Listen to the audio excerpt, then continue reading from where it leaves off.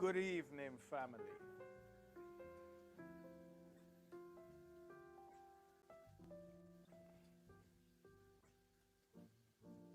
Good evening, family. So we're here this evening. We've been brought in by MediaNet, our sponsors. I want to thank the Chief Executive, Theo Ambrose, personally, for supporting all of ADPAC's work, the Thursday Club, and the Solution Room. So the first session is personal finances, because we find ourselves in this time in a position where our incomes have pretty much been shut down. So anybody that was running a business finds themselves in a lot more trouble than people who were actually unemployed and receiving benefits. So we've got to be a lot more innovative at this stage, and we want to bring in the solution makers. So we've got a great panel for you this evening. We've got my brother Rodney from the DWP, Samuel from a property agency who's going to tell you about restructuring your mortgages and the strategies that he took on the road from absolutely zero to becoming not only a property owner, but a renter of properties that has become a huge portfolio. And Daryl Harper, who is a financial educator. Good evening, gentlemen. Good evening, good evening. Good evening. Fantastic to see you. So, a little bit of housekeeping, just introduce yourselves, and we'll start with Daryl. Oh, did you say my name? It's gone crazy, the sound. I think you're muted, Daryl. So, if Oh. Daryl, I'm not. I'll go for it. Sorry. Can you hear me? Rodney and then Samuel. Can you hear me okay? Fantastic. Your sound perfect. So, Dean, first of all, thank you so much for putting on the event for people in the community and everyone in the team. You guys are doing fantastic. So, as you said, my name is Daryl Harper. I run a financial education company, which I have been doing for, actually May this year will be 12 years. Teaching people how to pay their mortgage and debts off sooner, how to save, invest money, and really just a mentality that you need to have for you to become financially successful and financially sound. So that's been 12 years. Background's originally as a teacher, but now just passionate about helping people get on the right track financially. Fantastic. Rodney, sir, could you introduce yourself? Greetings, everyone. My name is Rodney Grant, aka Raheem Mukhepera. Most people would know me within the Haringey community as a community engagement advisor. And what that really means is making sure that our communities have the capacity to grow and also exceed in this kind of world where we're living in. A lot of my engagement is with youth who are so-called disaffected. I never buy that term, but we're talking about youth traditionally who have never been given the resources or the access to opportunities. And so most of the last 15 years, particularly within Haringey, I've been the bridge to ensure that many of our youth have been given the right information to ensure that they have successful outcomes. I'm also a founder of a new initiative called Prime, which is looking at how we utilize our identity and creativity to further our goals economically. And yeah, we'll talk more about that later on, but really happy to be invited on this panel.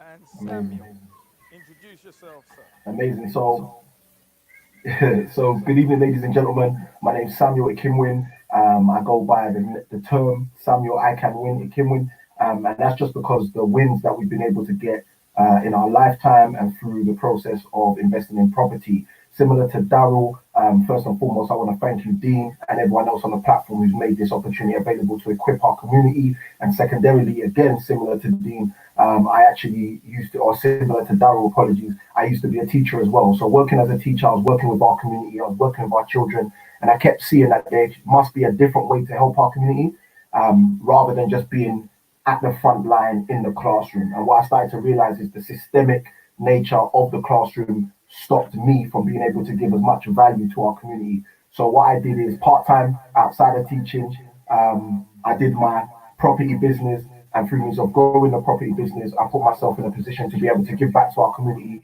in several different ways, through means of helping people to sell with speed, and also helping people through means of coaching to help them understand how to become property investors as well. So looking forward to helping people on this platform. So let's see how we can do that. Excellent. So I want to set a question. This is for everybody, and we can answer it starting from Daryl and moving through Rodney. People are in different positions right now, and we're getting so much conflicting information about health, about technology, and we've got to tie it together. So, what we want to do is isolate everybody who is us from the outside world and actually start dealing with what solutions we can provide. So, if I were in the worst condition right now and I were worried about being evicted, where would I start in terms of what might be available to me right now? So that's a question for Rodney. For Daryl, what I could be looking at to set myself on the ladder, because it doesn't matter whether we start today or next week or in the next 3 months, we're going to be in a worse position as time gets on. So I want people to have some form of solution for moving forward tomorrow.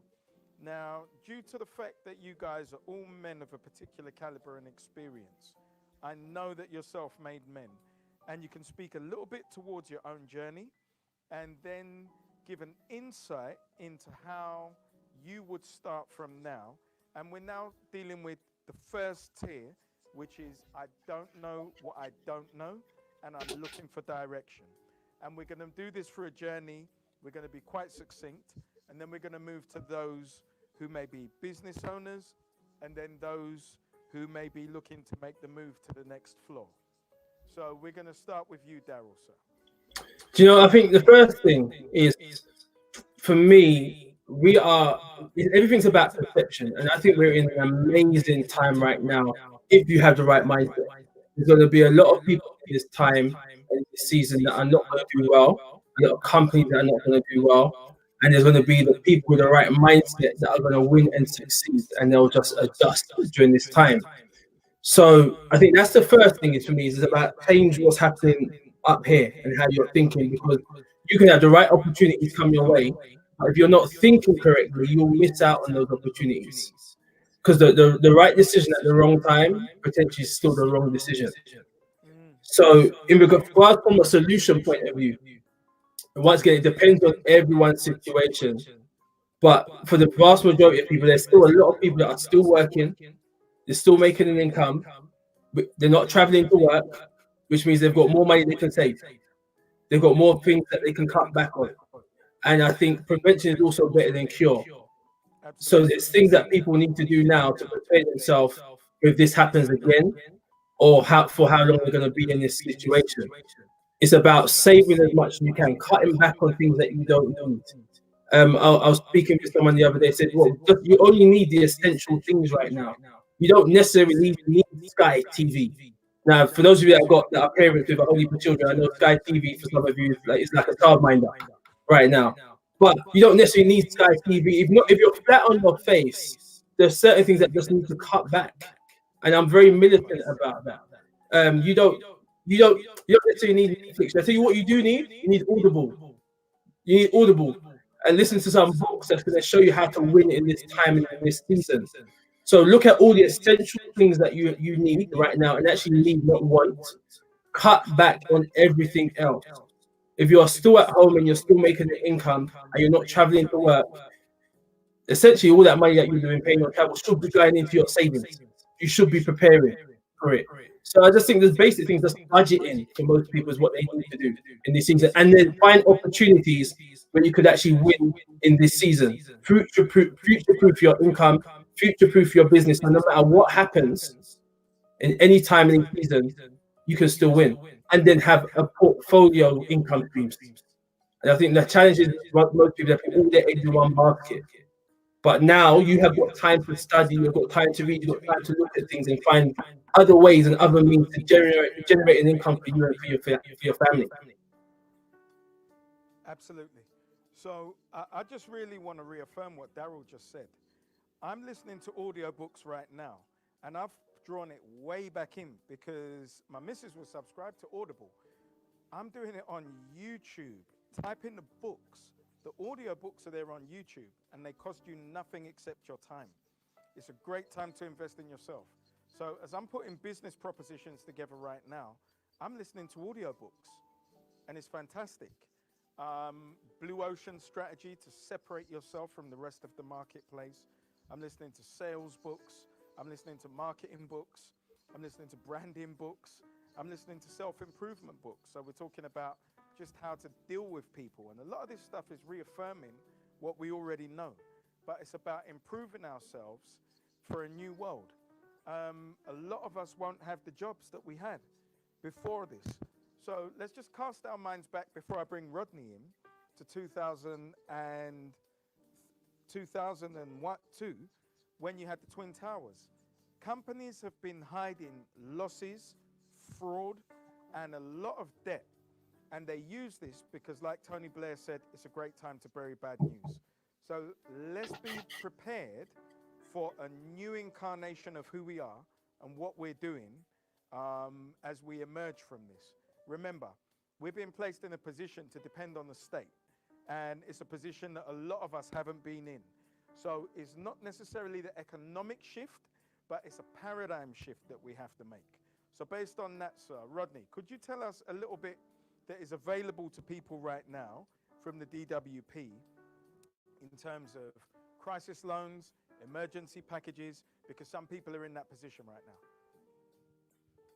now? Yes, sure. Now, when it comes to speaking to a lot of my colleagues and seeing what's available, I'll be honest. When you're looking at the benefit system was never created for you to actually survive. It wasn't created for you to live. It was created for you to get to one point to another. So the terms of emergency loans and crisis loans, they don't exist anymore.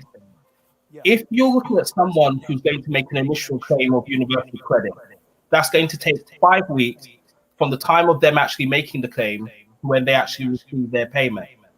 Now, someone can actually receive what's called a new claim bonus from the time they make their claim. Okay, it's a new claim allowance. But one needs to bear in mind that that's not a grant, it's a loan. And so the person who receives that will have to pay that back within a 12-month period. Now, we already know that many families and individuals are facing, some unprecedented times when it comes to their finances. And even for the most vulnerable people who I engage with, I oftentimes don't encourage them to actually access that money because of the incremental effect it will have on their payments, so on throughout the next 11 months. At best, I'll say if one has to rely on that, I would advise that if someone's in a really vulnerable situation, they shouldn't take more than £250 because it's unlikely that they'll be able to manage their finances throughout the rest of the year on the universal credit payment. Now, you do have another payment that you can access, which is called change of circumstances. That is a very particular and specific, again, loan. And that's to help you, for example, if you're moving property, or if you've had something specific that's affected you in a certain time. The COVID crisis that we're undergoing does not cover that. So I think it really goes back to the 2 points that yourself and Dean were mentioning. Sorry, yourself and Daryl were mentioning. Just about understanding the state that we're in as a community, and also what are our choices and our opportunities as we go forward. So yesterday I was looking at some stats, just looking at the way how our community is placed in our economy. And it was quite interesting that when looking at the overall economy, we know that in the UK it's very biased on a service focused industry. About 80% of all roles are kind of service focused. But when it comes to the Black community, in whatever sector they're in, 90% of our roles are within the service community. Now, that's not even the most curious part. The most curious part was when you're looking at the sectors actually reflect something that we might not be aware of, but actually something that we've copied from our parents, because over 42% of our community still works within public, administrative, health, and other public roles. And so that mention of we have to be now set a new path and not just copying what we've known before, and really reacting to the new information to know that we're in an economic position where we effectively relied upon the state, whether we've actually been claiming benefit or whether we've relied upon the state in our employed roles, we have to do something really different. I was listening to an old tune. John Forte said that mathematics is the key that set my whole race free. Well, actually, it's not. It's your understanding of economics. It's your understanding of your financial freedom, and it's also the activity that you're going to put in to ensure that things change, that we're not in the position that we are as a community. So, practical things moving forward. I don't want to cut you, sir. Yes, sir. I'm forced just based on time. Indeed. I want to give Samuel a little bit of voice, because the bigger overarching picture is one where I don't want us to be looking out of the window and just thinking about what the bigger picture is. Even as it's been brought to my attention, there's a macro picture which is going on in households where some people are very desperate. And I don't want them to leave this session in the same paradigm. So I want them to realize what is available for them tomorrow. So my advice is, if you're going to make a claim, make it tomorrow. Don't put it off. Also, I want people to be aware of a wide raft of choices that they have right now. And this is more to do with a paradigm shift. So I want to hear a little bit from Samuel. Just give us a 4-minute succinct version of your journey, because I know that it came from a place like me, from zero. And there's a point where you have to start again. And it's a point where a large proportion of our people are at. So we really want to deliver some form of clarity, not just based on what they've got available to them, but based on what they've got available to them in terms of options. Samuel, please.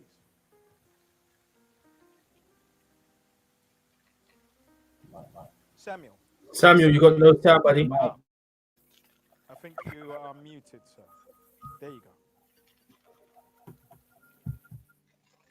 Can you hear us, brother?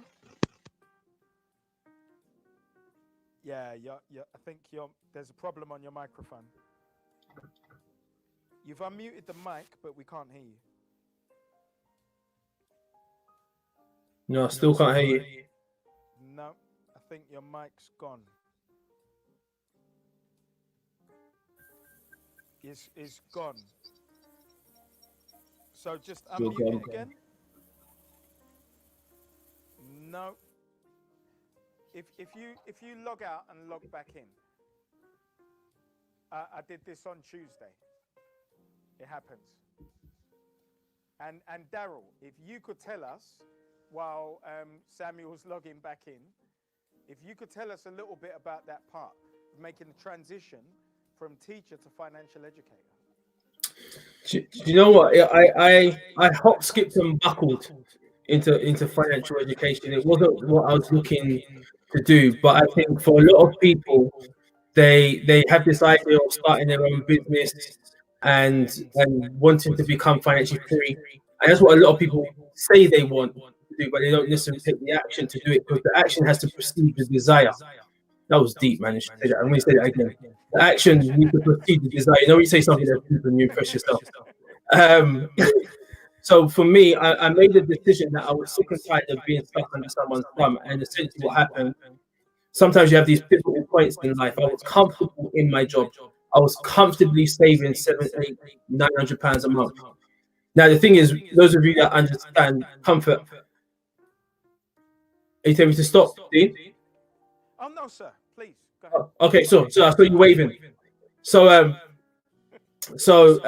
comfort zone is probably the worst place you can ever be. You never stretch yourself outside of that comfort zone. So I decided to work part-time in financial services while teaching full-time. I left the teaching profession because I felt like it changed. It was less about the results. It was more about the bums and the seats. So the students were still there at the end of the year. College got its funding. They weren't there.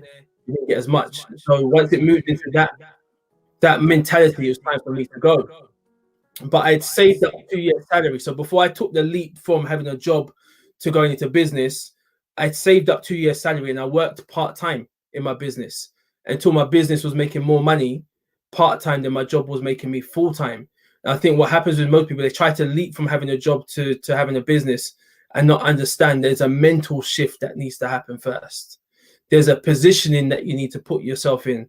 I made sure I had 2 years salary stacked behind me. I made sure that, God forbid, if anything happened, if I didn't have any clients for 2 years, I could still pay my bills, I could still pay my mortgage, I could still run my car, and I could still eat.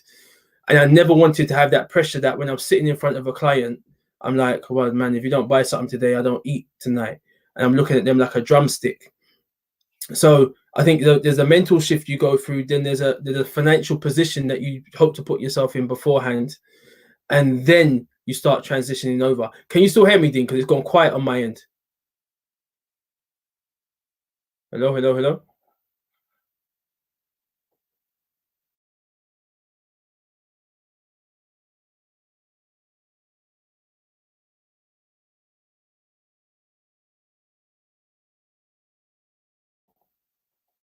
Can you guys still hear me? All right, cool. So wait. All right. So I can't remember where I got to now. So you were talking about looking at clients like a drumstick. Yeah. Okay. You remember the part about the food. So yeah, I wanted to be able to sit down with clients and not have to think about if they don't buy something from me, I don't eat tonight. Because I wasn't about that. For me, it's about adding value.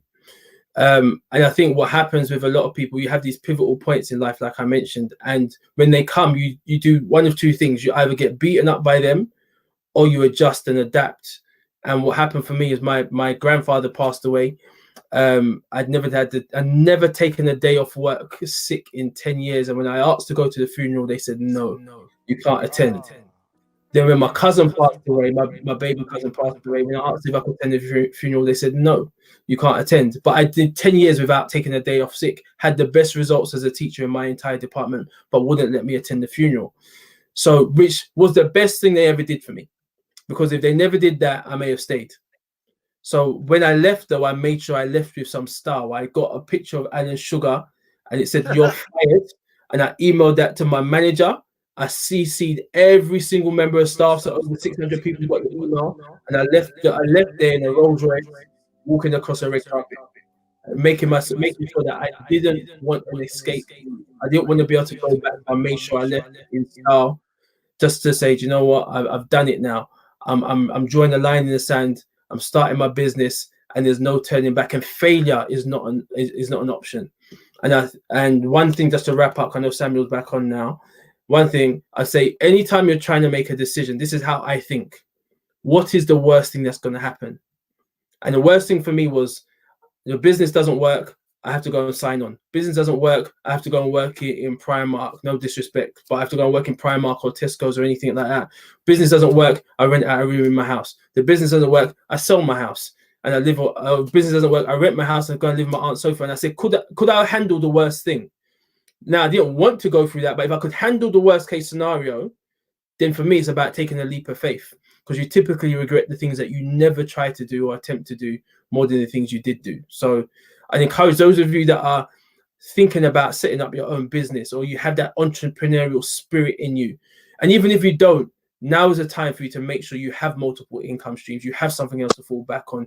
Those things that you thought about doing that you were too scared to do, right? You're scared of success. You're scared of failure. Listen, the moment you don't try it, and failure's not failure. Failure is just feedback. And the fact, and you only fail when you don't take, when you quit. As long as you keep going, it's never failure. It's just it's a learning process. Powerful. And that was essentially the journey for me. Powerful stuff, though. And the reason we need to hear the journey is because we need to know about the transition. There's many people who haven't been through the transition. So there's like one is shrouded in mystery, and two, there's a lack of belief.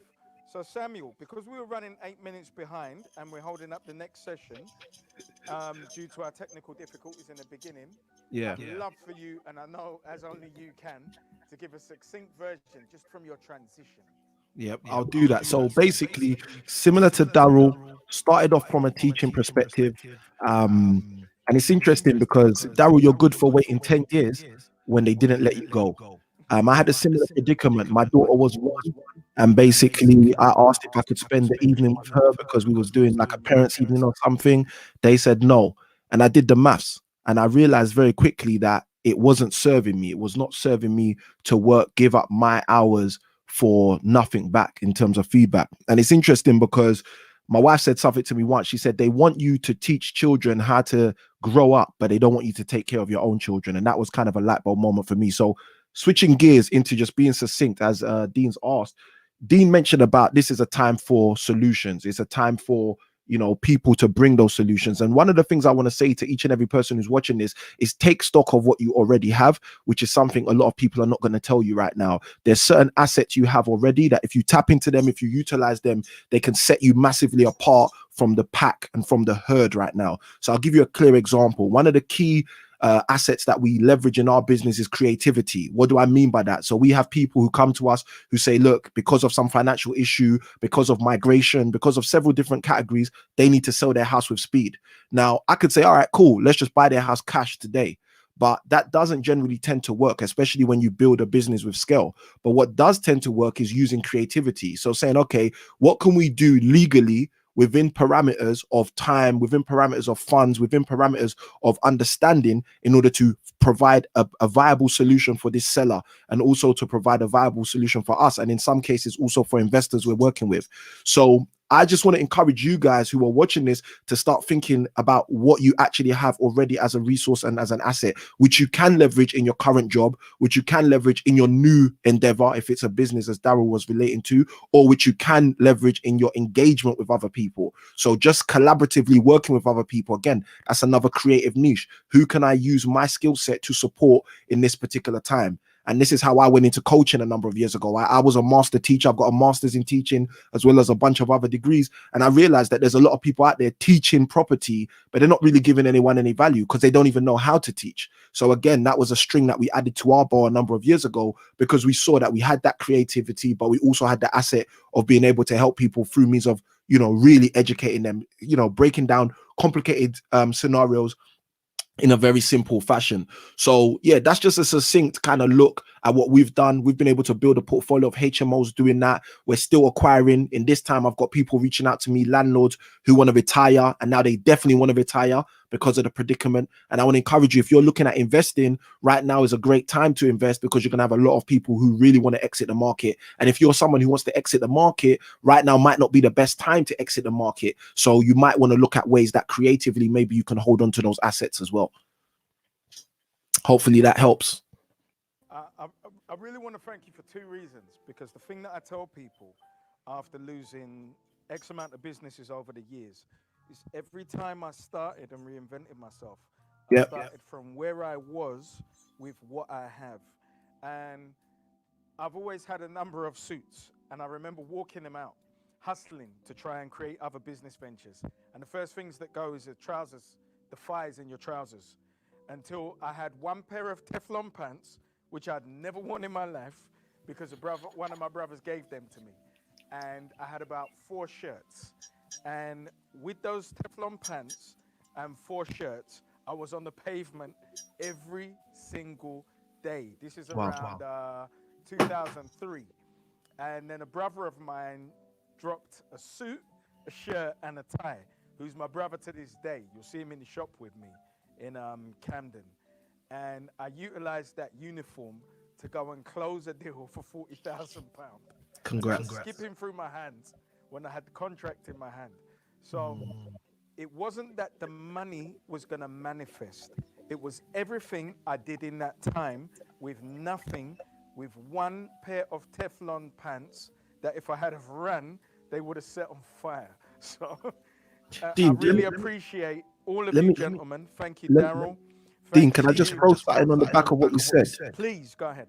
The key, I think, at this time is people understanding it's not about money manifesting, it's about me manifesting. So for you listening, it's about you manifesting.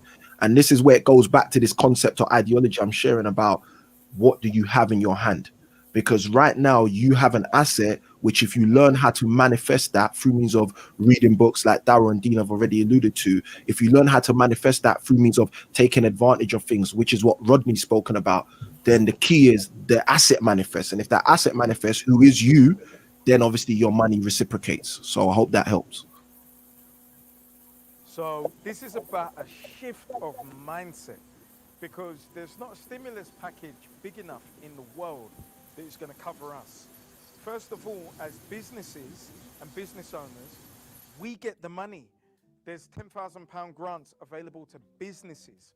And remember, this is a global phenomenon that we're dealing with. So if the UK is a 56 million population, and you say that's an adult population of a minimum of 30 million, we're all in a queue. So it's about what we can do today with who we know and how we can serve. The thing that I would advise is shift your mindset to a mindset of service. Utilize YouTube for education with audiobooks that are freely available to you. So Daryl, Samuel, and my brother, Rodney, I really appreciate you coming in on this session, and we're going to jump into the next session just because we're running late. But thank you for your contributions. I wish we didn't have the technical difficulties in the beginning. This is our first run, so next time we'll be prepared. But we really want to package solutions for people that are getting so much conflicting information now that we can create some form of clarity for everybody at home. Thank you.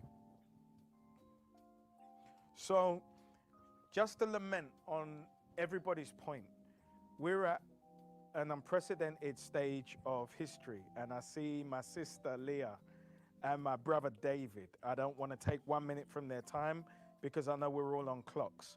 And the beauty of right now is that we all got broadcasts lined up to do. This has been my vision, that we could be providing solutions for everybody at one time. But the universe has forced us to actually humble, readdress, and repackage. So we're doing it now. So without too much more, I really want to hear from David and Leah, because Leah as a homeschooler and David as a parental advisor who is dealing with fathers and parents and the interventions between children when they go to bed and wake up. Teenagers, they can be a very different proposition. So I want to hear from them now. And I understand that everybody's at home with their children. And it's very hard because we've got to learn new patience and we've got to make a massive adjustment. So David, ladies first.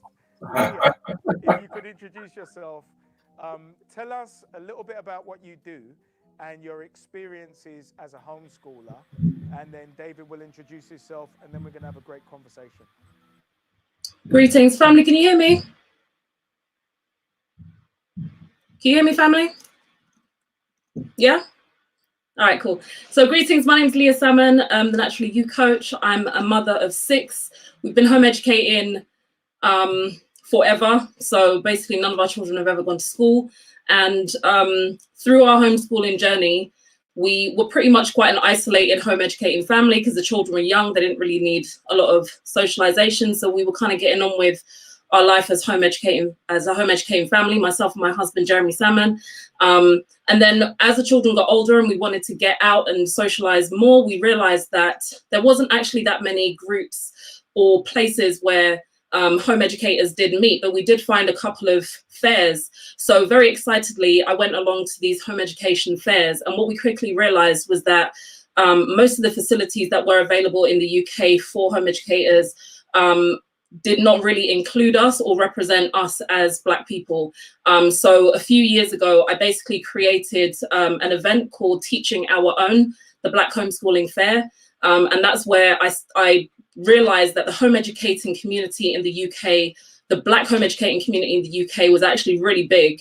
And a lot of parents were struggling with their children in school, and a lot of parents wanted to home educate their children, but they either thought it was illegal, or they thought they couldn't do it, or they thought it was expensive, and a whole host of other reasons. But what most parents found was that they no matter what the challenges were, they knew that the school system wasn't serving their children adequately enough, and they wanted to make a change. So, you know, Dean and I, we have experience with home educating, and we've probably spoken to other parents who wanted to get into home educating. So as well as my kind of day job as a nutritionist, and I focus on Black women's health, the other kind of role that I have, I guess, in the community is to help people to get into home educating or learn more about home educating. And more importantly, one of the things that I emphasize is that the event that I created and the Instagram page I have is called Teaching Our Own.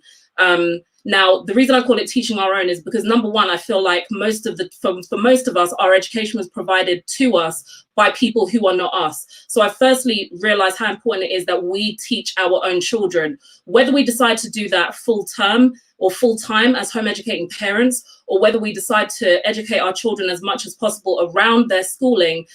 Both of those two options are very important, because not everybody is in the position to fully home educate, and that's fine. But I feel it's really important for all parents to do as much as they can to take back control of their children's health, because their children's minds, because whether you put your child in school or not, the law still states that as a parent, you are actually the one that's needs to make sure your child is receiving an education. So that's a bit about me and the work that I do. David, sir, introduce yourself and tell us a little bit about what you do. Okay, thank you. Thank you, Leah. Good evening to you as well. Good evening to everyone locked on. So my name is David Mullins. I am the founder of an organisation called Father Figure Children and Family Services. I genuinely don't know how to explain what I do, if I'm honest with you. I launched Father Figure in 2011, and it was basically out of frustration for some work I was doing for the mothers locked on. More than likely, they will. A lot of them will be familiar with Sure Start centres, children's centres. I worked for a charity, a really big charity, who focused on with a project which focused on engaging fathers at the early stages of children's lives. And when austerity measures came in, the project that I worked on was one of the first things that was cut. That left me somewhere else, psychologically, mentally, and obviously financially. It was the first time in my life I had the spirit of an entrepreneur from the age of 14. And for the first time in my life, I wasn't sure where my next paycheck or bit of money was coming from, in all honesty. And coupled with the fact that I felt that the work I was doing was really important, I kind of reflected on my life, the life of some of my peers and the guys that I'd grown up with. And I strongly believed that the work I was doing needed to continue. So I basically started Father Figure. Don't ask me what Father Figure was going to do. I had no idea what it was going to do. I just knew I had a logo that I really liked. I had a name I liked, and something was going to happen. Fast forward almost 9 years later, I've had a contract with Brent Council for about 7 or 8 years now, I think. And some of that work and a lot of that, what I was responsible for within that area was setting up services for fathers across children's centres. Those services still continue and run to today. Something I'm very proud of. I no longer have a hand in those services per se, but I set those up and was partially running them for about four years or so. And that means that in the borough of Brent, every Saturday, at least 3 to 4 Saturdays in any month, there is an activity that a father can access with his child on a Saturday morning. And there are some extra things that have been added onto that over the years. It's developed a bit more. Another extension of that work that I do, that I still continue to do within Brent, is I take referrals from social services and other teams where I do specific one-to-one work with men around parenting. And that could range from, they haven't been physical chastisement to difficulty with co-parenting, difficulty with parenting a child. The other part of my work, which has developed over the last 5 or 6 years and has got me really busy, is the Mackenzie Friend work that I do, which is court advocacy work, where I support men, predominantly men, actually. It's not only men, but as you can imagine by the nature of the name of the organisation, Father Figure, men are my biggest clients. But I go to family courts as an advocate with clients, and I support them through the process of regaining access to children with whom they've lost contact. Maybe they've been, in most cases, they've been denied contact by the mother for different reasons. And I help them to get through that process at a fraction of what it would cost if they were gonna use solicitors and barristers, etc. So That work is keeping me really busy. I think over the years, I've obviously, as a father myself, and now a married father, over the years, I've developed and amalgamated the skills that I've learned over the 13 years of that career with my experience as a father, of which I became a father for the first time at 18, and again by the age of 19, 2 different women. Yes, the book will come out, and I'll explain more. But you know, I feel that it's really important that I do the work that I do, because I feel that there are, if we look at children and family services, it's very female dominated. And so what I am seeing is that I see a lot of men who feel disgruntled with processes when they get involved, and they just walk away. They're not interested in going through. They don't want any social worker telling them what to do, you know, how they must do it. You know, I was on a call with a client just yesterday, and on a piece of paper, he's someone that cannot be worked with. Yet he's very open and honest with myself, because my approach is very different. And so I work with men from all communities, but as you can imagine, me working with a black man is especially, I would imagine, comforting for him, because I can understand. He will feel that I can understand his struggle, his problem, his issue, and I don't necessarily think that when he's shouting and waving his arms that he's aggressive and that he's about to attack me. So yeah, that's what I do essentially. An essential service. So, Leah, if you could talk a little bit towards what your day-to-day routine is like right now. And the reason I say your day-to-day routine is because it's secondary for you. You're in your comfort zone right now. But I want people to get, like David said, about men being able to speak with a black man. It's very important that people get a sense from somebody who's living it and in it. We've got to make a massive shift, the vast majority of us, from going to work, being able to escape, being away from our children, not having to deal with the neediness of children, which the first thing you realize as a homeschooler. And I want you two to have a conversation as well about the intervention, because there's a point where, irrespective of how fantastic our household is, we're going to argue once a day. We're going to have some form of interaction which isn't the most positive. And that's just being real, no matter how fantastic our household is. So if you could just speak a little bit about what your day-to-day routine looks like. Okay. Also, Dean, your mic is really low, bro. People are finding it difficult to hear you. If you're able to nice it up a bit. Okay. Before it was just me, but I think people will find it difficult to hear as well. But I actually just wanted to touch on something that David just said. When he was talking about when he's working with brothers who, I'm going to get to what you asked, Dean. Yeah. When he was talking about how his interactions with black males and how they differ from the way other people perceive black males.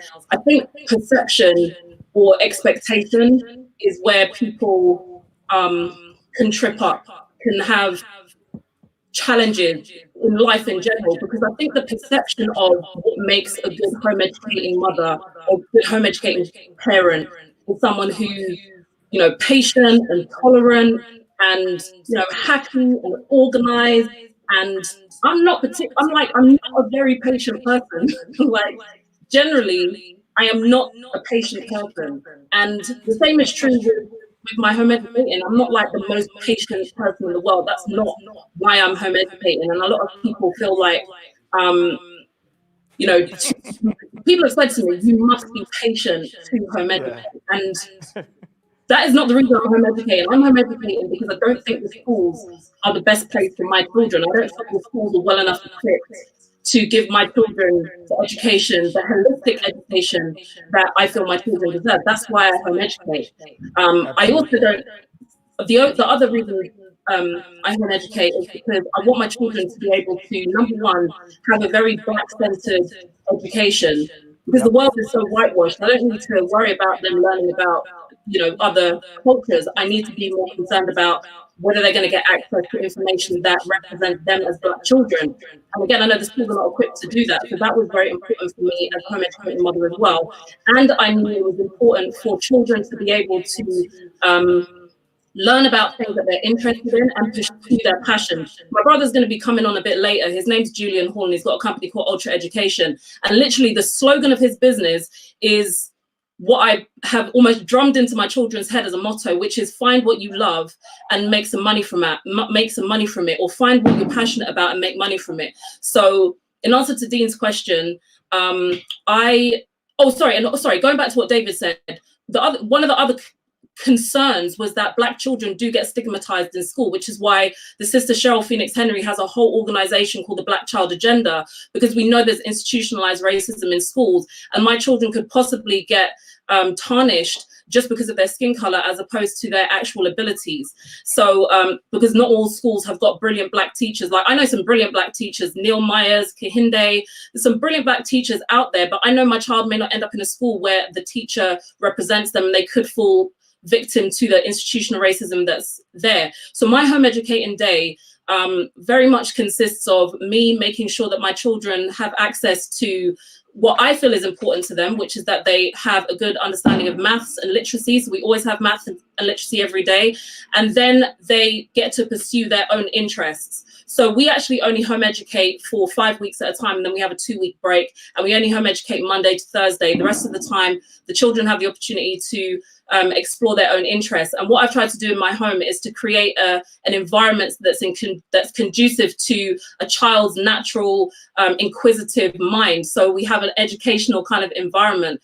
And when we have the 2 weeks off and I'm planning their work, I will ask each child, what do you want to learn about for the next cycle? We call our terms of work cycles. They tell me what they want to learn about. They want to learn about robotics, or I don't know, Japanese, American Indians, whatever it is. And then I put a curriculum together, or I put work together based on what they've told me they want to learn. So our day literally and I have a wide range of children. The oldest is 15, the youngest is 4. So I have an older maths class, a younger maths class, an older literacy class, younger literacy class, and then we do what I call life lessons together. So life lessons is like art, Black history, African languages, music, all of those kind of things. We do them together. And after the home educating structured day, again, the children have the opportunity to, well, when you're not on COVID-19 lockdown, they go to their extracurricular activities. They're on dance teams, football, horse riding, all that kind of stuff. And we do our best to spend some quality time with the children. Like the work that David does is very important, because I'm mainly the one that home educates. It's important that my husband spends a lot of time with the children as well. And when our first daughter was born, we made that decision that we were going to craft our lives around being able to home educate, so that he would work during the day, I would be with them and home educate, and then in the evenings he would be with them and I would do my work. So that's kind of a snapshot of how our homeschooling kind of day is set up. And David, I'm aware that you've got an appointment that is looming in your mind. So if you could just tell us a little bit about the intervention between parents and their children and how those can come up, because we know right now there are single mothers who are going to be facing those challenges. There are fathers who are excluded from their children's day-to-day lives. And with conversations that we have, whenever we're fortunate enough to catch up, are some of the realest conversations that I have with men who are very experienced fathers. So just tell us a little bit about some of the scenarios and some of the interventions that can be made, and then where we can find you as well. Okay, so, geez, I mean, we talk about, we start off with maybe contact, which is one of the major things I face, is by contacting me, saying that there's issues around contact. And I guess that broke us into the subject of co-parenting. And I think if I talk on us as the diaspora, the African diaspora, which is what is the title of this evening, I think is something we do struggle with, especially after maybe the breakdown of relationships. I think co-parenting is a major issue. A lot of the issues that I deal with fathers are universal, but if I talk about something that is really prominent within our community, I would say it would be maybe how we go on to co-parent in the event of a relationship breakdown. I think we struggle to keep the child as the main focus, and allow too many other things to become issues. So even for myself, any client that comes to me with a case of, okay, the mother stopping me seeing the child, I potentially have a moral dilemma to deal with.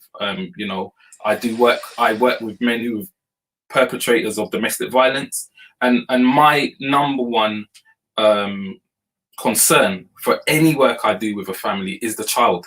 They are always my focus. So for any man that comes to me, I make it very clear that the child is my client. You might be paying me for my service, but that doesn't mean you've bought me. That doesn't mean you've got me, and I'm gonna do whatever it is to get you the best result. I'm gonna do whatever it is to get the child the best result. So if that means I have to have some very challenging and difficult conversations with men, I'm happy to do so.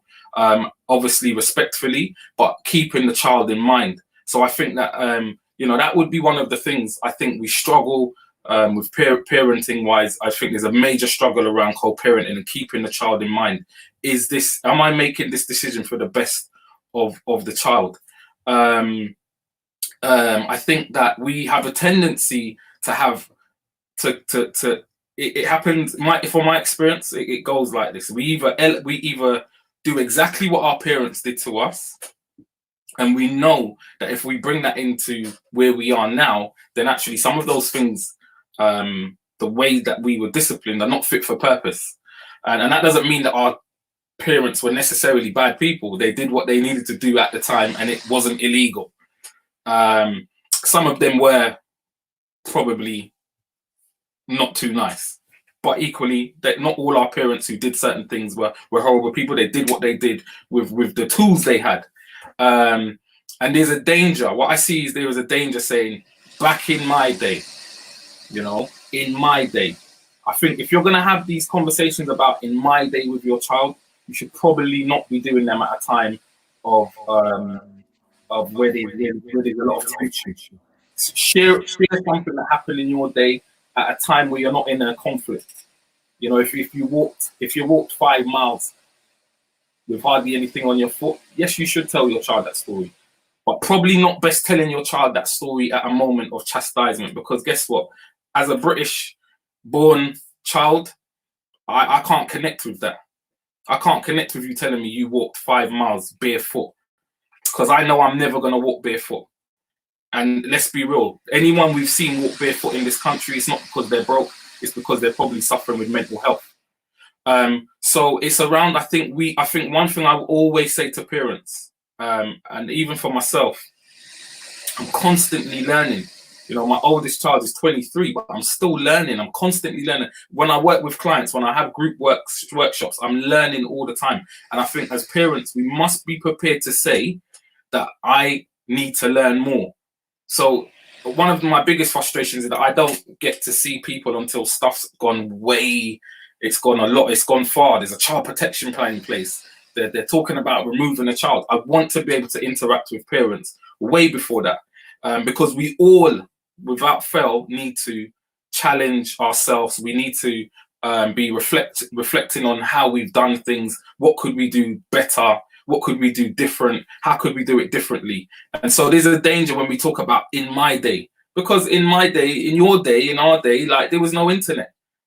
You know, a case that stands out a lot was a gentleman that I spoke to where his son wanted to take his son tried to take his own life, and I was brought into a meeting to try and persuade this guy to do some work with me, which I'm not a fan of. I'm not a fan of persuading people to do work.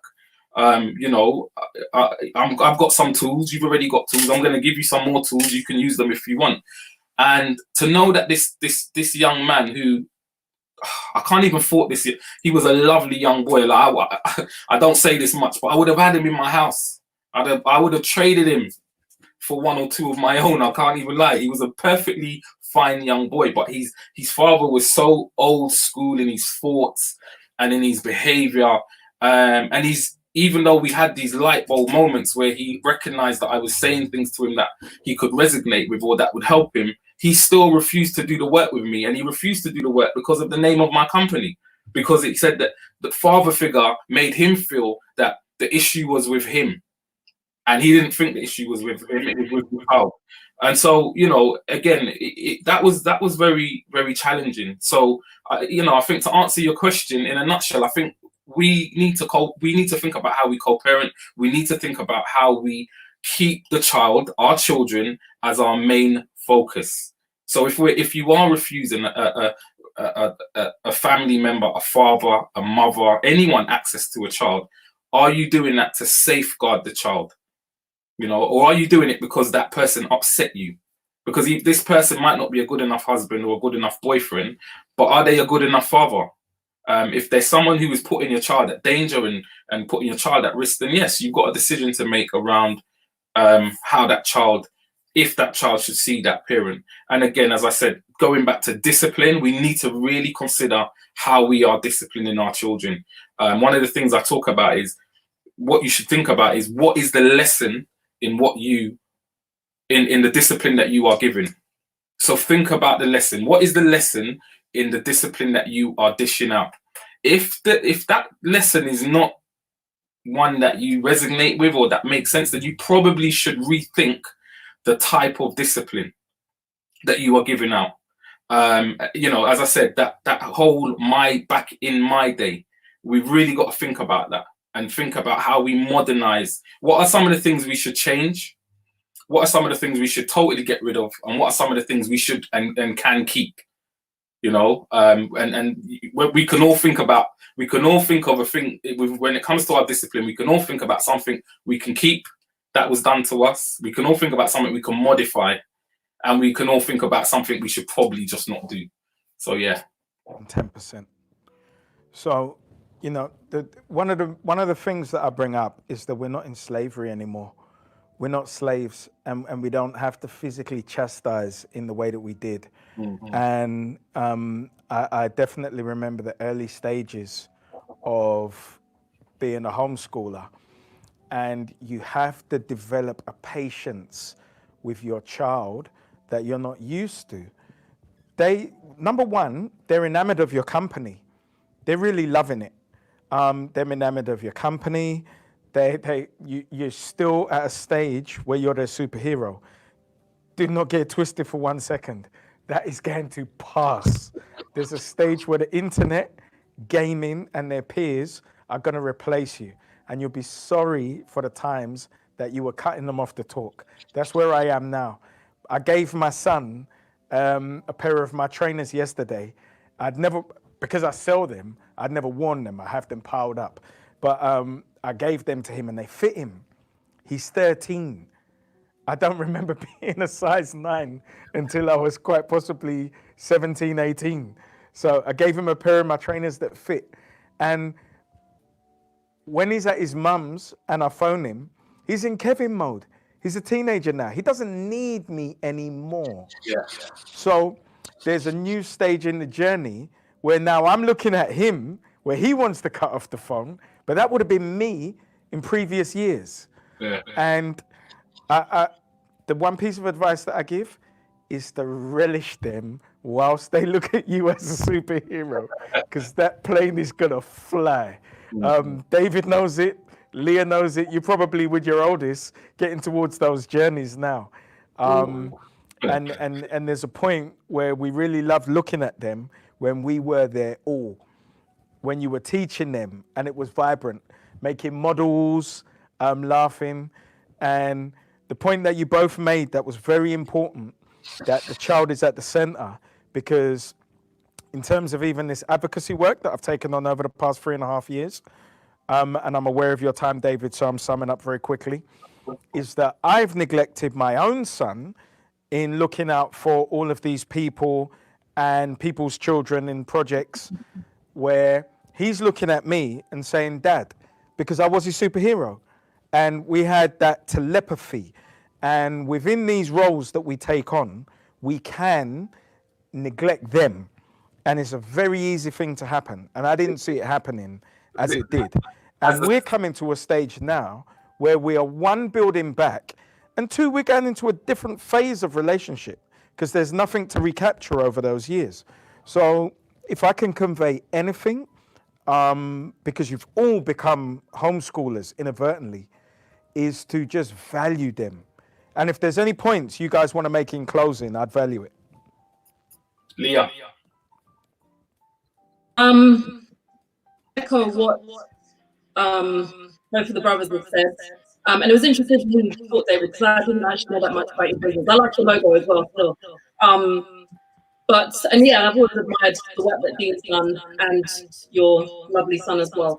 But I think now we've been blessed with an opportunity where we are forced to be still. I remember a few weeks ago, like 6 days a week, I was jumping in the car with the children, going to this activity, that activity, homeschool planning, shopping, gym. Like we were just like, it was go, go, go. And now everything just lock off. We're in the yard, like, and everyone's like, well, you're a home educator, you must be used to it. I'm like, no, I ain't. You didn't just hear me say I ain't patient. Like I ain't used to this level of like being around my children and not being able to just freely go for a break. But what, again, it really helps us to do is to slow down. Like I said, with our experience with home educating, I do have a good relationship with the children, but what this situation has allowed me to do is, like you were speaking about with the financial brothers, is develop myself even more, because I think, again, what David was saying as well, and with my work as a natural health a nutritionist for Black Women's Health, I want people to come to me when they're getting little symptoms, not when they're getting offered operations and surgeries. People need to be going to David when they can't communicate with their children's mothers, not at the point where like fists are getting balled up and people are screaming and shouting and children are calling police. Like we need to be more preventative in our approach. And this opportunity, this COVID-19 lockdown, gives us that perfect opportunity to go on Audible and get some audiobooks and personally develop ourselves. And you know what, my wife keeps on telling me I can't communicate. Let me go and get a book on communication. You know what, I don't actually know some basic primary school maths, and my daughter's asking me questions about math. Let me go and brush up on my maths, innit? I never spend time with my son. Let me go and kick ball with my son. This has given us the opportunity, a forced opportunity, and some might even say divine intervention from the ancestors for us to go inwards and acknowledge where we can develop ourselves and where we can catch situations before they develop into something difficult. Access all of the experts that you're going to be hearing on this seminar, which was brilliantly casted, by the way. I love everyone you've got on, and contact us so that we can start working together from now, because we're Black, innit? We have a village mentality, and I know that a lot of the people that Dean and David have probably come in contact with are those little boys that don't feel the warmth from the village, so they burn it down. And it's not just the boys who are under 18, it's big women who never had the parenting experience that they would have wanted. Again, like David was saying, our parents doing the best they could, but maybe not in a very holistic way. We have an opportunity to change all of that in the way that we parent, the inner child within us looking within ourselves. Why am I so short with my daughter? Why can't I communicate? Why aren't I loving with my family? Addressing and identifying those challenges and working on them now while we're in this situation. Because when your children go back to school, you're going to stop being that superhero that Dean just spoke about. You're going to miss them not being around. And if you do feel your child was having challenges in school and they're home with you now, again, you have the opportunity to recapture their love of learning and rekindle a child's natural love of learning, and to rebuild your relationship. So when they go back to school, if you decide to send them back to school, you're in a better position to work with the school and work with their teachers so that they can have the best educational experience, however you choose to deliver it. In closing, just give us your contact details. How can we contact you? So you can find me on Instagram at Teaching Our Own, on Facebook, Teaching Our Own, for the home educational stuff. And then for my work as a Naturally You coach with women's health, you can find me on, again, Instagram at The Naturally You Coach, and on Facebook, Leah Salmon, The Naturally You Coach.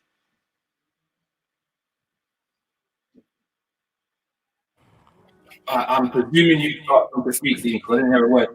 But thanks, Leah, and much admiration for a homeschool teacher. You're doing well, like all your children as well. In closing, I think I'd like to just reiterate the importance of us keeping our children as a focus. I think I saw a question that came up. Someone said, what advice would I give for parents during COVID-19? And look, I've got no magic potion to dish out. I mean, I'm lucky, my baby is 14, and the one above that 17. So I've not got to do all this every day kind of with a child. What I would say is that, look, relax, and try and have a little bit of structure to your day, and speak to the child about what that day would look like. Give them some notice, and maybe and even keep them part of that conversation around what the day would look like. Don't just do things to them. I try to always, when I work with parents, to try and put them in the shoes of the child or the other parent, and you know, how would it feel like when you go to work, which I know is the case, to be fair, a lot of the time, but if you're just constantly being told and barked at, this is what you're doing, whether you like it or not, it's just not a nice feeling. So I think that, you know, there's no reason to be overly strict about what's going on. You can be relaxed, and I think consult with your children. I think as parents, our number one role and number one job is to teach. That's our number one job. I want to get my children ready to go and encounter the world in a way that they will be able to thrive, and my job is to support them to do that. So when I'm disciplining, when I'm talking, I should be giving, and as parents, we should be preparing our children to be respectful, independent beings within this world that we live. I think I would be also just like to encourage any men listening to look out for the new platform that has started with Father Figure, which is called Men Talking. We've had a number of, I think we've done 3 or 4 weeks in a row. We've had around 20 guys at least minimum per every week. Every conversation is literally been 3 hours long. And they've been quite edifying for me, but also for the guys, to hear men talking about things that I know they've not spoken to other people about, and feeling free to be able to do that in that space. It's really important. Last bit of advice I'm going to give is, listen, and this is really tough. If we're asking our children to be things and do things, then I think it's important that we are those things. So we've grown up with that saying, do as I say, not as I do. And I say that's one of the things we have to chuck out the window. It should be do as I say and as I do. And essentially, if there's something that you do as an adult that you don't want your child to do, then don't let your child see you doing it. Because I can't tell my son to don't bun weed if I'm wrapping up a spliff every evening and bunning weed, be it on my back door or in my front room. It's as simple as that. And I know it hurts, because it's a bit of a jab to the chest, to the abdomen. That's a hurt, because you've got to look in the mirror, and it's like getting up at 6 o'clock in the morning and looking in the mirror and thinking you've got to hit road like that. No one wants to hit road how they look at 6 o'clock in the morning. I know I don't, and I know my sister Leah don't want to hit road how she wakes up at 6. We got to fix ourselves up a bit. So in terms of our children, be the person that you want them to be. If you know, show them the person you want them to be, how you communicate with each other as a couple or as friends or family. You can't be barking down the phone to people, but then in the other sense, you're telling your child, don't talk to your sister like that. They probably got it from somewhere.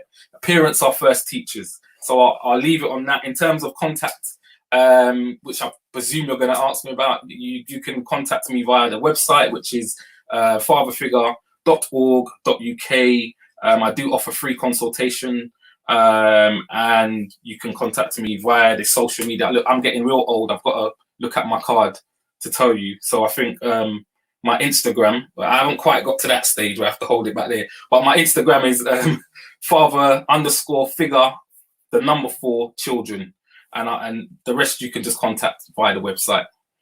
Thanks for having me, Dean, and everyone locked on. I hope you enjoy the rest of the evening.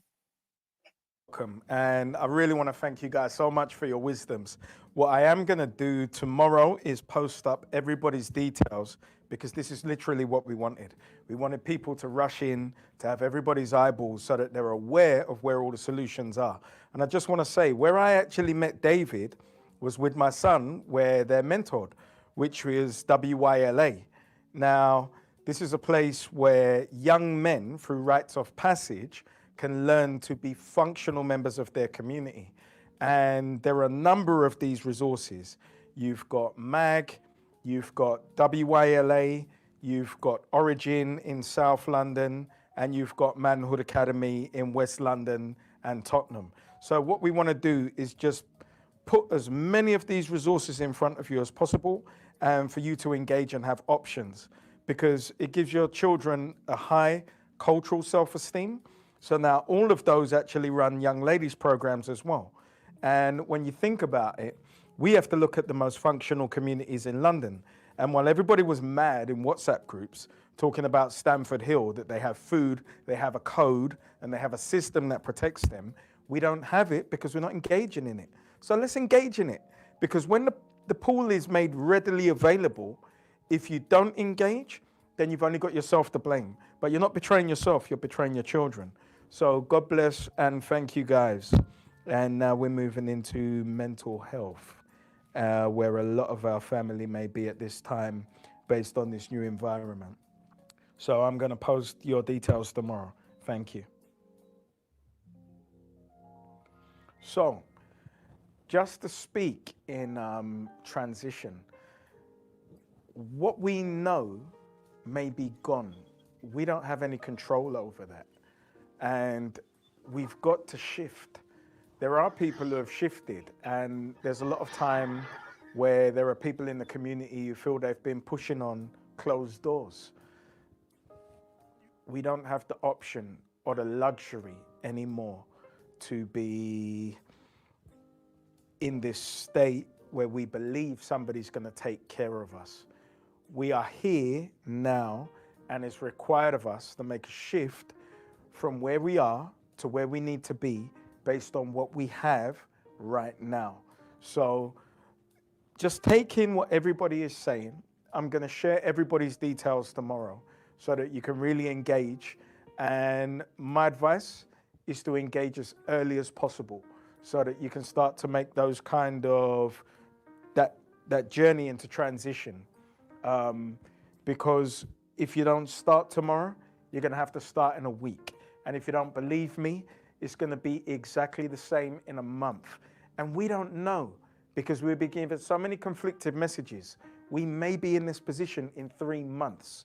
So as I do myself, my advice is this: take from those that know, adopt, make it lived behavior in the real world, and then give to those that don't. So without any more, I want to introduce our guests, Abby and Mervin, who have a wealth of wisdom to talk about dealing with coping mechanisms for this new environment. Because what they both do is enable us to make a shift from where we are to where we need to be. And Abby, if you'd like to introduce yourself, please tell us a little bit about what you do and what your experiences are of dealing with clients. Good evening. Thank you very much for inviting me onto your show, June. It's been very interesting thus far. So my name is Abby Osho. I'm the founder of Soul Medicine. I'm the author of Nature's Medicine for the Soul, and I'm a holistic health and lifestyle coach and a clinical hypnotherapist. So my background is very much working primarily with women, not exclusively, who are going through some kind of trauma or challenge, specifically on an emotional level. So I work with women in terms of where they're at emotionally and where it is they feel they want to get to. They might not always be aware of where they want to get to when we start working together. And I think when you're working with their mental health and your emotions and how you're looking at what balance that might be, it's a challenge. We're all very different. We're all very individual. And I think where we are right now with COVID-19 and all of this uncertainty has just put far more people on high alert. And I think some of the clients that I'm working with at the moment, because all of my services are actually online, so where there has been some changes in terms of what I do, most of my people that I was working with have continued to work with me. And I think right now, for me, it's really about what can I do? How can I be of more service, not just to those people that I've been working with, because I've been working with quite a new people quite recently, but how can I be of service with things that I have learned over the years, different strategies that I know have worked for my clients, but also strategies that I've used for myself. I was a child. I didn't grow up with my parents. I grew up in foster care. I was fostered by white people. There's a whole other story there from maybe another show. But I went through a whole raft of my own challenges and issues and emotional turmoil and trauma that I experienced as I was growing up into the woman and the person that I am today. So from having some of those experiences and working with women from very diverse backgrounds, my black women, but even us in our black states, we have very diverse backgrounds. And I think it's really, really important that when we are in that space, when we're unsure of where we're feeling mentally, particularly if it's not something that you've had to face before, because right now we're having to face it head on, full on. And that's where these challenges are coming, because we're all in this self-isolation, all in a space together. And that hasn't been our normality for a long period of time. So for me, it's very much about working with individuals or small groups. I integrate the therapies that I have, and I work privately with people to really help them to help themselves. And I just think what's beautiful about this is that everybody that I've listened to so far is very much out there being of service in the community. And it's wonderful to have that kind of that space and share the air with so many wonderful things that are going on that people are now aware that they can also tap into as well.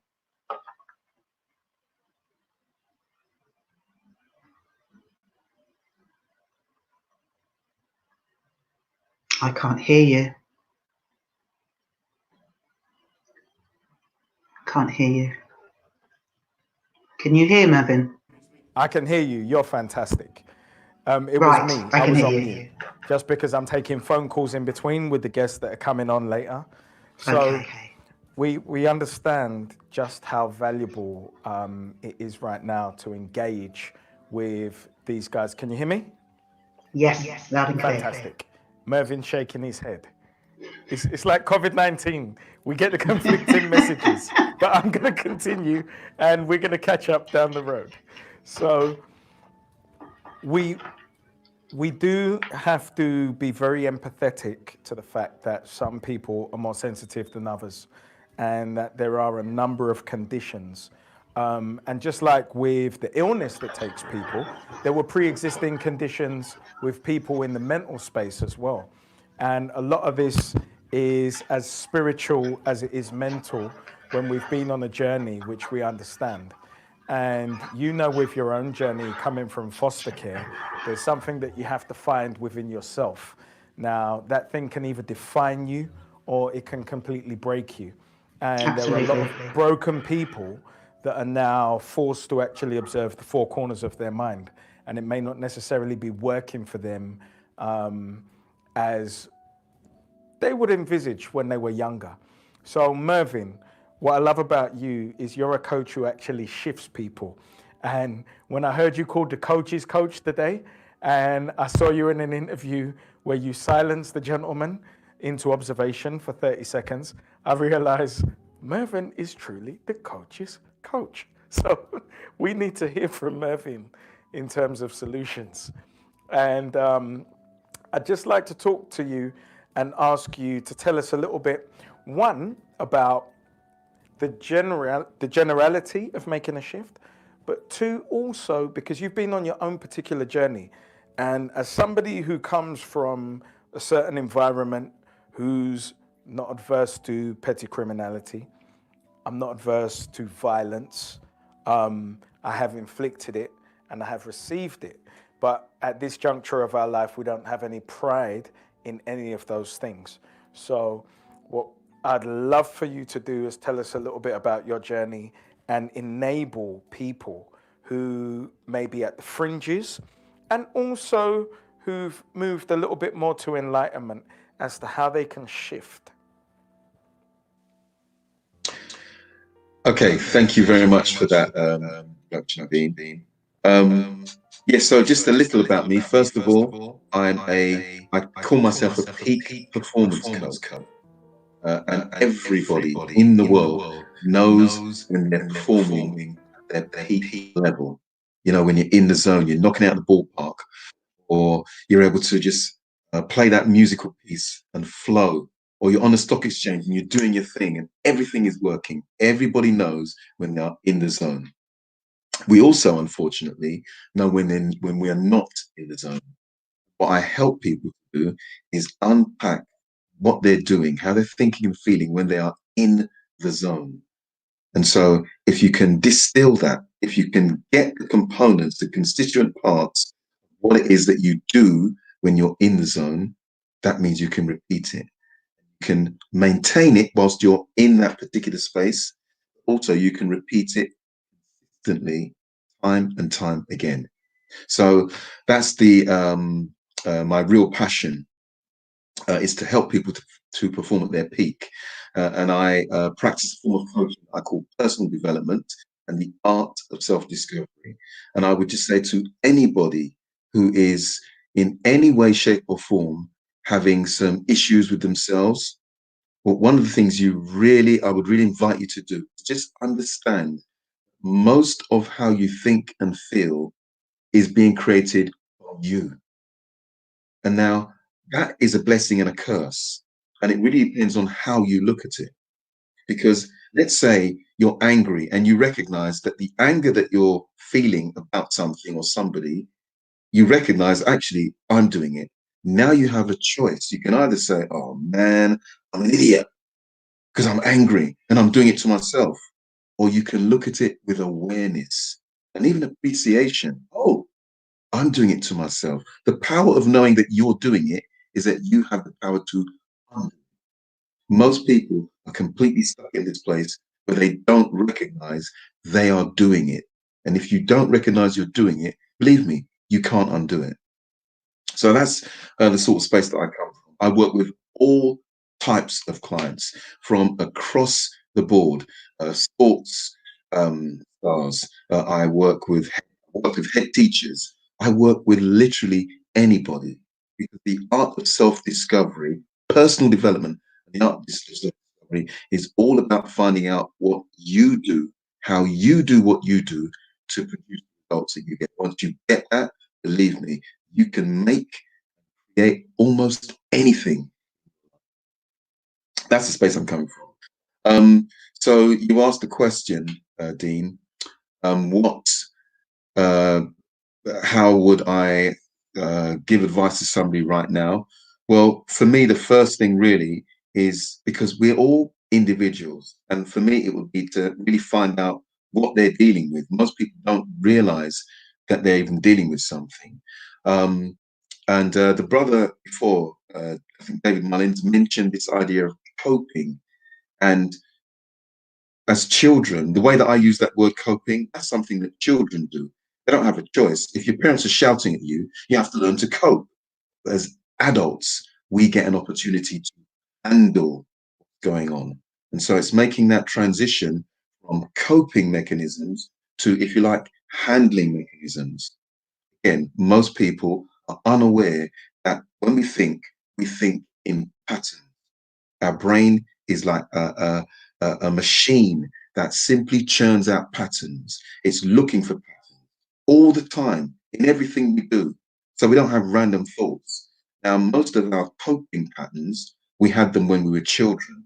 And without recognizing it, and of course, nobody tells you at a certain age, listen, you don't have to cope with that. You can learn to handle that situation. We don't get taught that. We don't get told that. So we go through life with the coping mechanisms we developed to keep ourselves safe as children, for the vast majority of us. And I help people to get out of that coping mechanism and start learning how to handle life. Does that sort of make sense? Does that answer your question? Ownership and taking responsibility. And, you know, for us, personal accountability is a very serious issue. It's an issue as parents. It's an issue that, remember, we're in a society where a lot is foisted on us. We go into an educational system which is a little bit of an indoctrination, where we see Europeans as a power authority. They give us our first instance of education. Then they may tell us that we are not capable, or it's not realistic for us to enter a particular area of employment or entrepreneurialism that we've envisaged for ourselves. And then we go from that to seeking mother and father again, and we are looking at somebody who doesn't look like us for solutions. And what it does, every single area, every single period of that journey, is we learn to become approval junkies.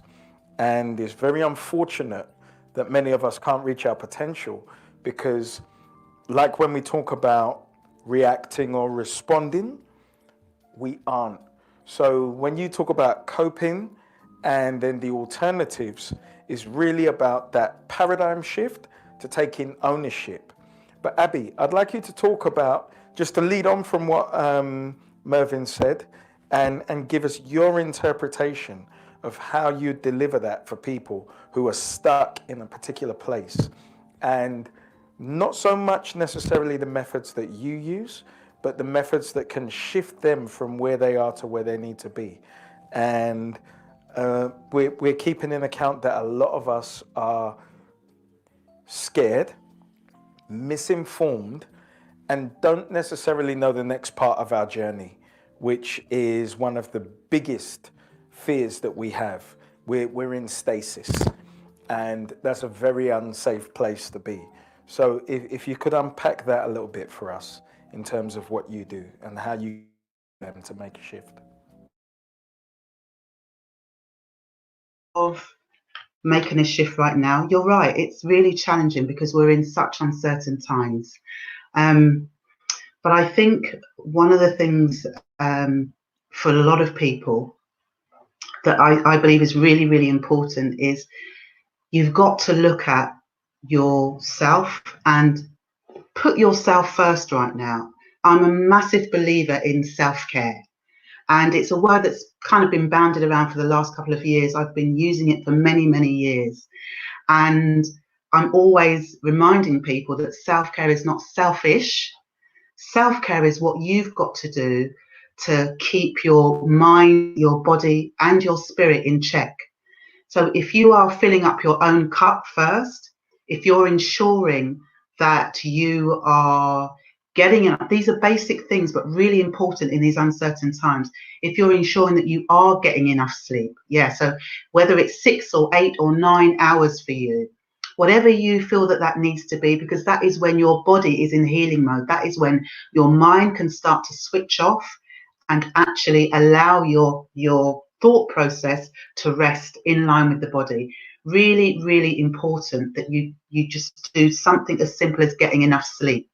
And that will also mean, making sure that the phone is not in your room, making sure that you haven't got your laptop, making sure you've got no electrical devices in the room at all. Clear them out and allow your mind to really rest. And within that, one of the things, and again, this is quite basic, but when you're in this kind of fight or flight state, as we've heard a couple of people mention before, what's happening to the body, the response in the body is that your stress hormones, your cortisol levels are rising. They're rising very quickly because what they're thinking is that the body is going to be attacked. So it's something that when you're in that mode, it's almost like a saber-toothed tiger is coming towards you, but it isn't.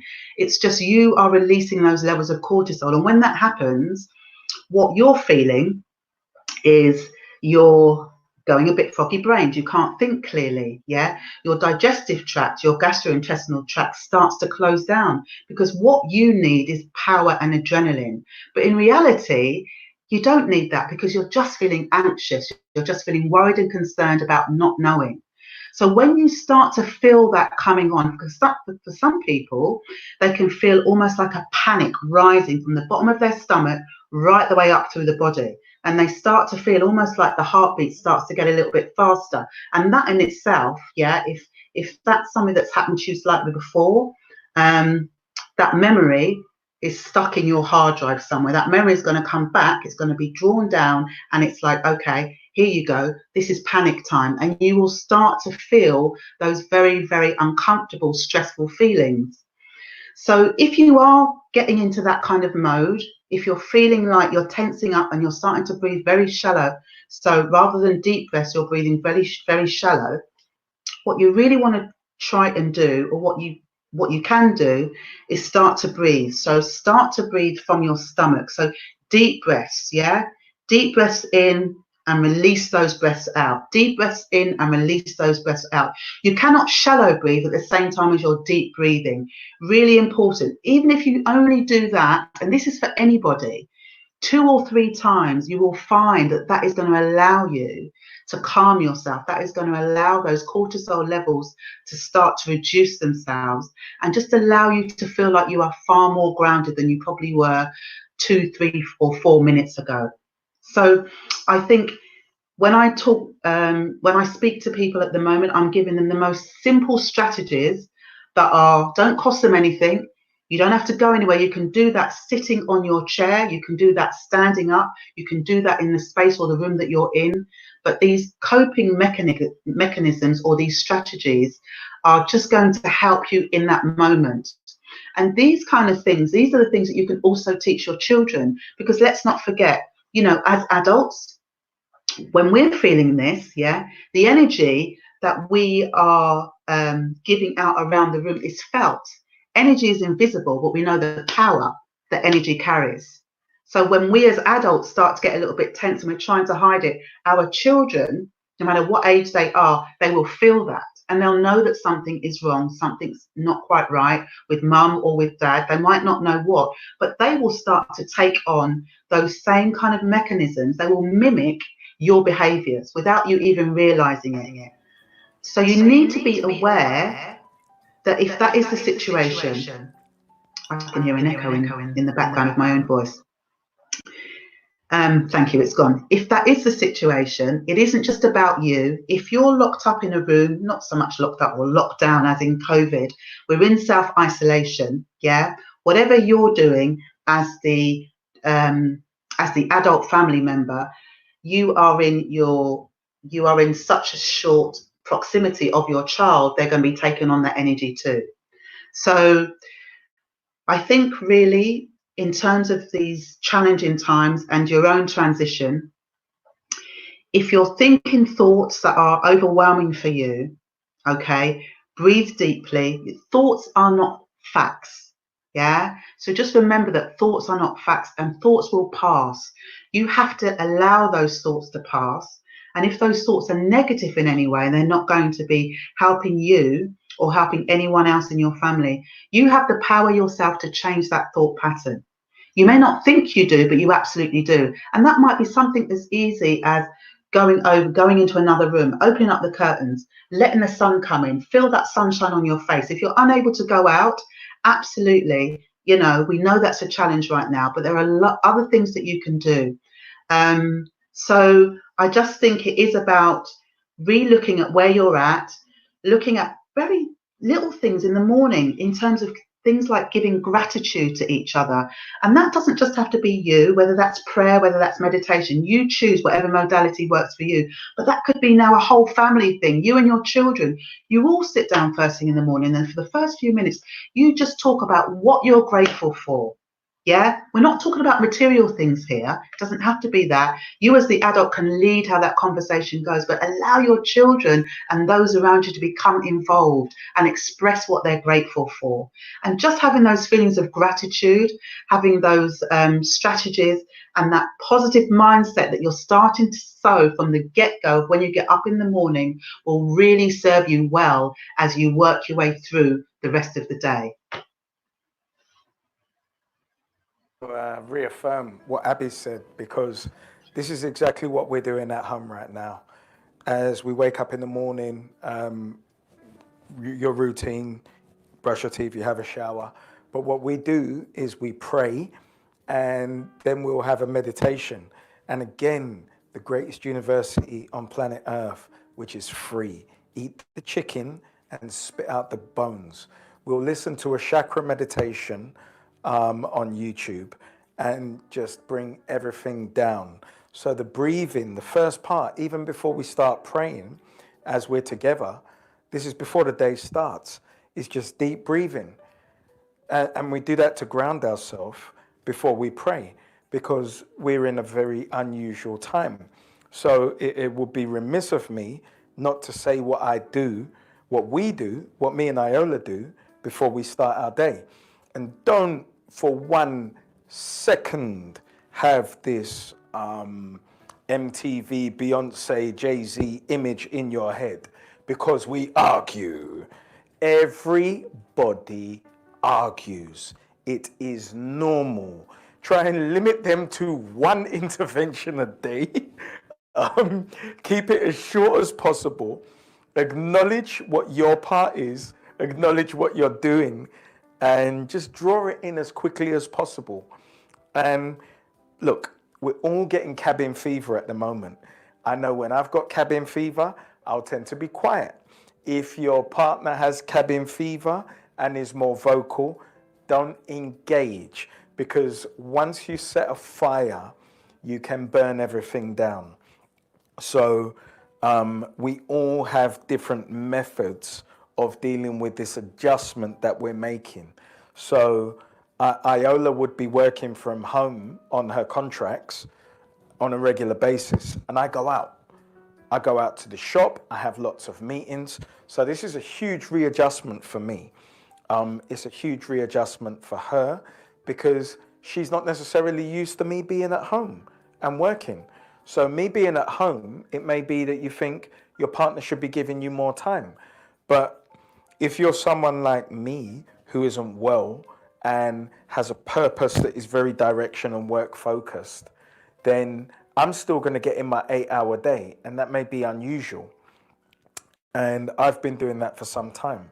So I also have to create a shift within myself to understand the balance in that I'm not being fair and where I'm not being fair. And I'm being forced to acknowledge it like no time in my life. Not only with Iola, but with my son as well. So he came down yesterday, and I thank his mum for bringing him down. And this is something that we have to deal with. And if we're not honest, I pray that the one shift that we can get right now from this period is that we can start being honest with our common problems. I've spoken with my brothers who are balanced within their relationships, and I've spoken with my brothers whose relationships are rap. And that's it. Because if you're standing on balsa wood and there was a stress fracture in it before, the period and duration that you're standing on it now is going to snap. So like with the actual illnesses, the preconditions are what are going to determine what the outcome is right now. So Mervin, based on your amazing wisdoms, and you're actually going to be my coach in the near future to take me to the next floor of my next incarnation, which is in the planning now, as I'm in the laboratory. Tell us about shifting mechanisms. And we are running behind, so if you, I know as only you can make it succinct, but just give us some shifting mechanisms, brother. Okay, great one. So the first thing I would suggest and recommend to everybody is, just as I've sort of stated already, understanding how the brain works. The sisters mentioned the fight, flight, and freeze mechanism and how that impacts us. Well, most people don't recognize that is a function of our brain, and it actually is something that our brain craves. It's part of a survival strategy. So when we are in fight, flight, and freeze, we do almost anything to preserve our lives. Not so much us, but our brain.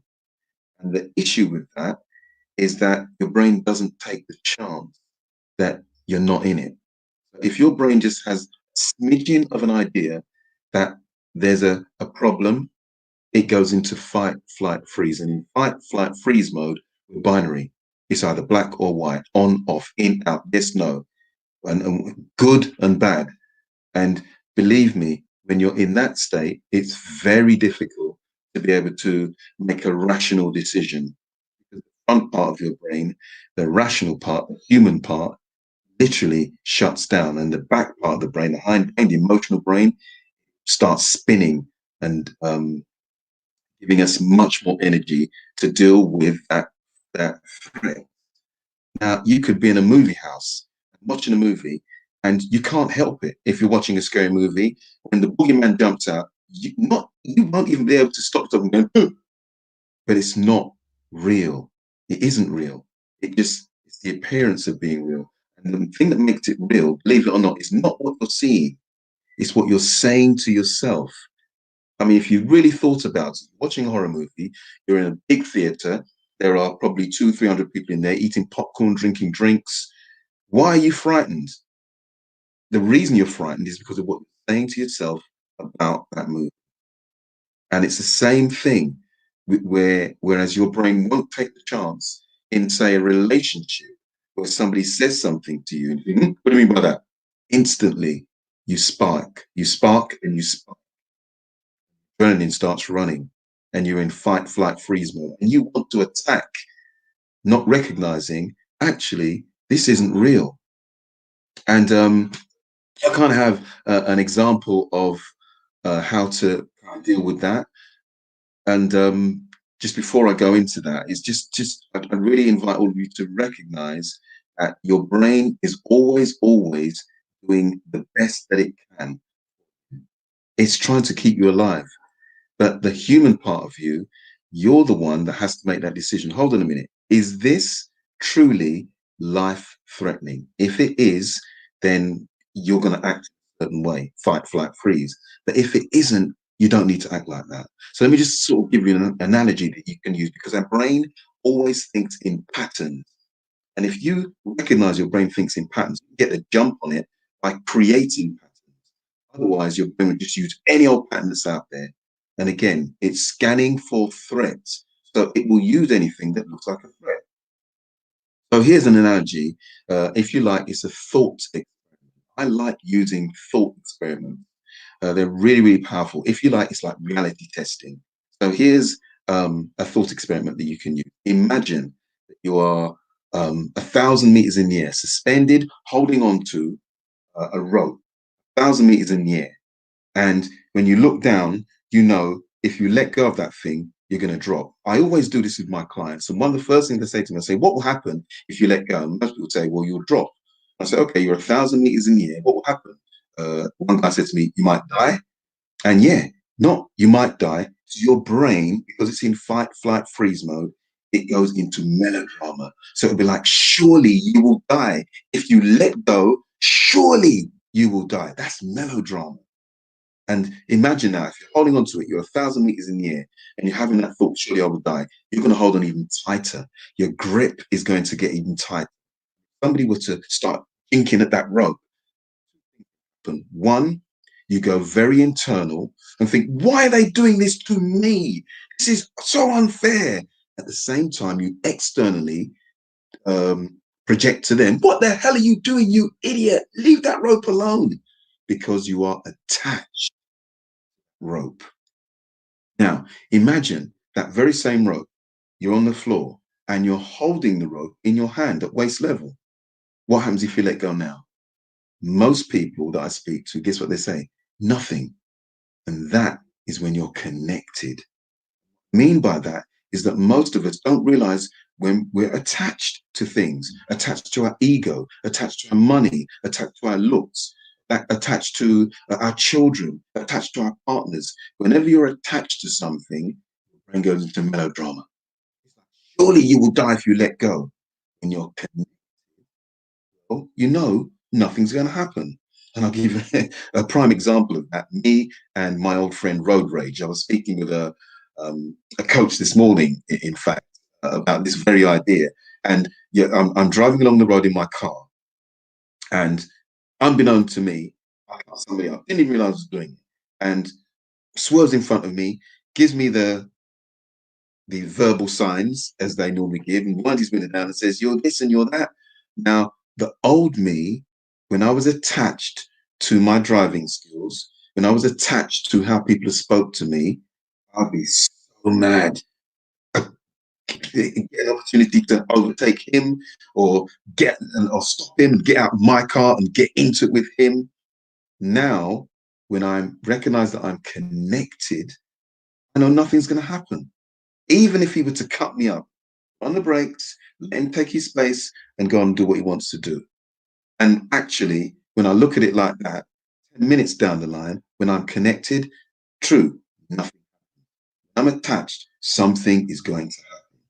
Or I just invite all of you, as you are going about your day, think of ways, whenever you feel yourself being triggered, no, it's not you, it's your brain. Your brain is attached to that thing. It could just be something as simple as toothpaste.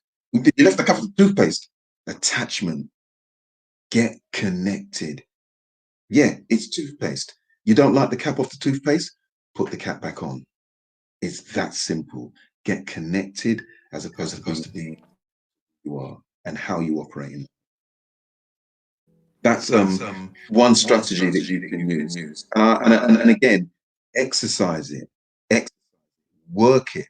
So when you wake up in the morning, ask yourself, what today am I going to be connected to? Notice, be aware of yourself as you're walking around and speaking to your children, particularly now in this COVID time. Now more than ever, you want to start getting connected to life as opposed to being attached to it.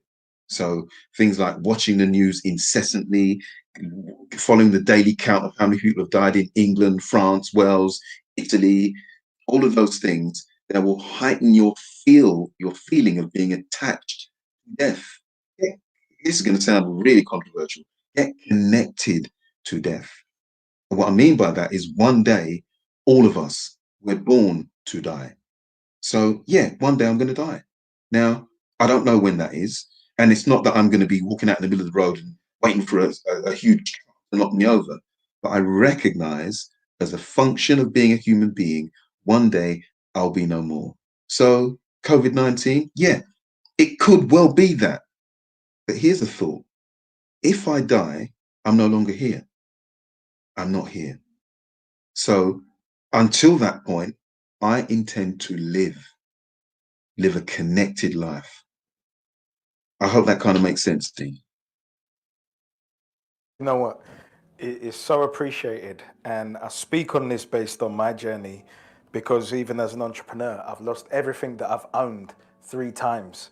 And it go like this. The business goes down, put things into storage. The storage goes down. And I know that the last domino was losing my property and becoming homeless. So I've learned to let go of attachment. And it doesn't mean that I don't care about what I have. I hugely value everything that I have, but I've let go of attachment. And I've learned to transfer that from the physical things through to people. And I don't become so emotionally embroiled in other people's stories or outcomes that I don't control. So I knew that people needed to hear a place of how to shift, how to look with a different lens. Because I remember there was a period of time where I'd be waiting for bailiffs to come and lock up a business. And there was a period where I panic. And now people look at me as desperate as any situation may look. And they say, why don't you panic? Why don't you seem like you have any external concerns? And I say, because I use that period to make myself very quiet and strategize. And whilst you're using it to panic, I'm thinking, who is in my phone? Who can help me immediately? How can I serve them?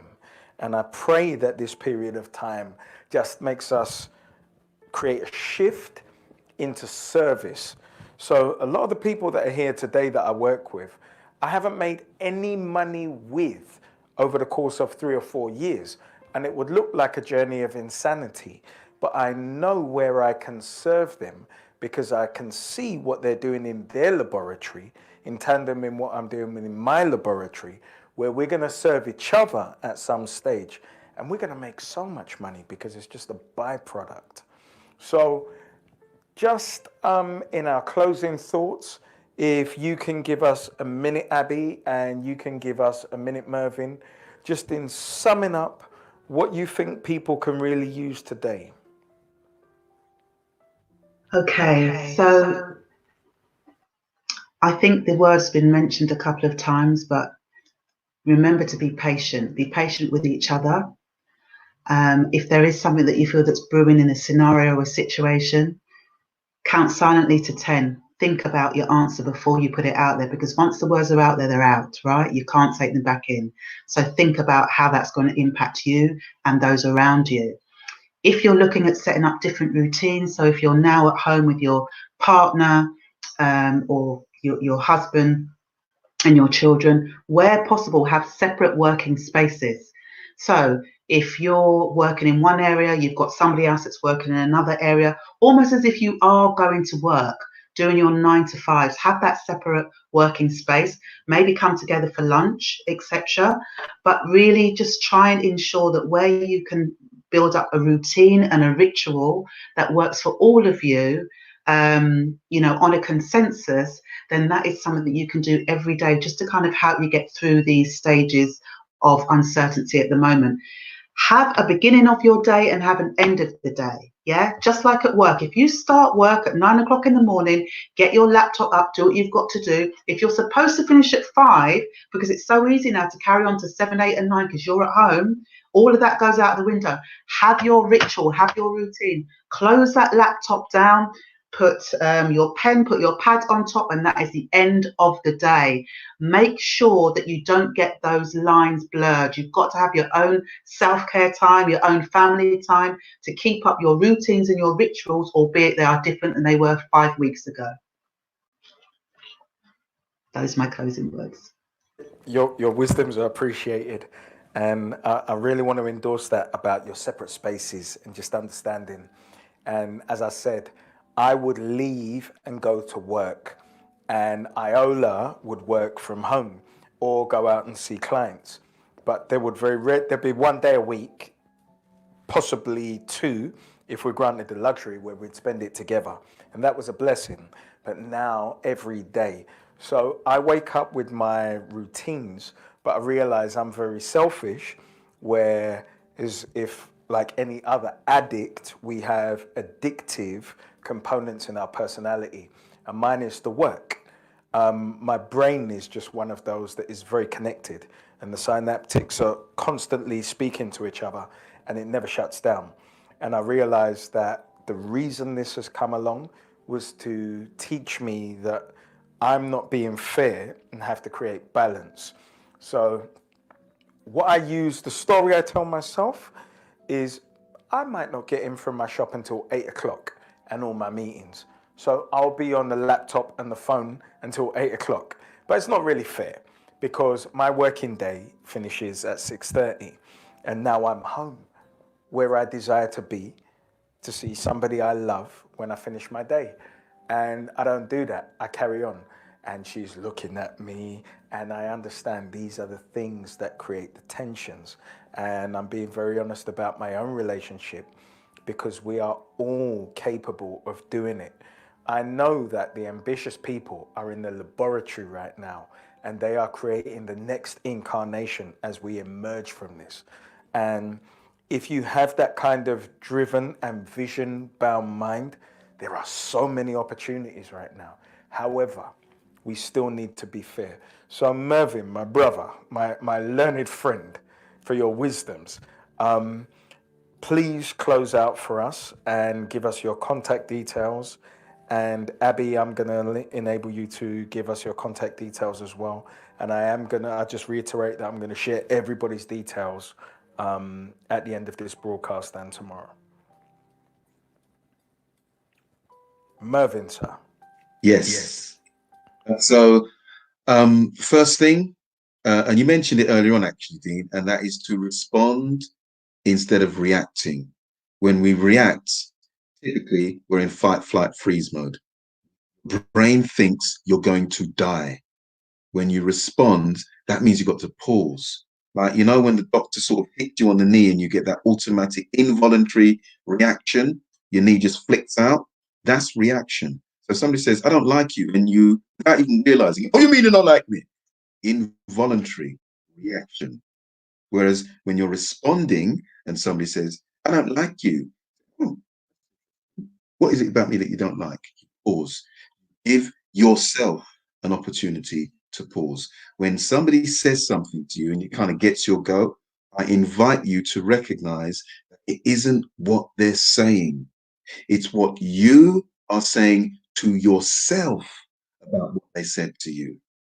And if you can do that every time, then as an exercise, mind, because it takes time, but then you get to learn to respond, because you're asking yourself, is this person going to disturb my peace? Am I going to allow this person with their words to take my power? If it's your power, you keep it.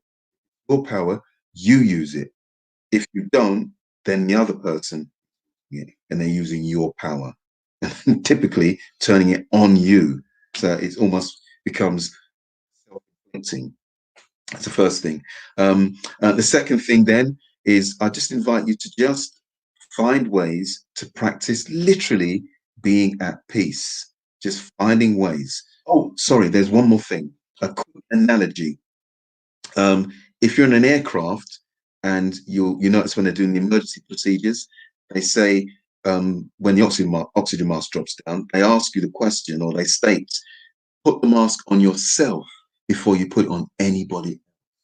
And I've never heard anybody to this day get up and say, how dare they do that? That's outrageous. What about my children? Nobody does that. Everybody goes, yeah, well, it's important that you put it on yourself first. If you're going to look after those other people, you need to make sure that you've got enough oxygen. Everybody understands that. It's just when we get back down on the ground, we forget all about it. After everybody by ourselves.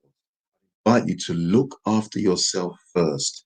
You know, when you're putting that mask on yourself in the airplane, you're not thinking, I don't care about you, I'm all right. You're thinking, oh my God, I've got to make sure I've got enough oxygen for me so I can help Charlie, Uncle Mary, Nanny. You know why you're doing it. So I invite you on the ground, give yourself that time. Self-care is self-love. I hope that makes sense. My contact details. The best way to contact me really is by phone. I offer a freedom session. Anybody who calls me, I'll offer you a freedom session. That's a coaching session for free. And inside that session, I guarantee you some freedom.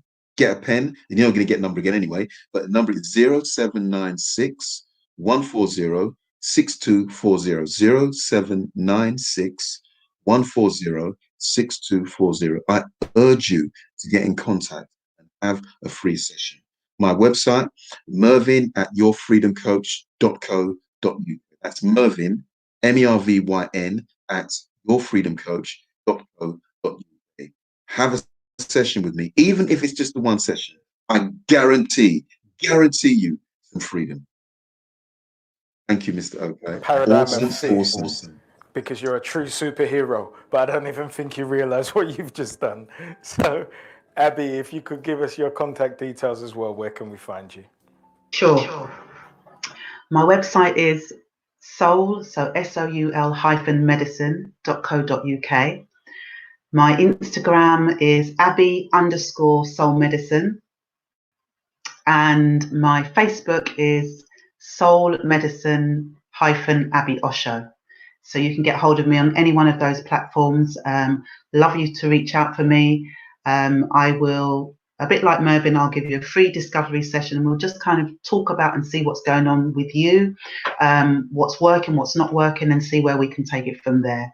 But it's been absolutely wonderful, and I'd really like to connect with some of you, because I just feel the energy, even though I'm not in the room, because I am a very tactile person. That's been a real challenge for me with COVID-19. But we're not in the room. I just feel like it's a really great energy that you've created tonight on the show, Dean. So thank you so much for that too. Guys, so the next session up is our educational provision, and these are people that I know and love dearly.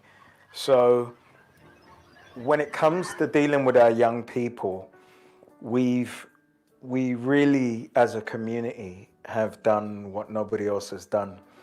And we've entrusted our, I wouldn't search for any other word than adversaries, because we've had a very adversarial relationship in this country.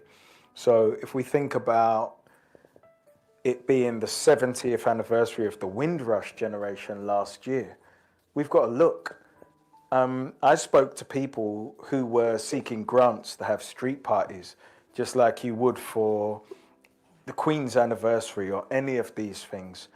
And it turns out that being the very systematic country and making the demonstrations that England does, we were kidnapped and deported after making the greatest contribution to this nation at its worst time in history. So if you think that the lockdown in COVID-19 is serious, think about properties that were bombed and picking bodies literally out of the streets in the same way that Bill and Melinda Gates are talking about their fictional accounts of seeing bodies in Africa. So we have to give ourselves that love. And it's something that I don't know if we've had the honest conversations about. So if I can channel anything through the screen, anybody that knows me and another brother of mine I work very closely with, Jeff Samuels, in my shop, we're both Virgos. We love ourselves immensely. And I don't even think I could convey how much I love myself. My son would understand and my lady would understand, because in the times when I could be very difficult and I'm quiet, is based on the love of myself, and I'm transferring that love. But in essence, I want us to develop that for each other, because I think we've gained a very European lens being in the UK. So I don't want to speak too much more because I'm being very rude, and I want to apologize profusely to my family who are coming in, who work in the educational sector, because we've run right over time. And I'm not rushing any of you. If you guys are comfortable, I'm very comfortable. So I'm looking forward to hearing from you. And I just want you to know that each of you, irrespective of our earthbound years, I gain wisdom from. And one of the things that fuels my battery is just being around us. So I keep a particular tribe. I keep a tribe of people who don't give up, don't get tired, and are visionaries, and suffer an unconventional wisdom in going forward. And I love that and I champion it. So now I'm finished waffling, and to my brother after he's stretched, so I know he's ready, Brother Andrew Muhammad, if you could tell us a little bit about yourself and what you do and the educational provision you provide, sir. Yes, thank you. Yeah, my name is Mohammed. They call me Guam Papa G, or the Investigator. And basically what I do, I run a company called Real Talk, Real Action. We go into schools, colleges, universities, and we teach young people across the whole of the UK and in Europe about the knowledge of self. We teach them success, identity, and motivation. And that's the work that we do. But more importantly, my main aspiration at this present time over the last few years is the West Side Young Leaders Academy, as you can see it right here. And I work with a group of fantastic young brothers and sisters, Brother David, Brother Mark, Sister Kirsty, as directors. And we have a great team of mentors and volunteers and powerful parents and young people. And we run an academy in West London called the West Side Young Leaders Academy. And basically we offer classes on self-improvement, on leadership, on study skills, on meditation, on holistic health. And it's just a fantastic piece of work that we can offer the community. We also run parenting classes. We have what's called a Parents University, and this January we just opened up the girls side of our academy, and we knew the girls are going to be flying. So I know time is limited, but in a nutshell, that's what we do. We work with parents, we work with young people, and we connect the resources that we have across the whole of the across London. Juliet, my sister, tell us a little bit about your history, what you've done, especially in Gladesmore. And if I sat it for the next 3 hours and espoused about how you've motivated and inspired me, especially in terms of challenges along the way to keep going, I don't think people would believe me. So just tell us a little bit about your history and what you've achieved as just before your retirement, which, like Jay-Z, I don't really believe, but in any case, this is your mind state right now. Me here, Dean, first and foremost. Good evening, family. My name's Juliet Coley. I'm a retired senior deputy.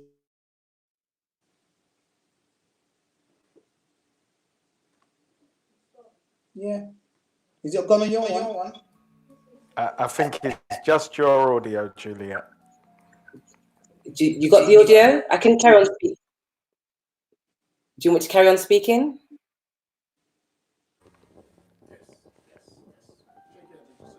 Can you hear me? No? I can hear you. Fantastic.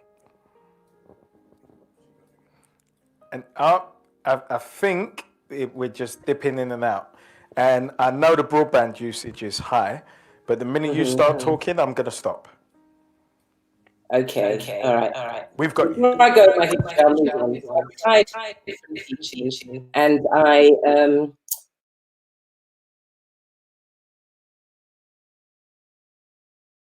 it might be your connection, Juliet.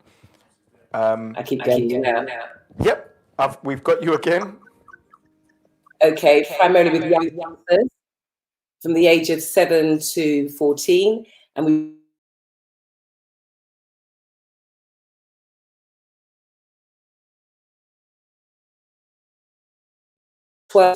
authors, 12 published authors, and actually 12 books on our roster.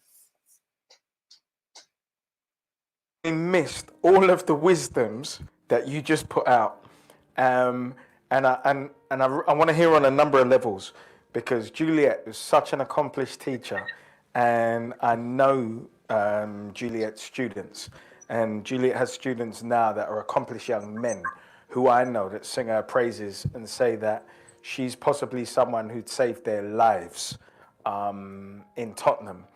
And she has a publishing company where she took my son under her wing to feature in a book, who's put his heroes forward as Nipsey Hussle, Marcus Garvey, and Malcolm X.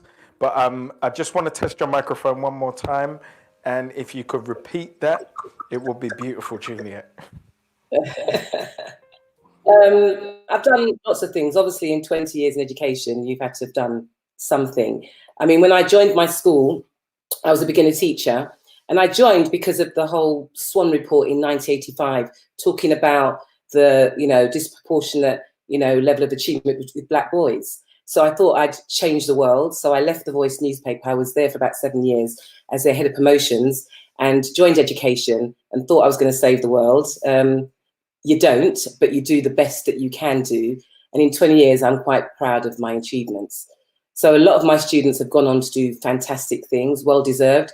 When I joined the school, the A to C grade rate was 5%. And I think last year when I left, it's now 1 to 9. And in the country, there's about 732 kids that all got 9 9s across the board in their subjects. And 2 students, or 2 in that number, came from our school in Tottenham. So I'm very proud of that. God bless. And I just want to say, even before Juliet was in Gladesmore, she was one of the people responsible for taking the Voice circulation to 50,000. And when you look at that, 50,000 plus. So when you look at that in the digital age, these are things that don't exist. And these are all skills that we need to share within our community to make our businesses more robust and to communicate with each other on a much greater level. And my brother, Ziggy Moore, please tell us about what you do and the educational resource you provide, sir.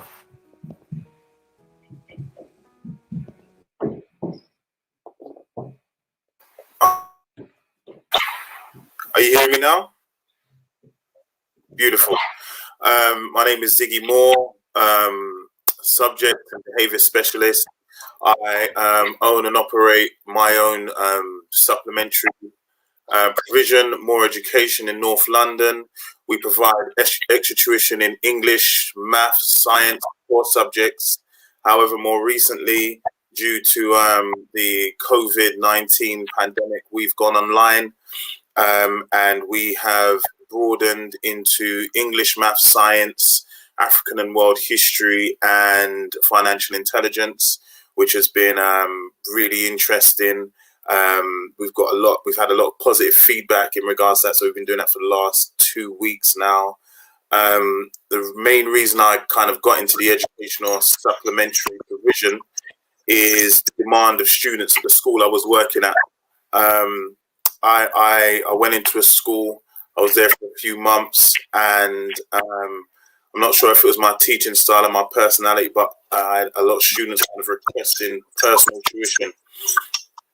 I had a student come in actually from one of my classes and beg me, and I wasn't really into one-to-one tuition, and that's how it kind of evolved. There was a lot of our children who required that extra support, and it's just kind of evolved from there, where we've been operating for 5 years.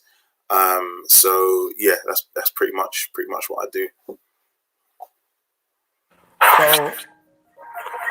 So brother Andrew, could you give us some tips for how we can deal with our young men, especially at home, and also our young ladies? But I know there are not only two-parent families, but single families as well that benefit from your wisdom about activities that can take up our young men's time, because we need to engage them. So not only things because we have a certain period that we can go outside on the green. We understand that not everybody has a green. Some people have concrete. And you also still have a very English culture of phoning the police. So we need tools to engage our young men, especially, who may be distracted, that we want to steal away from PlayStations, PCs, and being on there for 16 hours playing Fortnite. Yes, sir. I mean, that's a beautiful question, brother. And, you know, one of the things that I've learned in working with the Westside Young Leaders Academy is that we really do need a community. We really do need a community. And it goes back into your question, because it's going to be very hard for any mother or father or guardian to literally just do it by themselves. It's very hard to literally connect with our young boys and or girls, keep them inspired all day long during this lockdown. But once you can plug into a community network, okay, and this is something that I think Westside, Manhood Academy, MAG, and, you know, forgive me if I haven't mentioned any of the others that are doing great works, Origin and what have you, okay, then we are the resource center. And so therefore parents can tune into our facilities. So for example, I can give you examples of Westside, how we make sure that we connect with our young boys and girls, I must say. But you're right, we've got to look at our young boys, especially in view of some of the things that, you know, were going down politically beforehand. We make sure that we offer them midweek classes where they can tune in. We teach them things like the 13 steps of success. We will teach them things about self-discipline, holistic health. We will teach them things about meditation. But most importantly, we'll teach them about who they are, the knowledge of self.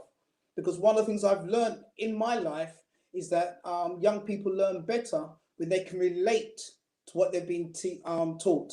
And so if they, I say to parents, tune into resources like Manhood Academy, MAG, Westside Young Leaders Academy. Allow us to connect with your young people, and we will have the resources and the special facilitators to keep them inspired. So again, apart from the midweek classes that we offer during the lockdown, we also have an Instagram program whereby every Saturday, 12 o'clock midday, we will then do some more classes for them, Dean. And we would also have special guest speakers on a weekly basis. The guest speakers that literally help shape our community, have great minds or doing great things, or maybe just be successful and share their success. So last week We had a Carla who, to me, blew the place down. Our parents loved him, our young people loved him, and the general public loved him. We also, this week, we'll have Sean Wallace of The Chase. Those of you who know about ITV, The Chase, a great black man, a barrister, a community activist, a motivational speaker, but also a celebrity on ITV. He's going to be joining us, and he can share his wisdom, especially the young black boys, in terms of how he made it through his life, how he made sure his academia is at the forefront. On the other side of the scale, we have a fantastic sister, Miss Banks, who is one of the UK's top female rappers right now. But many people don't know there's another side to her. You know, there's a conscious side to her. She's got a fantastic mother. I know her mother personally, who's very conscious, very giving into the community. Because at this present time, Dean, and I'll conclude what I'm going to say now. At this present time, Brother Dean, we need to create this period of the lockdown. We can make it our rites of passage. We don't need anyone else. Yeah, we can come together, and I'll give you a supreme example of this. What you've done tonight, Dean, believe it or not, brother, what you've done tonight, as I've been watching the show for the last hour and a half, I'm bowing to you, brother. The quality of the guests that you've got on the show, I know virtually all of them. I worked with all of them. Brother Daryl, brother Sister Leah, brother David Mullins, and whatever. Okay, the way you've coordinated this is fantastic. And our community need to see community leaders, community activists coming together. And you've always been on the front line to do this. So as Westside Young Leaders Academy, Brother Dean, we are bowing to you today.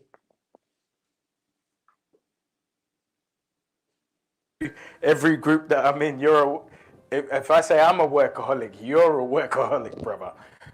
Maybe you just make it look easy based on your experience. But one thing I would like to say is that for all the gentlemen who are at home right now, who are bankers, entrepreneurs, business owners, and just accomplished in whatever field that they work in, get involved with the Rites of Passage organizations. So I am going to list them on this link. You've got Origin HQ in South London, you've got WYLA, you've got MAG, and you've got Manhood Academy. Now, if all of our children embark on Rites of Passage, you've got young people who are culturally have a high self-esteem. So irrespective of any racism or anything that interrupts their equilibrium, they've got a very strong foundation. So even myself on Saturday, I've got a business session with Manhood Academy, with the Road CEO and an introduction. And my brother Konsu and Terry Riggs brought a couple of gentlemen down to my shop who bought suits and gained some advice about what it is to enter the marketplace as men. And it's our role to give them our experience vicariously from where we've been. It's not necessary for our children to duplicate the mistakes that we've made. We did that. We've been there.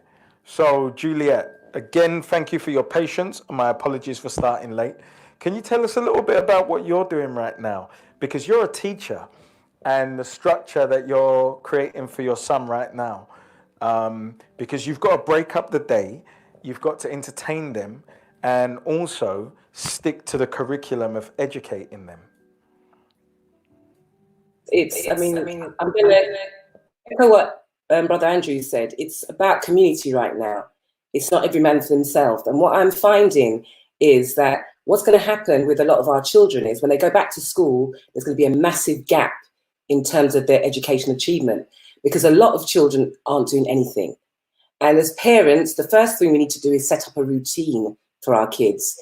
You know, they've got to get up out of bed before 10, have a wash, get dressed.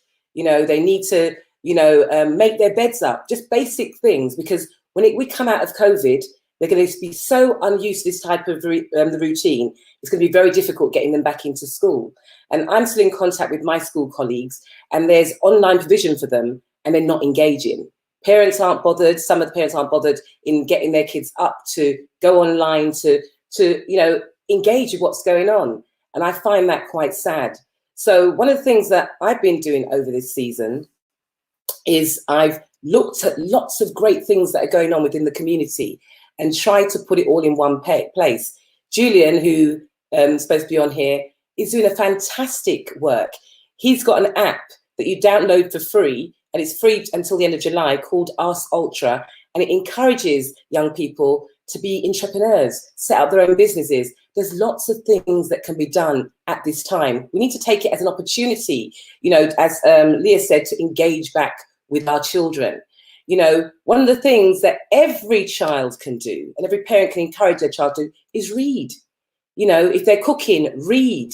If they're, lying down on the sofa, get their child to read, because an avid reader is going to be a successful learner. So what I've been doing is it's called the Afro-Caribbean Youth Lockdown Directory. So I've set up this directory, and I'm posting and encourage people to post in it activities, events, resources that may be useful for our children. I look around and there's a online list going around with Joe Wicks at 9 o'clock to do PE, Carol Vorderman doing maths, Jamie Oliver cooking. We have skills with our own community. As Andrew said, WYLA are doing great things. Magnet Academy, my son's part of that program. And on a Saturday, he's engaged with them. Tonight, they're doing chess and using leadership skills through chess. So there's lots of things happening. So I'm trying to put that into one space. I'm also working as part of the publishing company on something to support and strengthen the Black family. And we're going to be doing some workshops to encourage students or young people who want to be writers to, join our workshops so that we can historically do a book about their grandparents, their great-grandparents.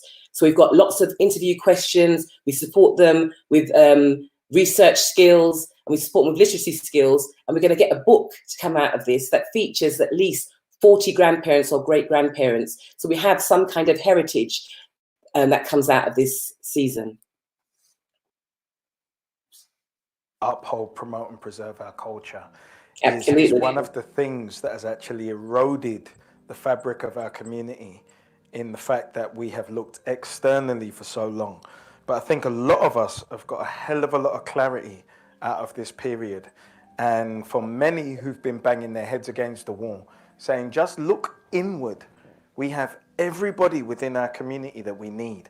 We work across. It's a great time for young people to connect with their grandparents or great-grandparents through WhatsApp, through, FaceTime, through Zoom or whatever, and getting to know the things that they don't know, Absolutely. Let's use this time productively, so whether they want to be in the book or not, I'd encourage parents to, to get set up an activity for them to actually get their children to communicate with the older generation, because there's lots of lessons that we can learn.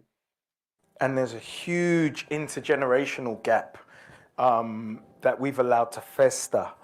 And whether it is, if we look over all of the sessions, the dots are connected. You see that there are parents who would have beaten their children and said, this was my experience. And it doesn't mean that we're necessarily doing the correct thing in doing the polar extreme and going in the opposite direction. Because what we've enabled in this period is a huge intergenerational gap that we've got to close. It's incumbent on us to take the wisdoms of those who went before us and join all of the dots together. My vision for this was to bring the people that I see, know and love and admire their work into one space. And I know we don't have the luxury of time because it's just the nature of things. In any case, the objective of this was to draw the cumulative wisdom from our community and just demonstrate, because I don't believe there's any greater thing to listen to than those who demonstrate on a daily basis functionally. Because we, as a community, do a lot that isn't functional. And our brother that isn't here, Julian, I just want to, I want to salute you, because as somebody that I look at and admire, like a swimmer who puts their head underwater and does 20 laps without looking up, they know they've reached the other side of the length by touching it, not by talking, but by doing it. It's that demonstration. And there are so many silent examples of Julian Hall in our community that we need to recognize and engage with. It's not necessary to turn up the volume on them, because they may not even feel safe within the community for the volume to be turned up. But what we do need to do as people who are quite proactive within the community is engage with them and incorporate them into the work that we're doing, because it must be solution-based. I also want to thank Pugilist Boy for alerting me to acknowledge 100 Black Men of London and my brother Paul Lawrence, who not only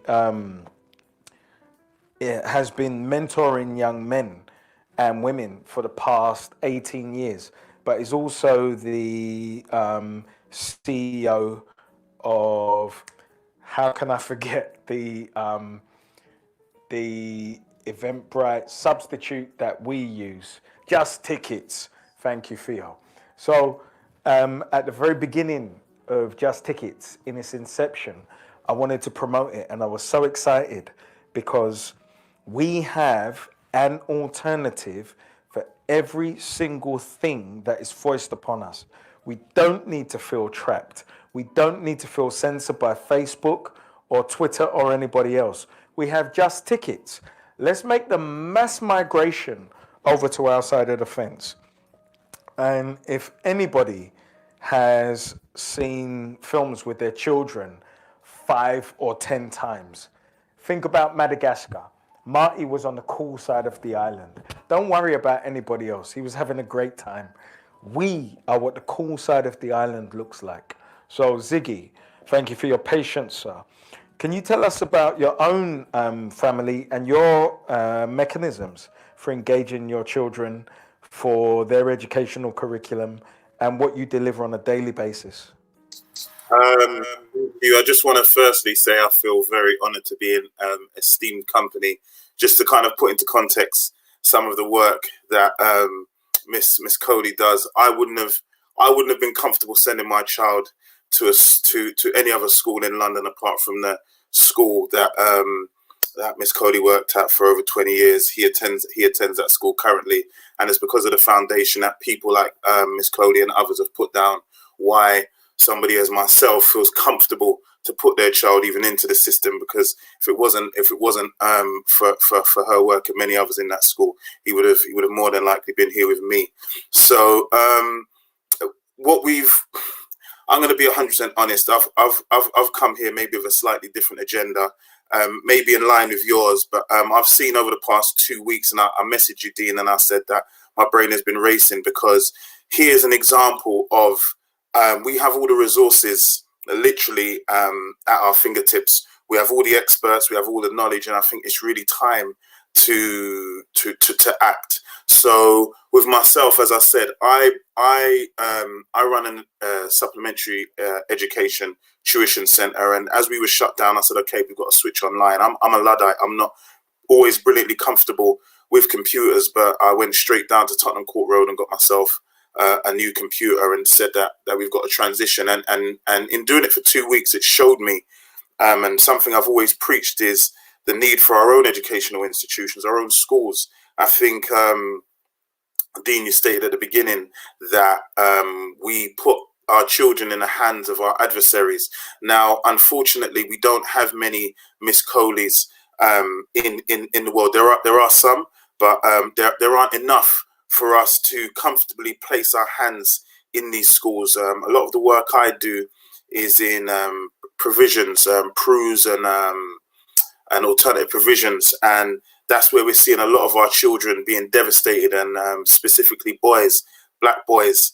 And I think now is an amazing time and opportunity for the group that's here to really solidify and act to create. I never thought the online space would be possible to create a school, but having done it for 2 weeks and the engagement from the children and the feedback from the parents, it is possible.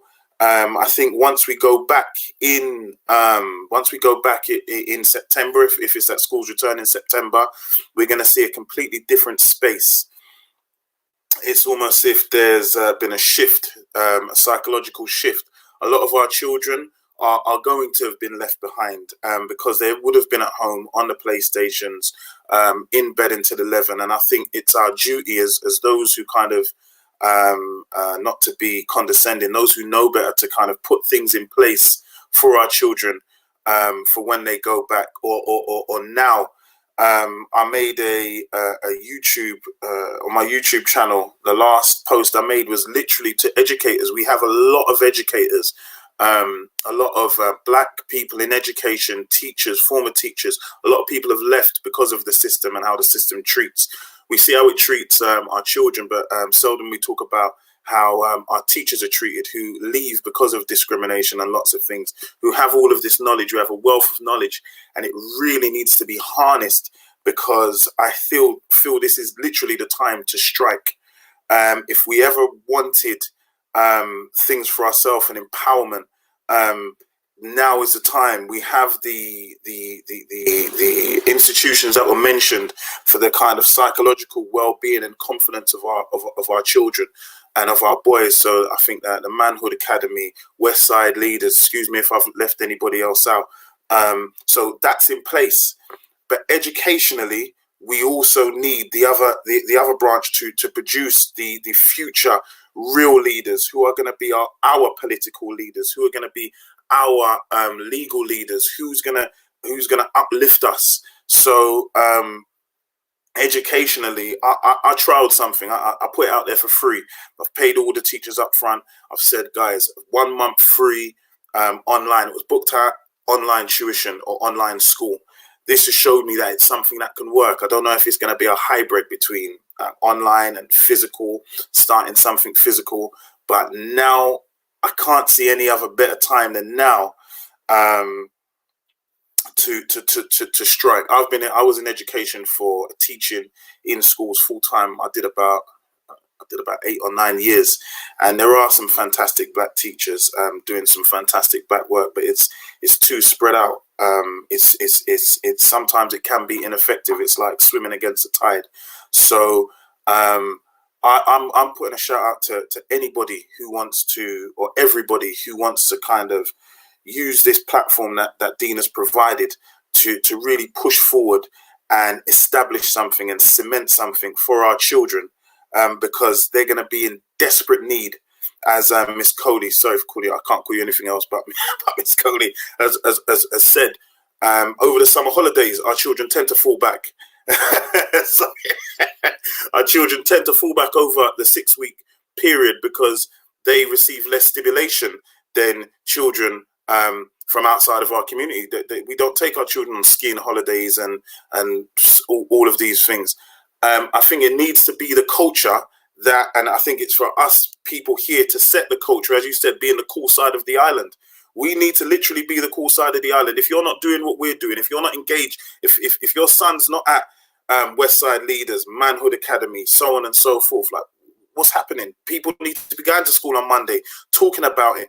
Whereas if the parents aren't tuned in enough, the children will be.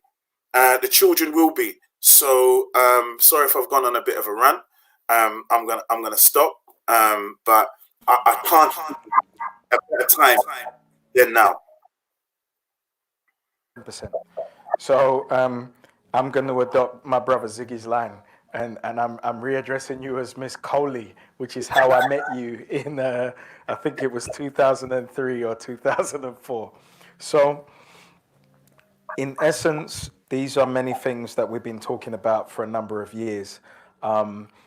I put some concepts together about 2 to 2.5 years ago for something called a Nancy Village Trust, which is a trust based on our businesses donating what they can offset against tax to purchase commercial freehold buildings to create 3 buildings within any stronghold borough.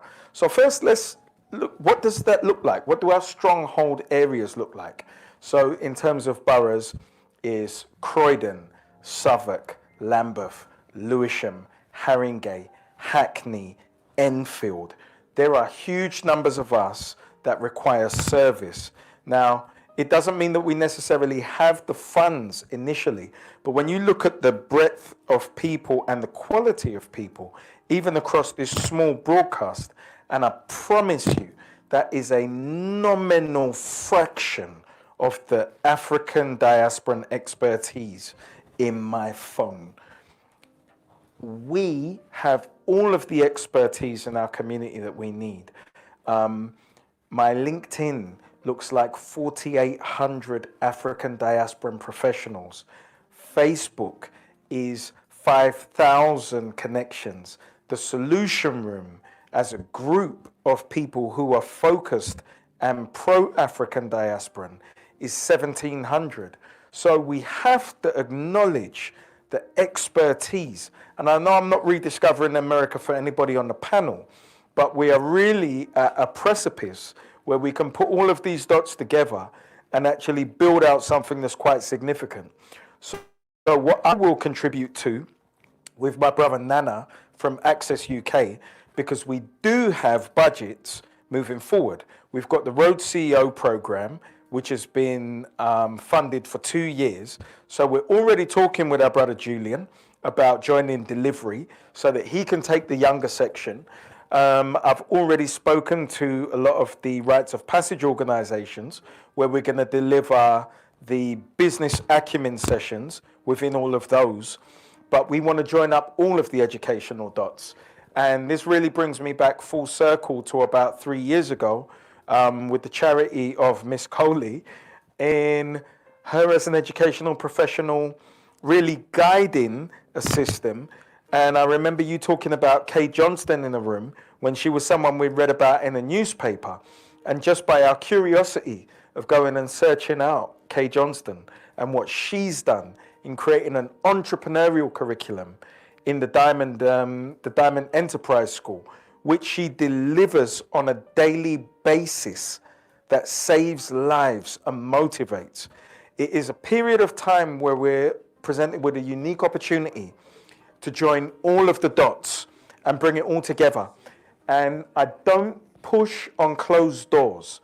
I'm not a converter of man or woman, but I know so many of a similar ilk doing powerful things. So me and Nana have a program called the Manage Leadership Program, where there are 20 young men we're going to see through that. Now, they are going to be initiated into something called the Garvey Society. Now, this is a pilot program. I'm setting up my next incarnation. I'm going to hold on to those 20 young men to be working within our community on a commercial basis and on a philanthropic basis. So we now need to start the conversations amongst our wider community, all of those people who are hiding in their professions with their titles and their badges, to come inside. So Miss Coley has kindly put together a group of educational resources. We're going to share all of that across all of the platforms tomorrow. So if everybody can share their handles where they can be contacted so that we can move forward and actually connect with the community at large. Starting with you, Brother Andrew, sir. Yes, sir. Thank you very much again, brothers and sisters. With Westside Young Leaders Academy, our website is wylauk.com. Connect with us on our website. You can also call us on 07508 528 054 if you need to contact us. And obviously you can get us on Instagram. Just tap in Westside Young Leaders Academy. Add us as a friend. And we're also on Facebook under the same name. And we're ready to, build. Just very quickly, I know time has really gone over. But I just want to big up our brother Moore here tonight, because he said the key words. We must build our own education system. Simple. And the longer we mess around, the longer we tinker with games and whatever, okay? It's not going to cut it, brothers and sisters. Our children are dying due to the lack of knowledge. And we are that generation that should really be providing them. So, you know, it's just real talk now. Let's just move forward. And as I have to newly address you, Miss Coley, if you can tell us about your publishing, because one of my passions would actually be a desire to see your books within our curriculums, starting from nursery all the way through. So can you tell us the handle for your publishing and also for where you can be contacted? Or if you want to reach out to anybody to actually work with in terms of our professionals, let us know. Firstly, I'd just like to promote the African Caribbean Lockdown Directory, which you can access on Facebook quite easily. So you'll see the stuff that Andrew's doing, Ziggy's doing, Manhood Academy's doing, anybody, Julian's doing, is put in that page. And I encourage anybody, if they're doing something, please just drop it in the page so everybody knows what's going on and share it with your networks. With regards to the publishing company, Blackjack Media, we are doing a special book that will focus or document African and Caribbean people's history. And we're encouraging children to interview their grandparents and great-grandparents and put that in a book. And we're doing a workshop via Zoom to support the children with that. And if you want to take part in that, then you just email me at blackjack. It hasn't got a K at the end of Blackjack. So it's BLACKJAC media@gmail.com, or check out our website, blackjackmedia.com. Thank you.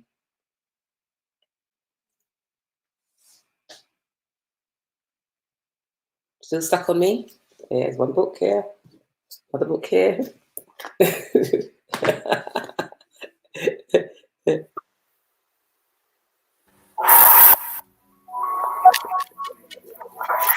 Ziggy, sir.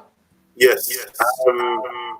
You can find me on Instagram, More Education. That's MOORE Education. You can also find us on YouTube. We just started a YouTube channel, same More Education, MOORE.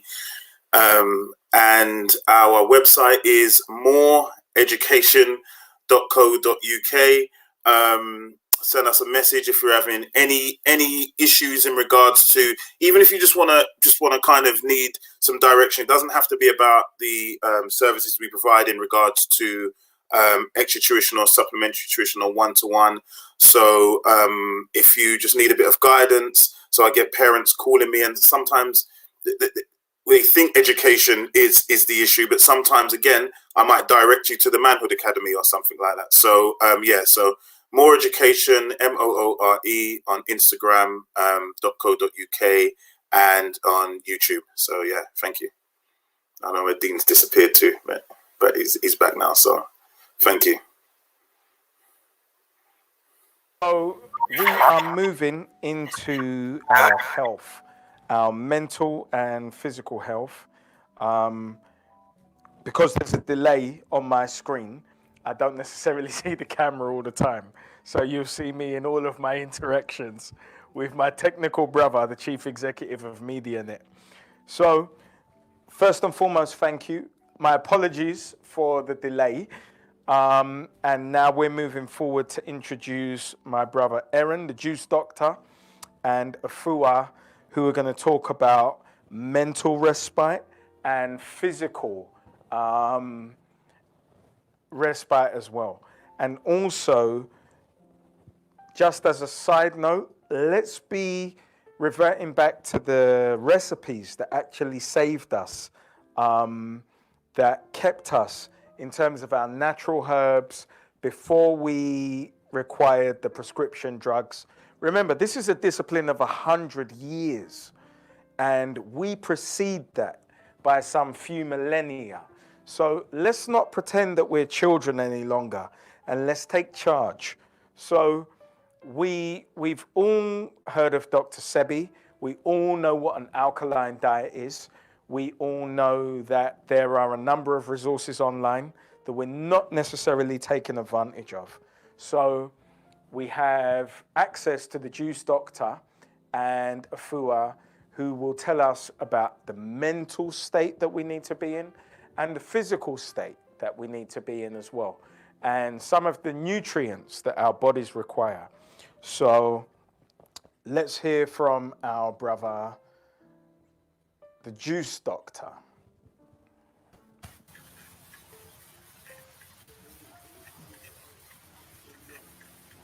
Where have you gone, sir?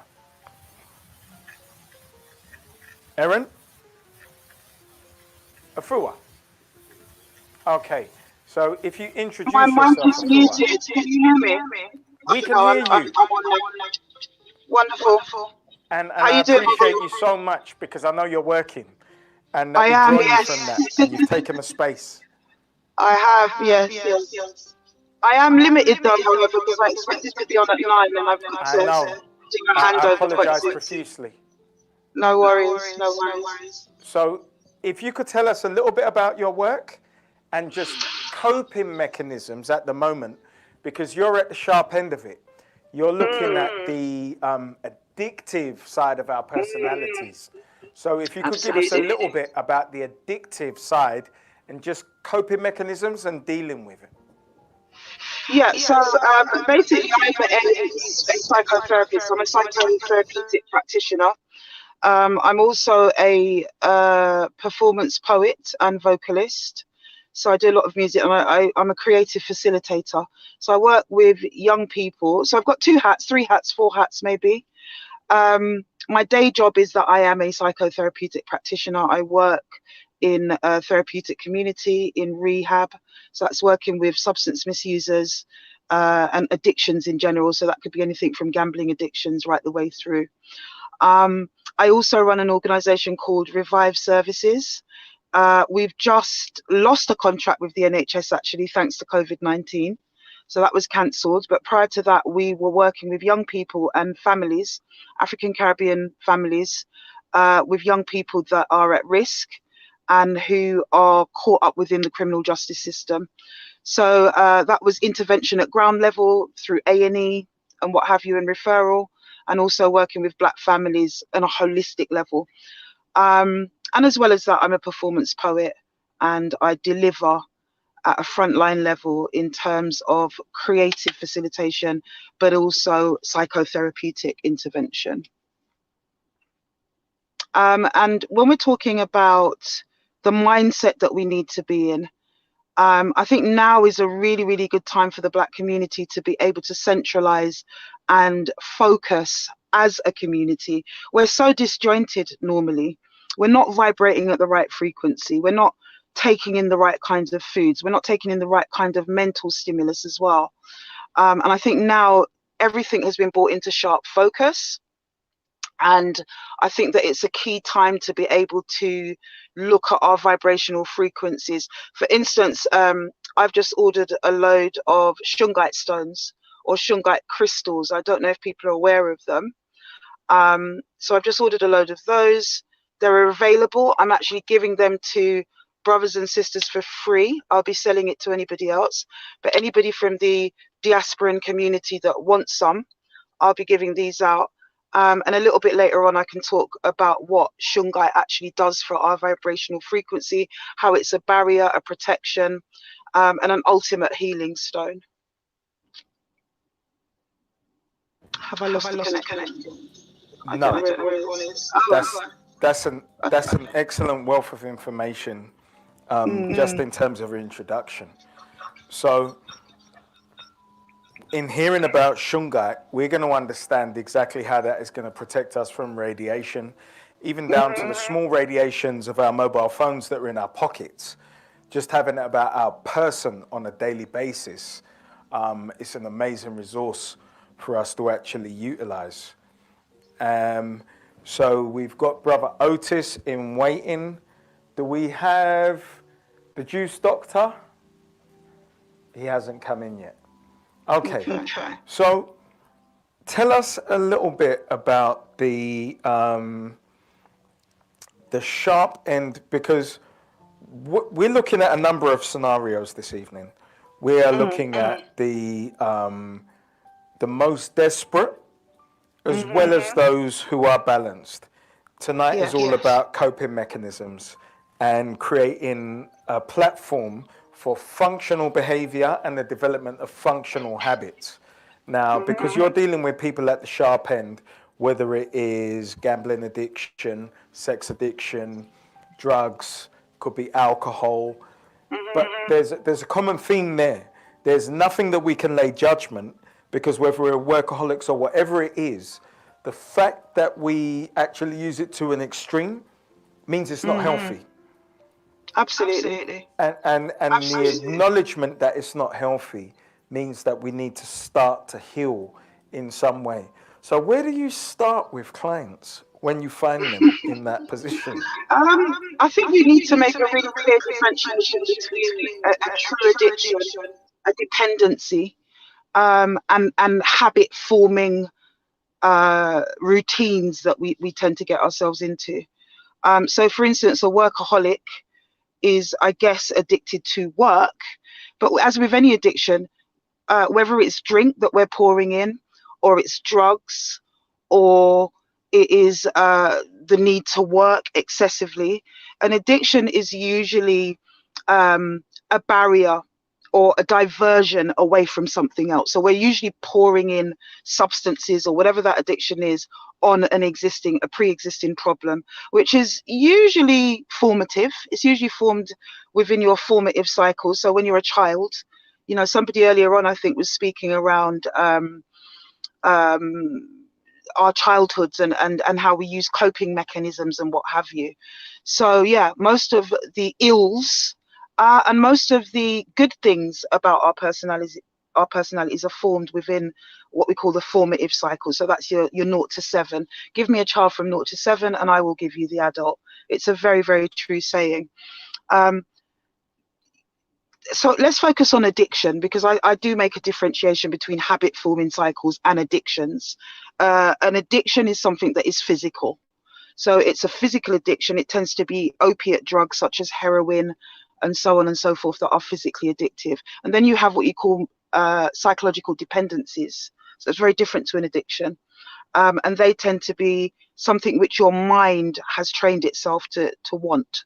So if, for instance, if I have a crack user has a psychological dependency. They cannot develop an addiction. It is not a substance that is physically addictive. So you have two very different approaches. For instance, somebody who's using opiates, benzodiazepines, or what have you, I can give them a detox physically with a drug, withdraw them from that drug, and stabilize them with another drug. You see? Whereas if it's a psychological dependence, then you're going into all sorts of CBT, which is cognitive behavioral therapy, group work, changing the way that somebody actually thinks about that substance or about their relationship to it. And I think for Black people, the fact that we tend to lean towards the stimulant drugs such as crack, cocaine, and those sort of more up drugs. You know, Black people don't tend to want to be too down when they use a drug. It's more about being up. And that makes kind of historical sense to me, that we would want to be stimulated as opposed to depressed. And so therefore the approach is around your psychological dependencies. Where have those dependencies come from? Coping mechanisms. Somebody, I think earlier on, was talking about the way that our parents discipline, the way that we discipline ourselves, the way that our relationship to society, the lack of with Black people. There's all this kind of underlying self-hatred, underlying feeling of inadequacies and so on. So where do we start? You start really with unpacking why it is that somebody decides that they want to have a diversion away from themselves. Why do you use that drug? Why do you have too much sex? You know, why do you want to go to the betting shop too much? So you need to kind of set the clock backwards on yourself. You start at the beginning. The first thing that we ask people to do is to write their life stories. And in doing that, you're able to kind of track your course from 0 up to the point that they've arrived at, which is here in rehab. I actually work in the Essex Hills at the moment, so it's an interesting place. But So yeah, writing your life story, being able to have that confrontation with self. So let's be honest, let's look at our faults, let's look at our shortcomings, let's be honest about them, and let's do that collectively, because none of us are in this alone. How do we do that when we're at home though? Because we're not in therapy, not everyone sits in therapeutic community where every day is about self-reflection and self-discovery and all of those things. So I think that's a personal journey. I think earlier on you mentioned prayer, Brother Dean. And that for me is a powerful introspective tool that we can all access, and we can all access for free. Now, depending on your belief system as well, because prayer, meditation, chanting, all of these things have the same effect. So, you know, one doesn't need to be necessarily religious or necessarily believe in God or a Christocentric God or even a Islamic-centric God to be able to access the inner self and the higher being that governs the universe. The above. It's not about the religion, because we deal with the ancestors, we deal with altars and traditional observations, but we do know that there is a higher force that guides every principle. You know, scientists call it the Schumann wave, that the earth resonates at the same vibration as every sentient being, which is why when we have opposing forces like a G5 frequency, that whales will be beached, that birds will be thrown off their natural migration. It is no surprise. So when we understand that we are tapping into a greater spirit of the ancestors that have come before us, of the universe, which is merely a representation of a joined consciousness, then we don't have to deal with so many of our triggers around religion, because it isn't about religion. It's about the divine in us, because we have to acknowledge that we are still spiritual beings. We have a soul. So even in terms of psychology, you would observe the conscious mind, the subconscious mind, and then the soul, which sits behind both of those and is a witness to everything. Absolutely. So for us, absolutely. Sorry, no, but please, what I wanted to add was that I think that we really need to be quite sober and honest about what it is that's attacking us at the moment.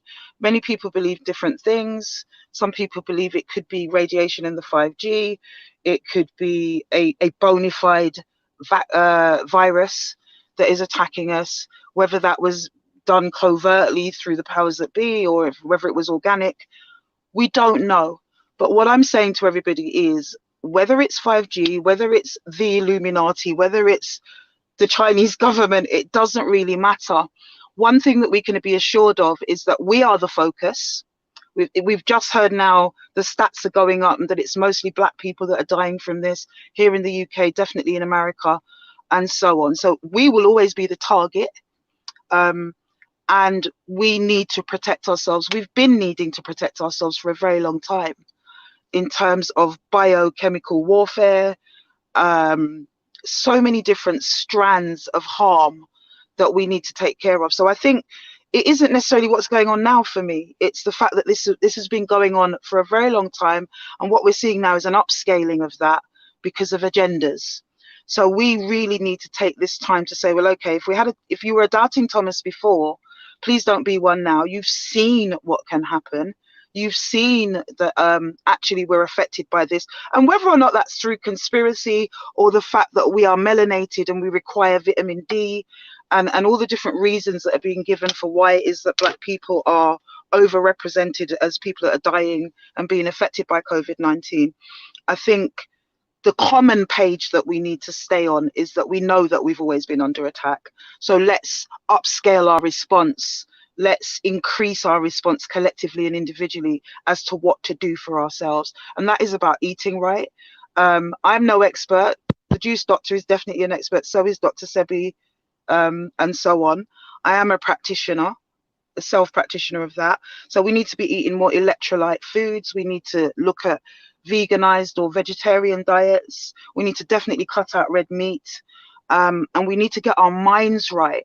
You know, that can start with just your name. Making sure that you have a name that you're able to recount at the right frequency. It sounds really novel, but it's actually quite powerful.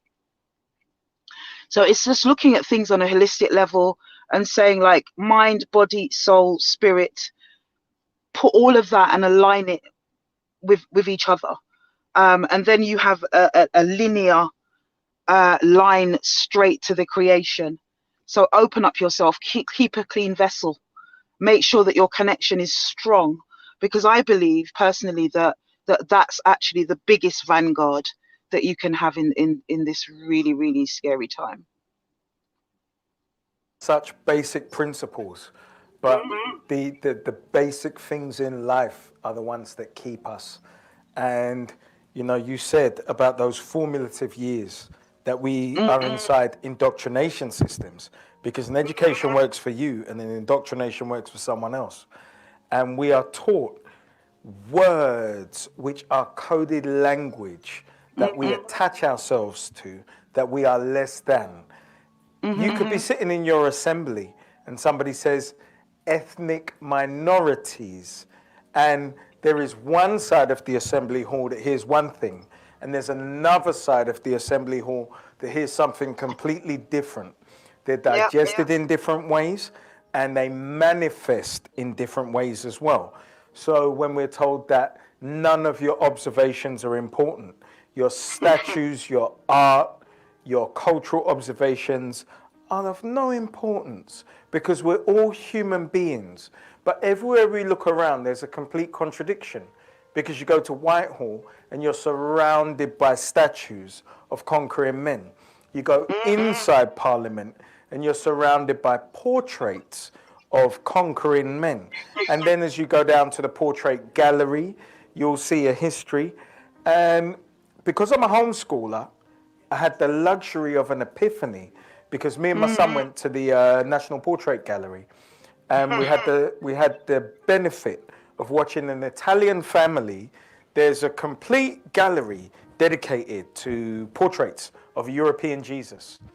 And I watched this Italian lady, and she was looking at these pictures. So I'm not going to do an impersonation of her accent or her gesticulations as she was excited. But when I looked at her, it was like I was shot in the forehead with a diamond bullet. I had absolute clarity. And I looked at my boy and I twisted his shoulders and I said, Super, look at them. I said, they aren't worshiping Jesus. They are worshiping themselves. Yes. I saw it. And at that moment, he had clarity. I had clarity about what we are indoctrinated into, as we are taught that we are less than. And you said it, show me the child and I'll show you the man. And we are approval junkies for acceptance. But in this period, for all of those who were attempting to run away from the four corners of their minds, re-educate yourself into a clarity of balance. If you weren't aware that was a square for you to be on, get on your square. YouTube is the greatest university on earth. Please. Yeah, I was going to say that's true, but in a sense, we're kind of preaching to the converted when it comes to certain concepts. Much of what we've talked about tonight are for people that are already kind of on that journey, I do believe. You know, that they're able to consolidate themselves in that way and make that inward journey. The people that I deal with are absolutely chaotic. They haven't got that connection. They're not able to do that. And when it comes to our community, for instance, I'm quite worried actually that if this lockdown continues, that what we're going to see, first of all, is a drying up of substances on the street.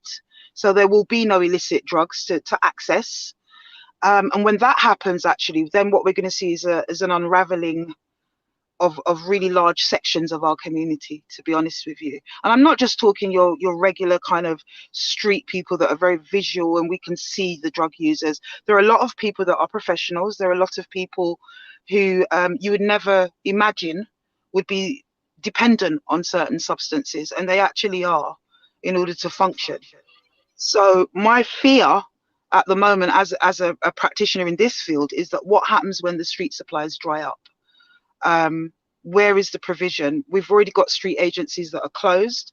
Thankfully, rehab is still open, but that's already, when you get to this point of what we call stage 5, tier 5 or tier 5 treatment, is because you've already been on a journey of inwardness. You've been on that journey. You've hit your, what we call rock bottom. So you're able to have that kind of confrontation with self, which leads you up to this part of your journey, which is treatment. But if you're not at that stage, and you haven't even got into that contemplative stage of, you know, this is really crap for me, what am I going to do next? That you're still in that kind of self-inflicted chaos. What's going to happen to those people? They can't access substances. They're not able to fund their addictions through stealing from retail, whatever it is. It's all been shut down.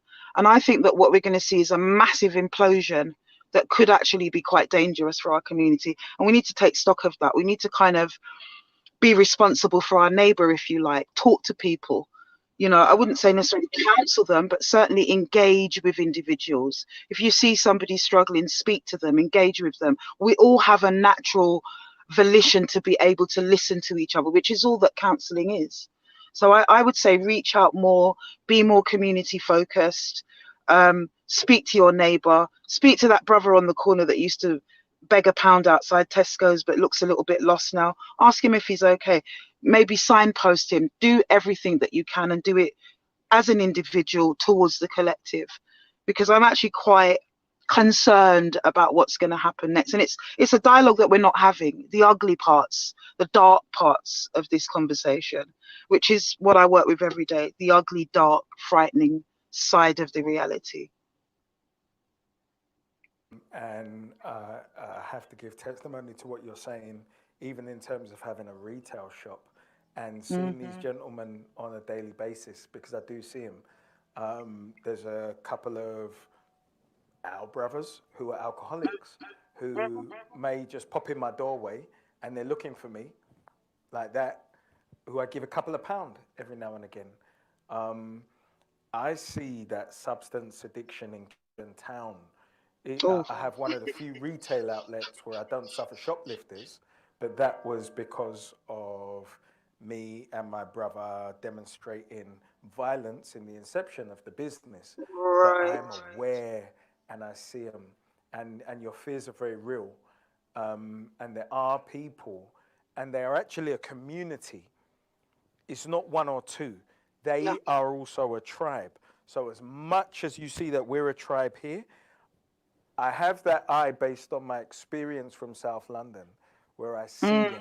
And you're talking about a tribe of substance addicted, but it's a mixed community. And there are like 15 to 20 of them. And around the back, there are certain brothers that I will give a change every now and again. But then I see them with that entire tribe where they're all buying from the same supplier. And I can see the shame as well. But now there is no ability to shoplift.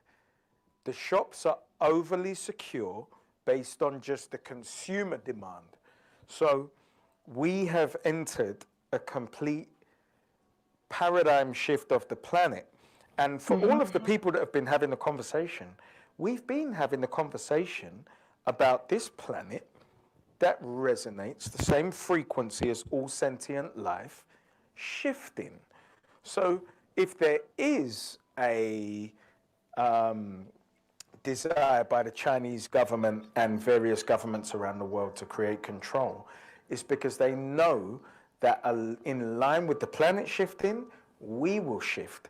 So when you see like the extreme of a totalitarian police state in China, that may be adopted here. They've been testing thousands of police drones in the AM that we're not conscious of because we don't see. But the world is too small. So the minute you film that and put it up, brothers and sisters are telling you, I have a brother who's retired in Spain, and he says, no, they're here as well. Then somebody posts a video and says, no, it's in New York. So did they all order these drones and deliver new legislative powers that empower them to be a police state when COVID-19 turned up? It's not possible, is it? It's not possible, brother. We have to say, I know nothing and I seek expertise to inform me. But also, I have no trust of Western governments because the Freedom of Information Act tells us exactly what they're capable of every other decade. You'll see this was a false war, this one didn't happen, that didn't exist. Absolutely. So it's time now for us to do something completely different. And for those that know, we need to come together. It's a volume. Yeah, absolutely, my brother. Volume has just gone down, so I can't hear in the studio. Okay. So I call upon all of our expertise as a point of urgency. I wake up every morning after we've done our prayers and meditation, and my partner Iola looks at me and she knows that Dean has gone into work mode. And it is to call us together. It could be to write an article about clarity, but it's to create some point of urgency and a conversation amongst those who are qualified and willing at the same time to contribute to the greater body of the family. We're all organs. There's a mind, there's a heart, there's a liver, there's a kidney, and that has to be connected as a central nervous system. And because it's not, we find ourselves at the bottom of every measurable metric. Well, we're now moving into a territory where we're going to go beyond measurable metrics. So we aren't out intellectualized. Nobody's physically stronger or more intellectual. We are out organized because we outsource our intellectual capital and physical capital to everybody else to build their systems. We're in a state of emergency, and it's time to turn it inside and now deliver everything that we do for our own community. And that isn't selfish, it's applying the oxygen mask to ourselves so that we can enable anybody else. And it's time. Absolutely, my brother. I couldn't agree more. I think one of the significant things that you said was us being in a state of emergency. We are all under a form of global house arrest. Absolutely. And, you know, this is about the reorganizing of the power structures and the ushering in of a new way of doing things, a new world order. Absolutely. Now, that's fine for them, that's okay. But what about a Pan-African new world order? That's what we need. We need to rethink the model and look at how we deliver that for ourselves. That's exactly what you've just said. I think one of the simplistic ways of me putting it to people that maybe find it hard to grasp what's being said is that we're talking about people that are busy destroying the planet. We're talking about people that took our forebears into slavery some 400 or 500 years ago. Why is it that we still trust them for solutions? Why do we trust them for healing? You know, I feel like sometimes we're suffering from a collective form of Stockholm syndrome, in that we're in love with our kidnappers. And that's what we need to shift. That's what we need to change, I think. I think there's a slow awakening that's taking place for those people that were lagging behind a little bit. I think their systems have been shocked into action. And I think that we, as a community, need to capitalize on that while the stew is still hot, if you like, before everyone sort of slips back into that pre-contemplative mode or the denial phase. Oh, I've lost my shungite down the side of the car. Yeah, so that really needs to happen. I've got like 10 minutes, brother, before I have to go into handover. I'm gonna let Afua. I thank you so much because you've actually come and you're working. You're on the front line. and you've Yeah. extended us the luxury of your wisdom. So No I'm going to worries, let you my run brother. now and introduce the next session. I apologize profusely. I'm going to make it up to you. That's okay. And I'm eternally grateful for the contribution you made. All right, my brother. I think I should be in a different category though. I think physical health was a little bit misleading. No, it was my mistake based on the sheer okay. volume of people that I had in terms of organization. So We didn't really get to talk about been there with Shungai. Mervin, Barratt, and the therapist earlier. I think it's across kind of educational, mental health, that kind of thing. So yeah. But we didn't get to speak about Shungai, so hopefully you can shed some light on that for people. But just in terms of you saying it, it's going to cause people to go and have a Google search right now. So Shungai actually absorbs the radiation from the phones, from the masks, and for everything else. And it's also a wonderful water filter. Yes. Thank you, Afua. All right, my brother, you take care now. And you too. I appreciate your contribution.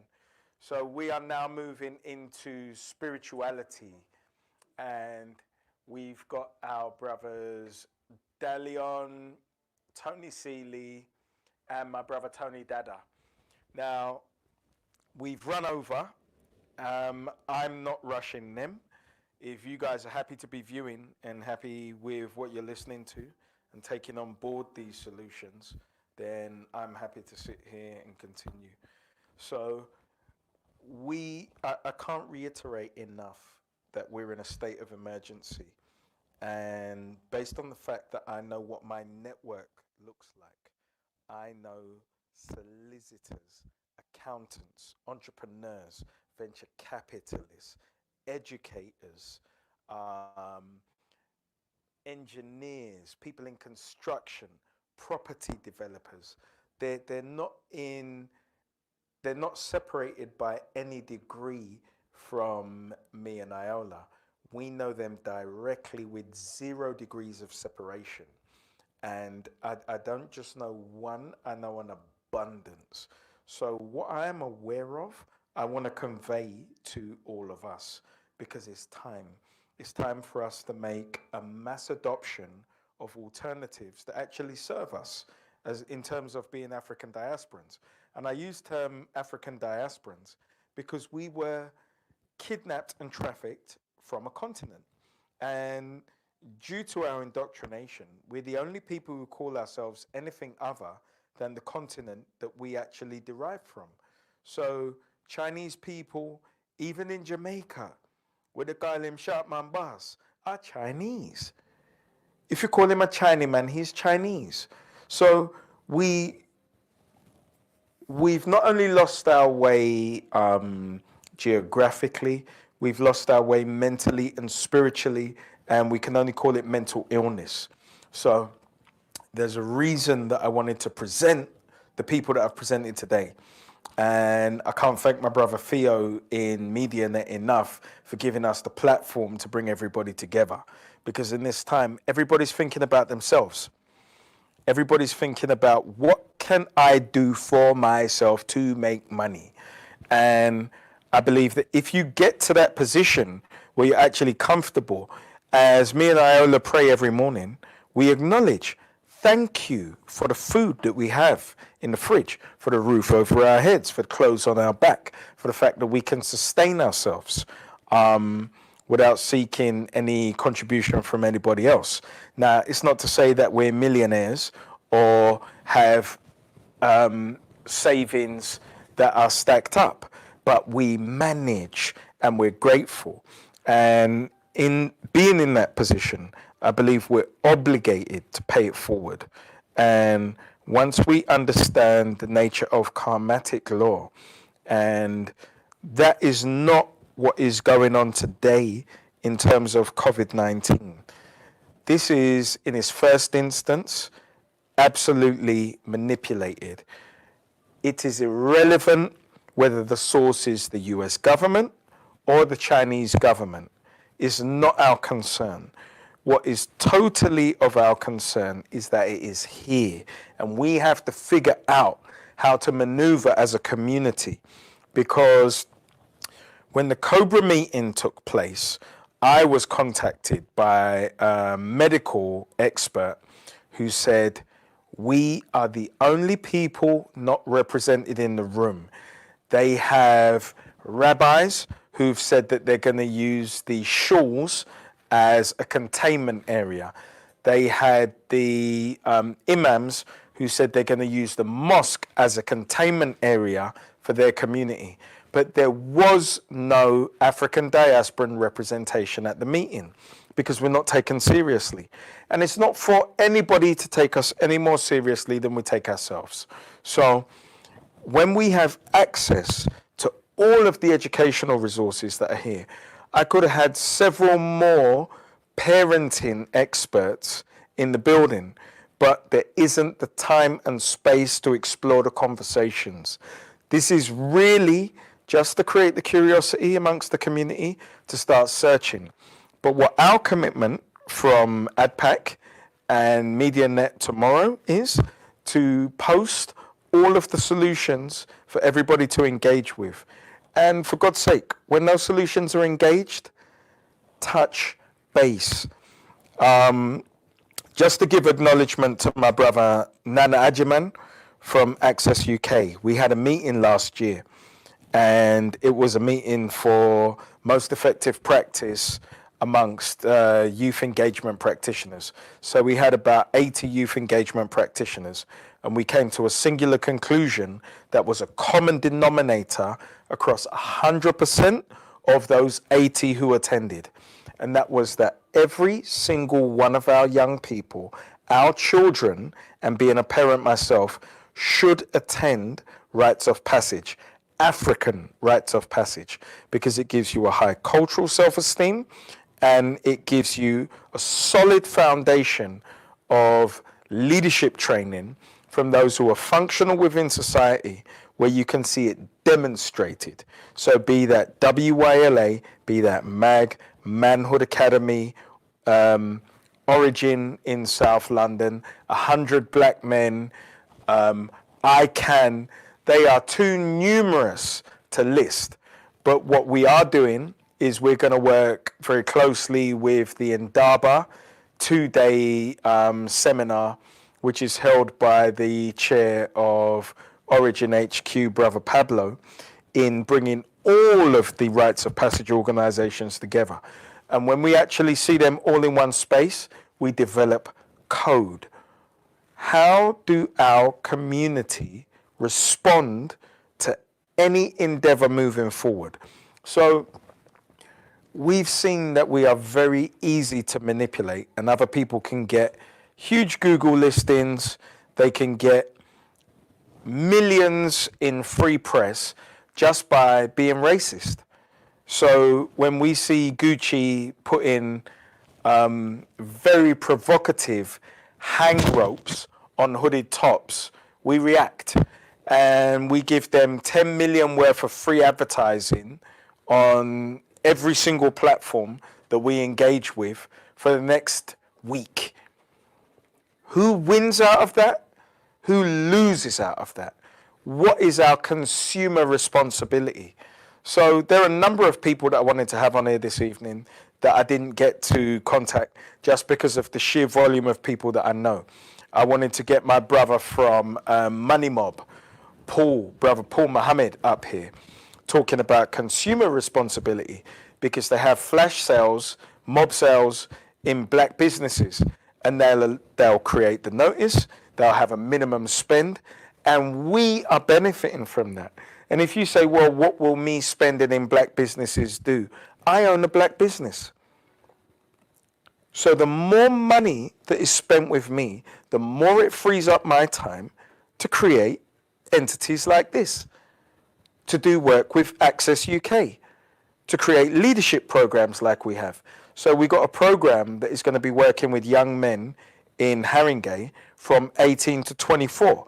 Now that is 20 young men we're going to place in a leadership program, and it's not a catch and release, because I'm now dedicating to working with them over the next couple of years through startups, through incubators, and then for them to learn how to engage as a tribe and work with our community on their philanthropic basis. So that alumni will be very strong. Similarly with Access UK, we've got a program that's been funded for 2 years called the Road CEO, where we are able to impart entrepreneurial skills onto 200 young people a year. And that program is funded for 2 years. So we're being able to deliver that in Origin, 100 Black Men, WYLA, Manhood Academy, MAC, and know that we're not looking at our watch. How am I going to feed my family? So the reason I call on our experts, our professionals, is we want you to duplicate within our community what you do within the corporate world. And it's entirely possible from being housebound, under house arrest, as our sister Afua correctly addressed and identified earlier, for 5 weeks, how futile us running around in this system actually is. What do we benefit for ourselves as a community? We've got to be honest now, and we've got to have honest conversations. How much do I neglect my child? So if we look at what was taking place before this actual lockdown, our children were killing each other at an exponential rate based on our absence, based on them being indoctrinated within a system that doesn't serve our people culturally, with teachers who aren't culturally competent. So we're sacrificing our children on a daily basis to people who don't value us, who don't acknowledge our cultural contributions. And if we're in any doubt whatsoever, then we only have to look to 2019 and the hostile environment that was created for us by the Home Office, where our parents and grandparents were kidnapped, just as we were, from our home continent, and delivered somewhere where they have no economic interests, no family, and no employment. But let's not misconstrue that is merely a bank robbery. So in the absence of them being in England, the pensions were acquired. The money that was in stasis in banks that they call dormant bank funds would have been acquired. That was the design. And then no more citizenship. So there's a reason that we feel in a constant state of emergency. And that's why I'm saying, even if you feel like you're at suicide's door, we've seen worse as a community. I personally feel like this is nothing. This is what I've been training my whole life to do. And it's not that it isn't a challenge. It's a challenge for everybody because we're going through a period of readjustment. And that's why I'm quite open in terms of my own relationship. We argue. But after we argue, we come back. Let's be the demonstrable version of what we want to see on the other side. If you want to see patience, then study it if you don't have it. I'm going to YouTube right now. I'm listening to 3 audiobooks that I've shared with a brotherhood of 10 gentlemen who I'm blessed to know. And my wisdom is growing. And based on what I do on a daily basis, I'm thinking about how to pack that into my daily experience and adopt.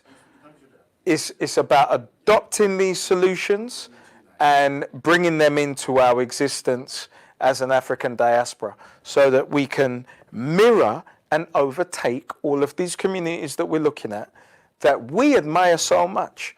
So hopefully some of our guests have come online and take their place. So we should now have Tony Cealy, Tony Dada, and our brother Dalion to speak about Tony Cealy and Tony Dada, the 2 Tonys, my brothers who have both blessed the Thursday Club with their acumen and intellectual capital. And the reason I brought these two brothers along is based on their spiritual fortitude. They're both very balanced gentlemen who can demonstrate that. So I know in them being able to demonstrate it in their lives, they can convey it for us here. And I want us to take away any small part that we feel we can deliver tomorrow within ourselves. And it will be a challenge, as anything is. You know, you come from your warm home in December, you go outside and it's cold, but you adjust. We are a people who are uniquely able to adjust to any and every terrain. So first and foremost, I apologize profusely for our lateness. My brother, the two Tonys, Tony Cealy and Tony Dada. So Tony Cealy, sir, if you could introduce yourself and tell us a little bit about what you do, and then Tony Dada's going to introduce himself, and then we're going to talk about the things and the tools that you gentlemen use. Personally, knowing you both being in a very balanced space. Tony Cealy, sir. Thank you, Brother Dean. Good evening, everyone who's been listening. What a wonderful, amazing evening this has been. My notes are filled with A4 paper, and I'm just so pleased and honored to be here this evening. So thank you. And thank you to everybody who is tuning in and listening in, because together we're all making a difference. And it's just amazing that we have these platforms. And big up Theo behind the mechanics of it all. So I'm Tony Cealy. I'm an arts practitioner using drama and theatre techniques to essentially look at change. I use what I call the theatre of the oppressed, which is one of the sort of methods that I've been using for nearly 3 decades, working to build strategies for citizen action. I use drama and other creative activities to analyze and overstand and overcome, I suppose, situations of oppression that many of us find ourselves in. I make theatre to understand the reality that we live in.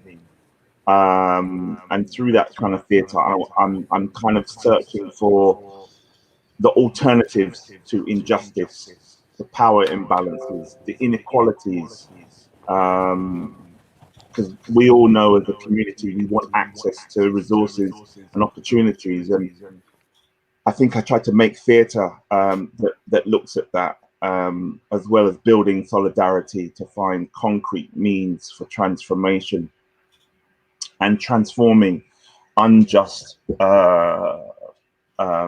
realities, overcoming oppression, and building the future that we long for. As people that I work with, young people and adults, everybody on this planet has a problem.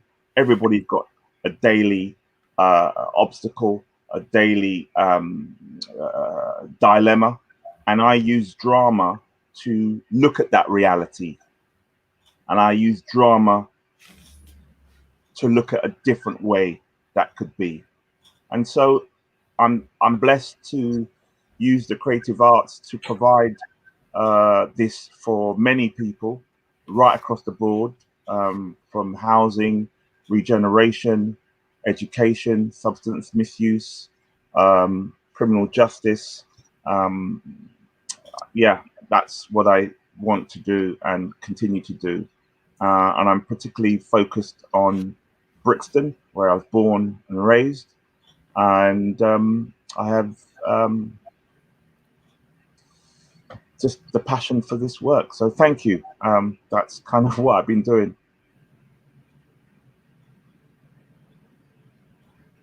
Tony's work, because I attended one of his drama therapy courses, which was a 2-day course, and it created a shift in me.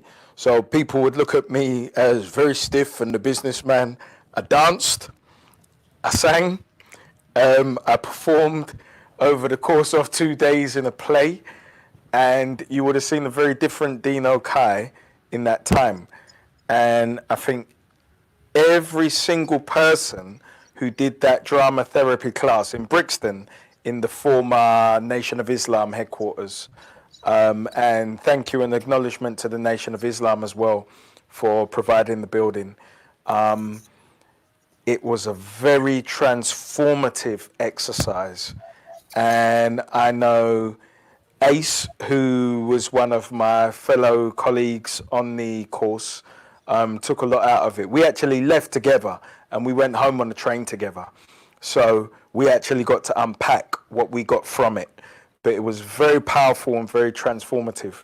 And then in another incarnation, me and Iola know Tony for delivering the break-in sessions in the Thursday Club, which are the warm-up to get people just to interact and have some common denominator for cohesion just before we start the sessions.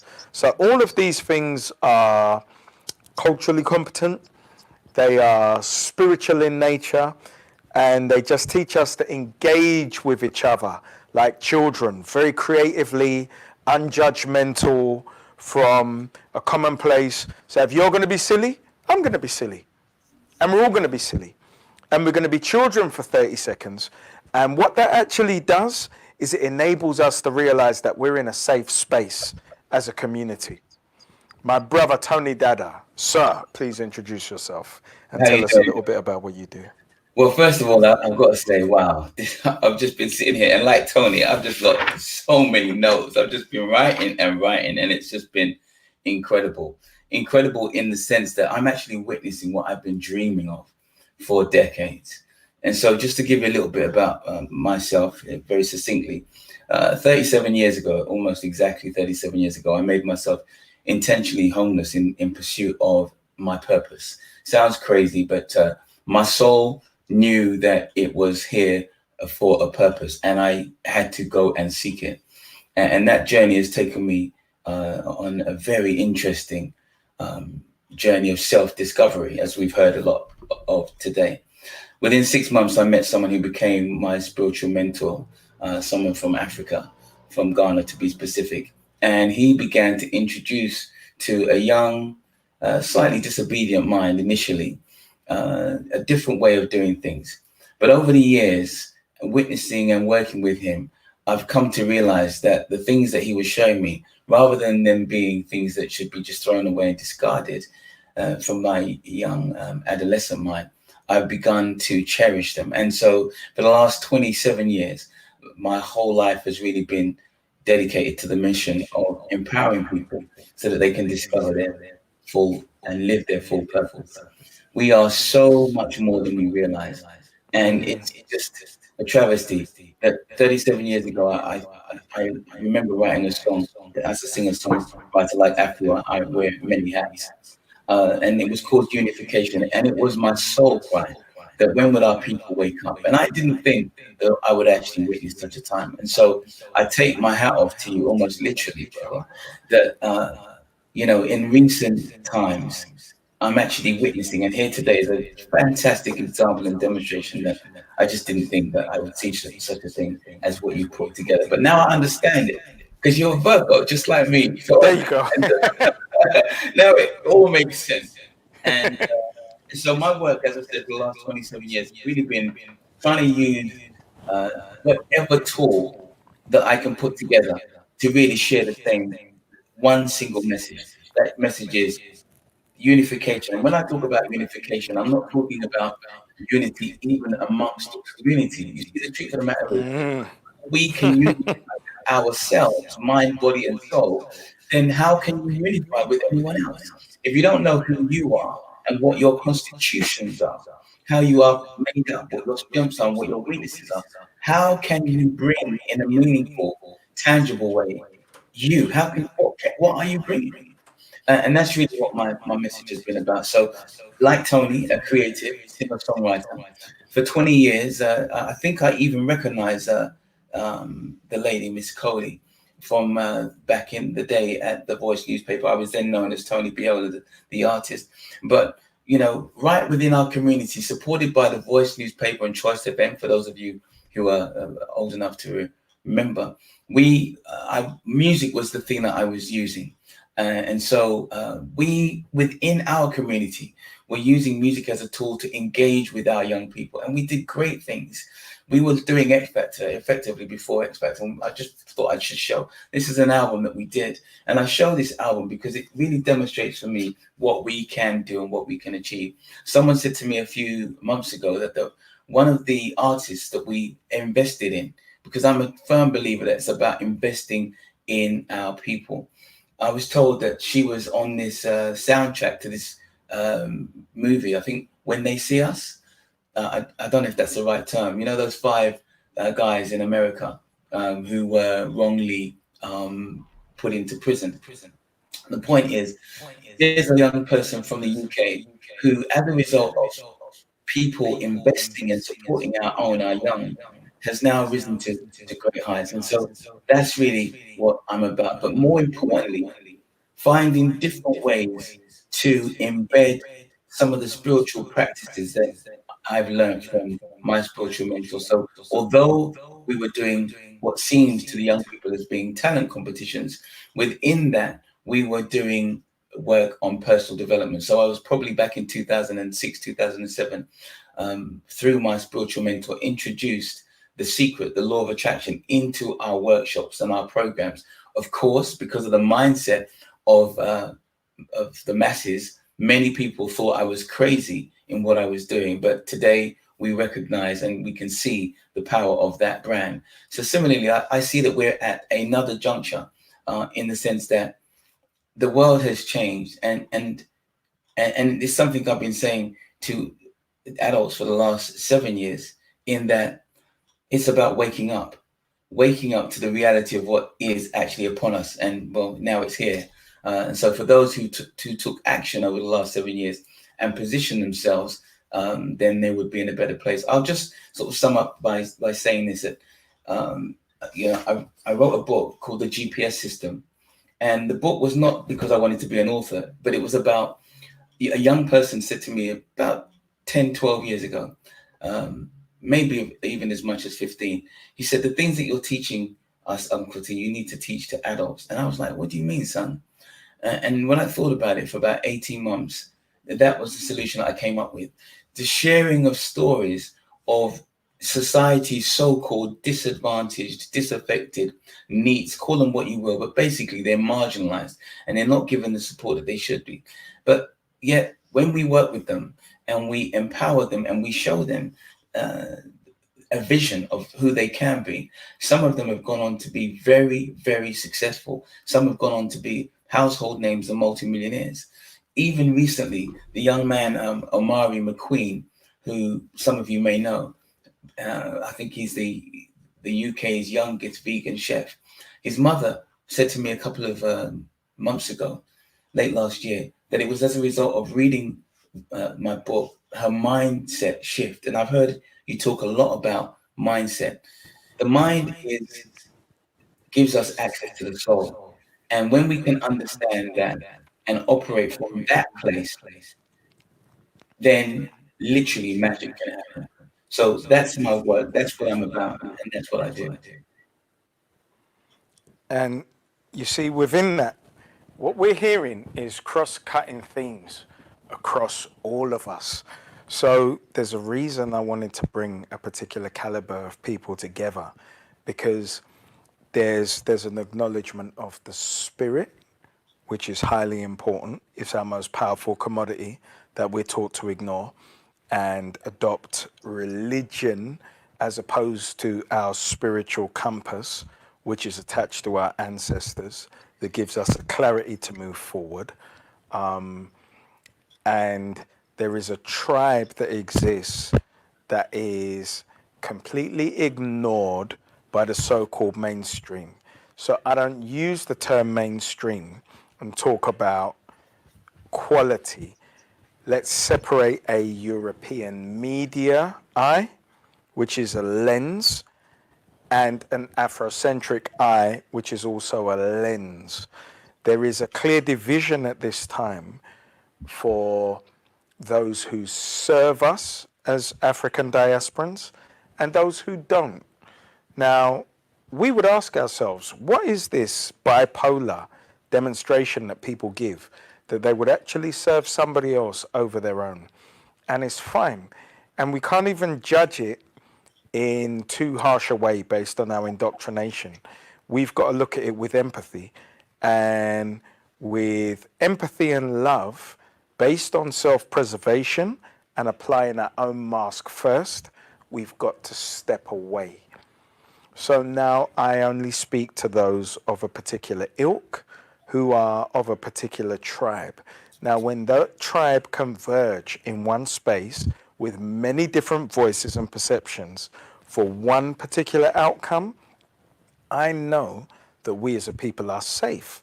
And that is why we bring the breadth of people who've come in the building who are not by any stretch of the imagination a homogenous group, but have similar values and ethics, but different modes of thought. The most important thing is that we can find our common ground and then explore that together and establish something that is concrete for our community, just as every other community does. And there is something that happens uniquely with our community, that people look at us and they're aware that they can trick us out of our position of clarity by embarrassing us, by reverting back to our initial indoctrination. However, the point of the rites of passage is to give us a strong foundation. So Tony, please, brother, tell us a little bit about your coping mechanisms and what you've been doing within this period that you know works based on your demonstration. That's for Tony Cealy, incidentally.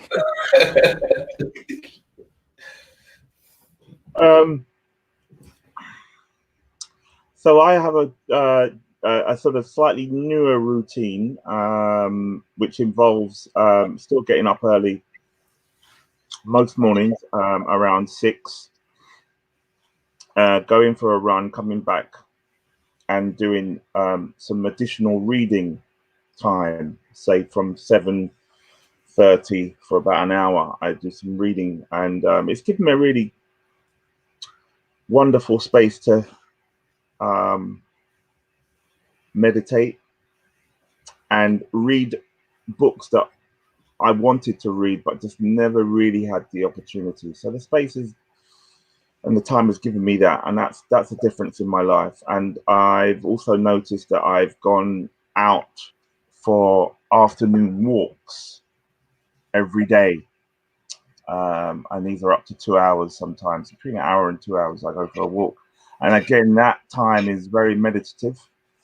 It allows me some space to rethink and reimagine my current situation. And I suppose for me, in terms of the coping mechanisms that I've used, again, it's to surround myself with loved ones, my family, and particularly the creative arts and other people that inspire me, that make me want to get out of my bed in the morning and want to do something. And I think what I liked hearing what Afua was saying around coping mechanisms is that again it boils down to for me anyway, actions and behavior. And I suppose we all know that one wonderful way of looking at actions and behavior is through play, through drama. And so I use drama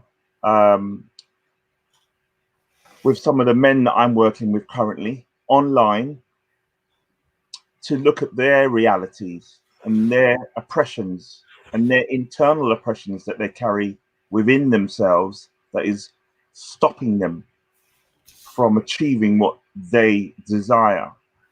And we can try to re-look at their reality in different ways by trying to look at different perspectives, different alternatives to the same problem.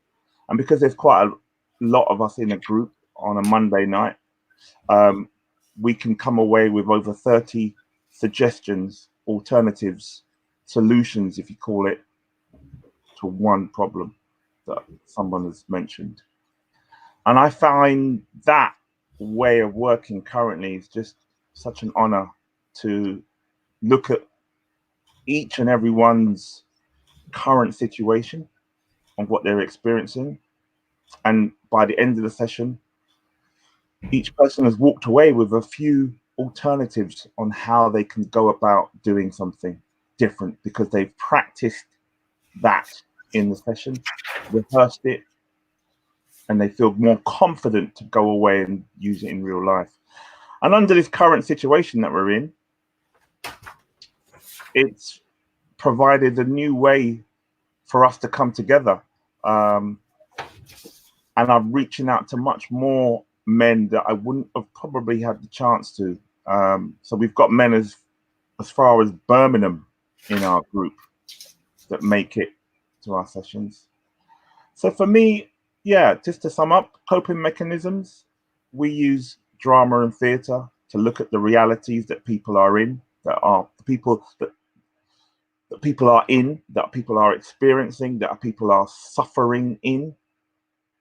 And we can use the alternative perspective to look at alternative ways out of that. And it's up to that individual to choose which one of those range of solutions, alternatives, he wants to use or try out the next time, as opposed to his original single-minded view on how he could cope or how he could deal with this problem that he's experiencing. So I just give thanks for the drama and the ability that I have to work with our community to help them see, reimagine their lives anew.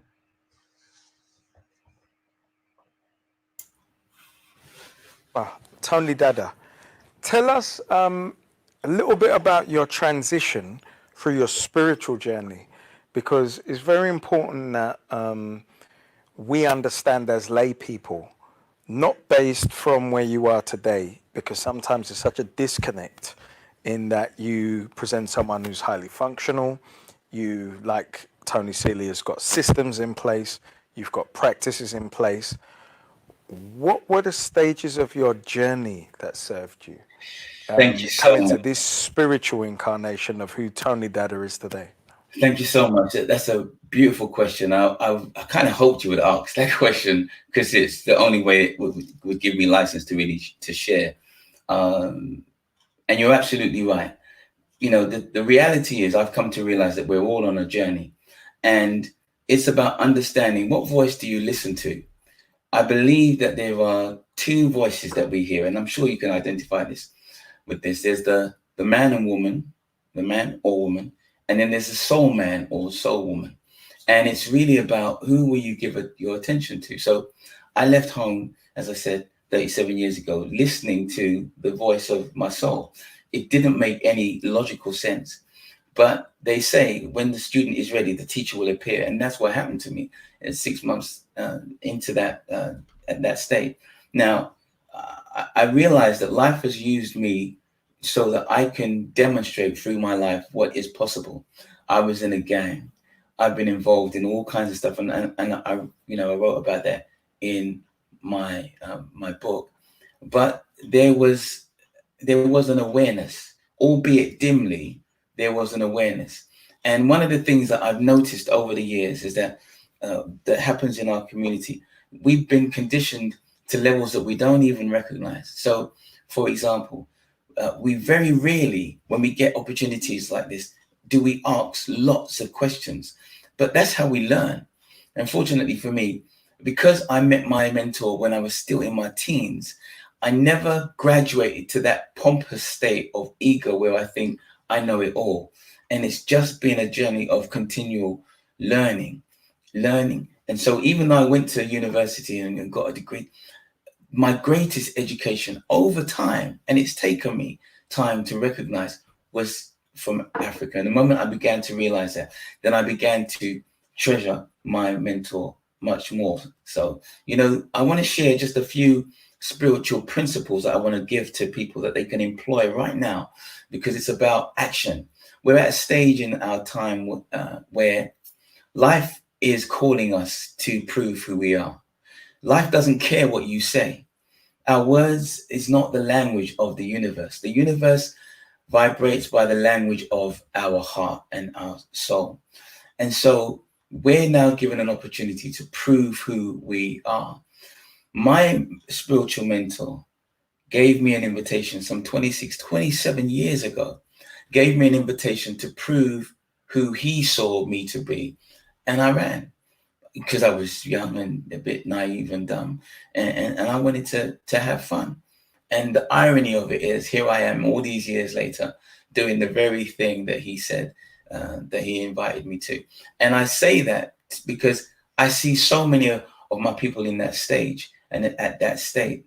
And the truth of the matter is, my message is, don't be like Tony. Don't take the scenic route, because it just is, you know, I know everything happens at the right time, but the universe is at a stage now where it's asking us and giving us the opportunity to prove ourselves. So just to go on from where I left off.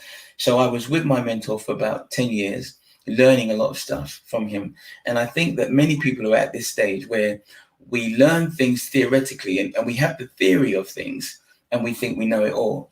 But then again, one day, and this is about 10 years later, I found myself in exactly the same position, lost everything.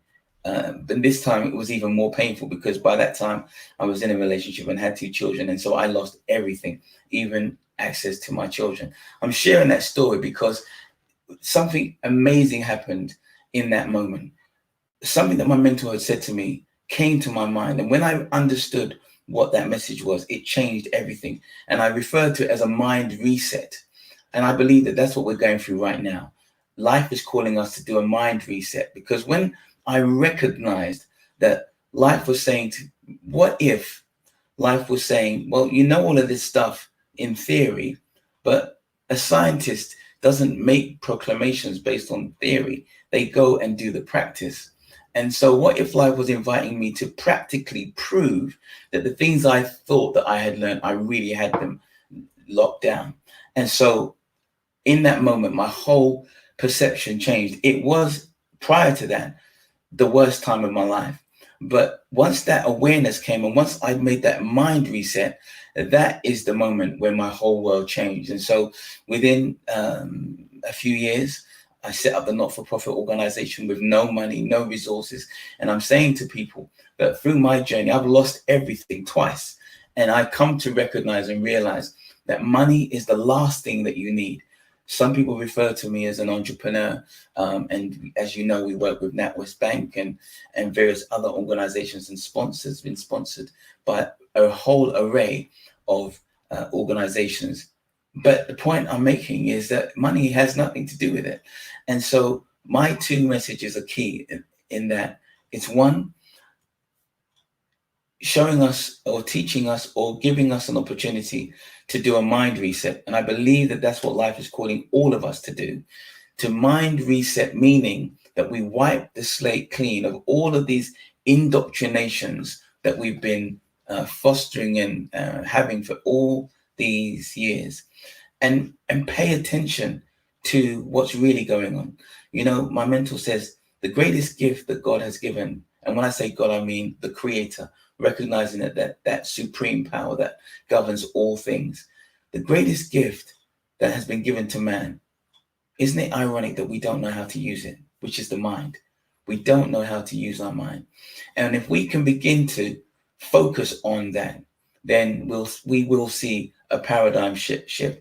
You talked about the paradigm shift, and yes, it has occurred, but make no mistake, life is doing what life is doing. Life does not need us to do life. The air, the waters, the earth, the elements do not need man. We are here by invitation, and we're guests. And so life has now decided, and it's perfect timing for those of us who understand numerology and timing, that this is the perfect time that life has said it's moving. Now, the question is, are you ready? Have you been using the years leading up to this to prepare yourself? Because if not, then it's going to feel like a painful jolt. But if you have been preparing, then then you're ready for this. And I'll illustrate this. In 2016, I was blessed to have an interview with a lady called Sophia Stewart. Some of you may know her, the lady that was the writer of the creator of The Matrix.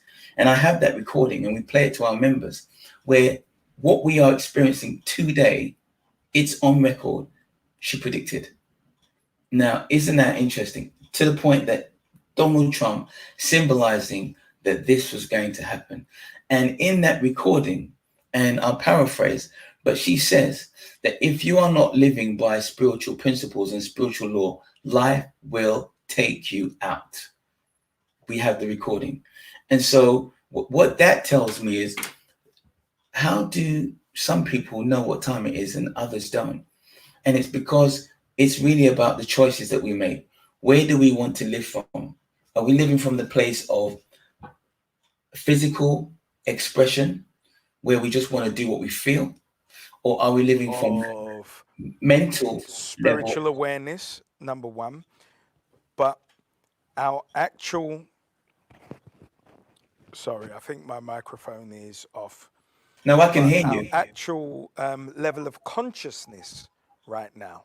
So based on the fact that we are locked down, that we don't have the escape mechanisms, we're forced to acknowledge the level of consciousness where we're at.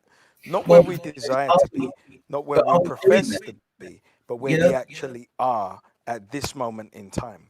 And we are being unplugged to a degree from the matrix which exists, because there is no catch net. You are at home, you are aware that you have food, electricity, or you don't. You may have money, you may not. These are factors that we're forced to deal with right now. So because we're running so late, and I could have the two of you, and we will have our own session afterwards together for the entire evening. Just give us your closing thoughts, starting with you, Tony Cealy, into whatever wisdoms you would like to convey on our people today, based on the shift that you've had in this minute period of time, but based on somebody who's got an incredibly creative and obtuse perception of the world.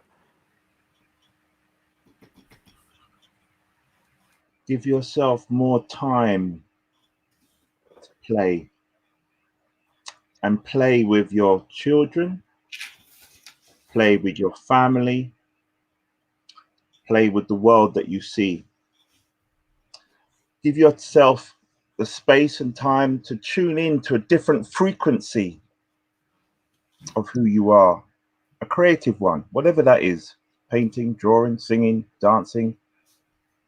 We need that in our lives. If we're not being playful, we're too serious.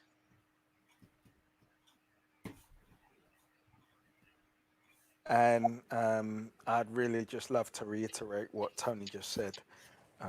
Some of the greatest pleasures were before I took on this incarnation of Dean Okai.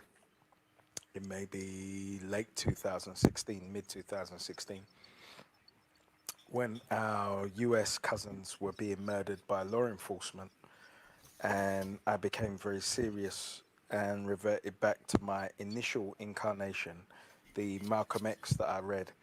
And before that, so let's say between 2008 and 2016, I was very playful with my son, and he knew a particular version of me, and he knew a naked version of me that had 100% time and focus for him, and to the point that he would look at something and say, "Dad, telepathy." And when we allow our environment to shape our lens, it can change our perception, which as a domino effect, affects our spirit and who we actually are in the world. And we've got to take a good hard look at ourselves and say, do I like the incarnation of who I am today? is it the best version of me? Is this representation that I've made to suit the world and my environment the best version of me? And I can honestly say, as I'm there with my mobile phone and I'm engaged and I feel forced based on an addiction that we spoke about earlier, because many of us have them, I may not pay my perfect partner and my perfect son, perfect for me, the attention that I'm supposed to. So I think we should all be questioning ourselves in this time. And the reason I will articulate shift so much is because we really do need to make a shift out of what wasn't working into what is going to serve us. So my brother Tony Dada, we had a fantastic conversation earlier today, even as to the ongoing work that we're going to embark on together. If you'd like to close us out with your thoughts before we go into the organizational sector. Well, first of all, I'd like to say a big thank you once again at such short notice for you to accommodate, me into this. I really, really appreciate it. And, I see your heart and what you're about. So thank you once again. In terms of what I'd like to share is this, that the advice I'd like to offer is that we use this time to create a vision for your life. The truth of the matter is, many of us, although we have this state of self-isolation, and I would even question that. I'm from Africa, from Nigeria. We pay attention to language. Why is it self-isolation? That is not what it is. I see this as an opportunity for us to self-inquire, self-indulge in who we truly are. So when we create a vision for your life, and I'm not just talking about who you want to be, I'm saying imagine, visualize, and create a vision for your mental and emotional life, your spiritual life, your physical life, your relationships, and your business. These are the 5 pillars of success that the moment you begin to give attention to by spiritual law, what you focus on grows. And so we must begin to give attention to who we truly are, because only then, when you can see the seeds that are sown in each of these areas of your life, can you then nurture them in nurture's way, where you become the farmer, the cultivator, and grow them, and then see the magnificence as they begin to grow. We've designed a tool that allows and shows you how to do that in a very simple and natural way. And so I would encourage people, if you would like to find out more, I'll give you the details at the end. But in close, I would like to just share one thing. Clearly, as people of color in this country, following the rules that have been laid down for us, the evidence is that they haven't served us. So we have to depart, however crazy it might be. And I can only offer to you what I have done, which has served me well. And that is to practice what I call the secret law of giving. Dean, you touched on it earlier on. When we as individuals make our focus to give, how can I contribute? How can I make a difference? You don't even have to make it overt, but when you carry that in your head and heart, you can move mountains and do amazing things. I've never had to work for anyone for all my adult life because I followed that practice. And so I would encourage anyone in this time where you have the opportunity to reflect and figure out who you are, who do you want to be? And don't just say it and state it, but take action and prove it. So we're now moving on to gentlemen who work in an organizational space. Gentlemen like everybody else who make an amazing sacrifice. And I want to thank my brother Otis Thomas, who's coming in, and I know as a family man, he's very tired. So I want to get him on and hear his point of view. Can I just give out the two Tonys? I look forward to working with you in the immediate future. Could I just give out the Facebook page? Bless. So there's something about the caliber of people and the ilk of people that we've been seeing. And they go above and beyond based on their spirit, what is in their chest. What can we encapsulate that makes them unique, that enables them to leave their families of their own volition? And unlike those who are being waged, they're not. Some of them have started their entities from scratch with a great deal of sacrifice, having no security, and serving anyway. What is it about the human spirit that enables us to, number one, be of that ilk, to have an obtuse perception, to actually have a vision to see what is possible? When we're aware of what is possible, like our brothers and sisters have said before, we can do anything. And knowing these, everybody personally, I'm aware that there is a particular spiritual fortitude that carries them forward. And as much as you see everybody here smiling, some of my brothers and sisters have very dark stories, and they've overcome because they chose to overcome. So no matter what state you find yourself in now, no, none of us like physical pain. None of us like mental torture. Be kind to your future self by what you put in the way of you and the world. So I want to welcome my brother from another mother, Otis, who, for whatever reason he saw to sort me out, I know I will work with for the rest of my natural life. He's one of the few men that I know, and like a Swiss Army knife, I have in my catalogue that I will back irrespective of what anybody else said about him or any of our brothers. You see, loyalty is a very rare commodity, and there are a few people within our community who I call true believers.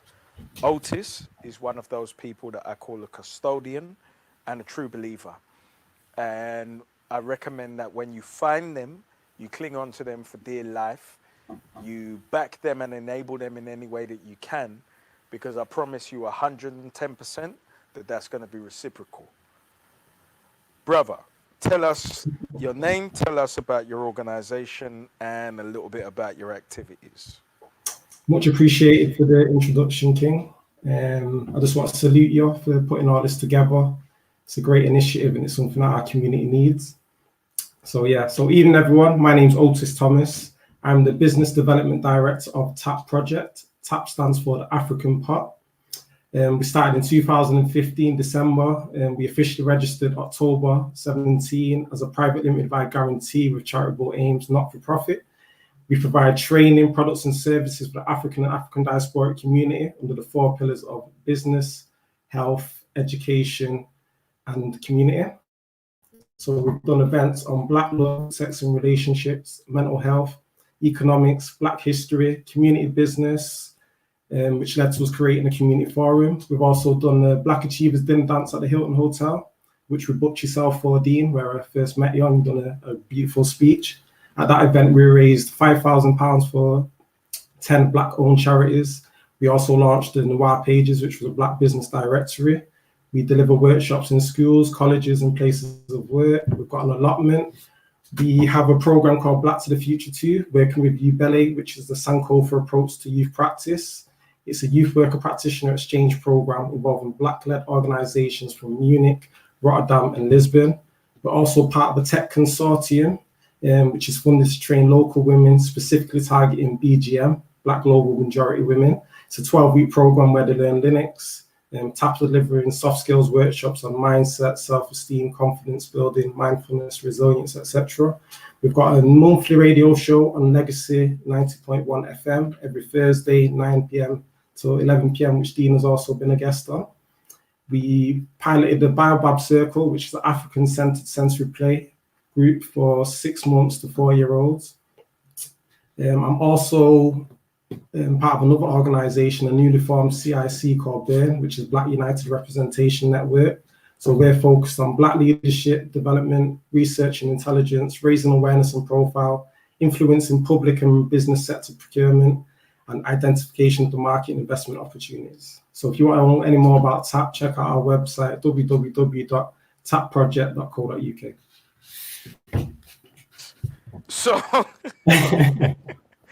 So this is a young man in our community. There are people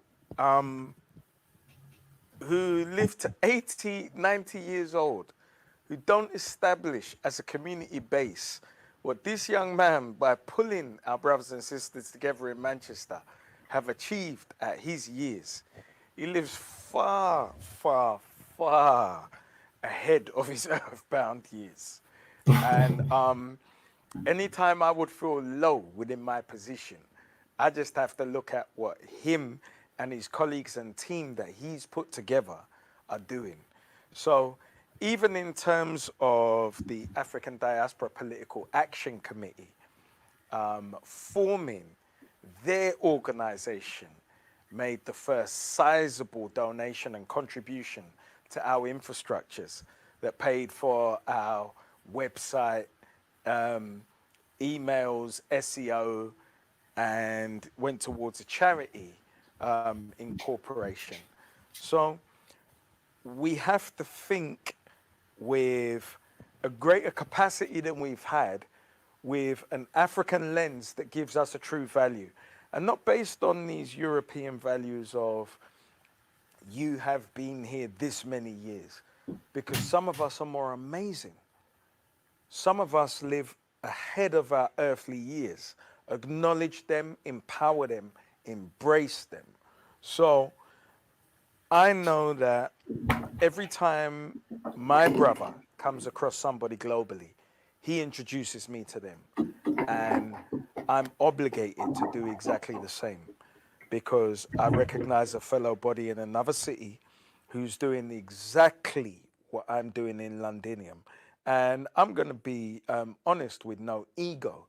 He's made the adjustment earlier than I did in life.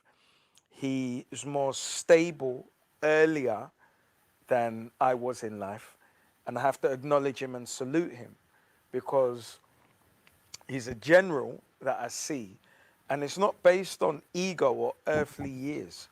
Some of us come and we are prophets. And we must acknowledge our prophets in life and give each other flowers in life. Because one of the starkest realities that I was represented with last year is when Nipsey was stolen from us. Number one, we understand how fragile life is, and we understand how vulnerable we are. But we don't actually acknowledge the prophets and the generals while they're here. We call them in death. Now, my brother Otis introduced me to a brotherhood that he didn't have to introduce me to.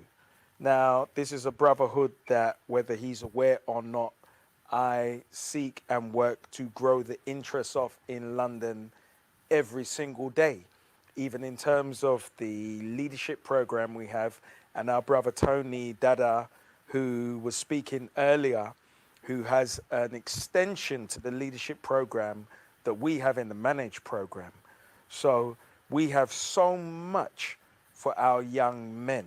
And I speak on young men, not to exclude young women, but because we're men. And we understand the attack on African men. And we don't have to pretend at this juncture, because we're men of a similar ilk, of similar values, who are working every day to actually establish infrastructures that serve us in what I would call succession plan. Because we need to be successed by young men who have the guidance of those who've made the mistakes and learn the lessons for them. So, brother, I don't want to take up your oxygen time, because you've been courteous enough to stay up for us. And I know you got a young family, and that in and of itself is a sacrifice. So I appreciate your time. So tell us a little bit about the international work that and the strings you've put together, because literally, as you talked about your international program, I'm thinking about my brother Terry Riggs and my brother Konsu from Manhood Academy and Queen Diambi in putting together an international youth exchange. So now you know that you're an integral part of that program. Mr. Terry Riggs, as you flashed it on screen, is being addressed. So we got another delivery partner now. So tell us a little bit about the works you've been doing over the past 12 months. Yeah, so the International Exchange Program that came about through our work with an organization called the Ubele Initiative. So it's funded by the Erasmus. Not sure how it's going to work now with everything happening with Brexit and everything. So I don't know if that's an avenue to explore regarding funding the proposal, what you've just put in place. So we've halfway through that program so far. So we've traveled to Munich and Rotterdam. When we went to Munich, myself and the business partner Angeli, we delivered a workshop based on youth work and social media, which went down really well. It was meant to be at our workshop. It went on a bit longer, and off the back of that, they've asked us if we can make it a full-day workshop. So that's something that we've expanded upon. Recently, we went to Rotterdam, and we travelled the city just to see their best practices of youth work, and it was really good seeing how the Black organisations are thriving over there, and there's a lot of practice that we could learn from them that we can implement over here. What else did you ask me? Sorry. Touched on, I'm glad you actually stopped to that point, because you brought another brother into my head, brother Pablo at Origin HQ, who again have a 2-day conference called Dada, which is all the rites of passage organizations. So especially in terms of working with young people and creating opportunities, again, you've brought a delivery partner into my mind that I want to introduce you to, so that all of the programs that we've got here in London, we know we got natural delivery partner in you in Manchester and your colleagues, because what we're supposed to be doing at this time, which is why I call on all of our experts, I can't have nearly 5,000 connections on LinkedIn, the professional network where we espouse to have millions cumulatively, and they don't come on board to enable programs like yours and the initiatives we're talking about. So the brothers that we have in London that have got established programs of 18 and 20 years, we want to duplicate. We want to make those programs modular and scalable. And when I tell you that my brothers in Manhood Academy would love you so much, oh, we're already speaking to David in Manchester, all of these things are available on the table right now. And because we've got 110% of people's attention, we're not going anywhere. And it's not a lockdown. It should be a lock-in to invest in ourselves. And the same way that you share materials with me and I share learning materials with you, let us all share learning materials with each other and build out our own Pan-African ecosystem that we've been talking about really in terms of fantasy. We all went and watched Black Panther and we jumped up and down and we were excited for 30 seconds and then it went. Because we got very short-term memories, and our true subconscious memory is rooted in Stockholm syndrome. So I don't know how you managed to resist this, brother. I do. I know it's based in spirit. It's all rooted in spirit. And I know that you have a very solid lady on your journey who's a very quiet and powerful spirit, at the same time who is with you. So tell us a little bit about the business directory that you brought together and all of the businesses and how you actually work with those in terms of the radio station as well. Because again, these are things that we take for granted. We take our barbershops for granted. We take our community radio stations, because they're not pirate radio stations. They're not stealing anything from anybody. They're utilizing the airwaves for freedom of speech, which Europeans may consider a theft, but we're aware in forming community. So please, brother, because you're in the web of so much, like myself, talk to us a little bit about that. Yeah, so the Black Business Directory, that came about through a Facebook post of just asking people to tag Black businesses into the post.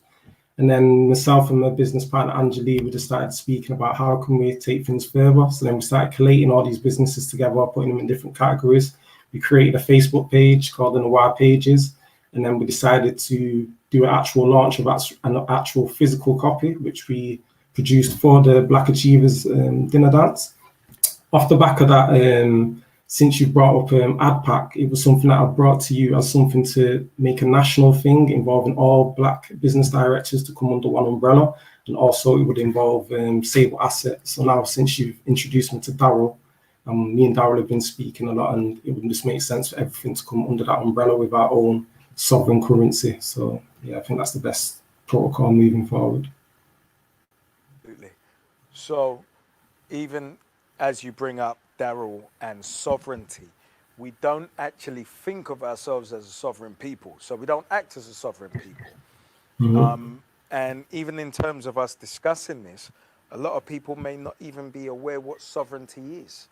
Our inalienable rights as men and women under God, that nobody else should be able to direct what our position should be or what our condition should be.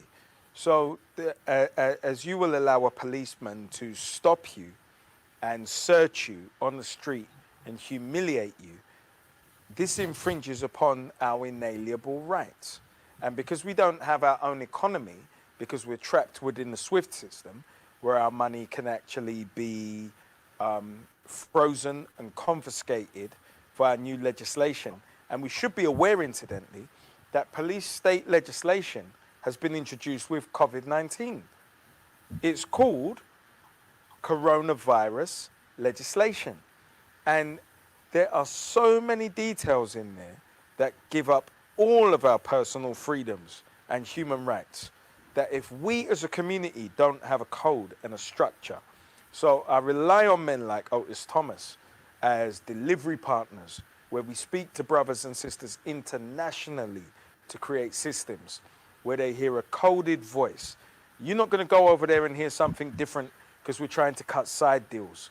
There's something that is more important than money. It is the spirit and loyalty. So I don't use the term custodian lightly, but when somebody within our community is a custodian, it means they can't be purchased because they're aware that currency is more important than money, fiat currency. You can create currency being in alignment with the planet and the direction of spirit from anything, and then employ it. So I would ask for all of our international partners who see Brother Otis, give us your contact details and how they can actually engage with you within the T.A.P program in Manchester, whether that is through international exchange, whether that is through direct business exchange. We don't mind how it happens, but how can anybody internationally and nationally and professionally engage with you, what you're doing, and T.A.P? So let's break up the points. So I'm aware of your African interests. I'm aware of your direct community interests within your borough and your county, and also within the brotherhood and your interests there. So just break down over any area that you would like to engage with people and what your contact details are. Yep, so the T.A.P website is www.tapproject.co.uk.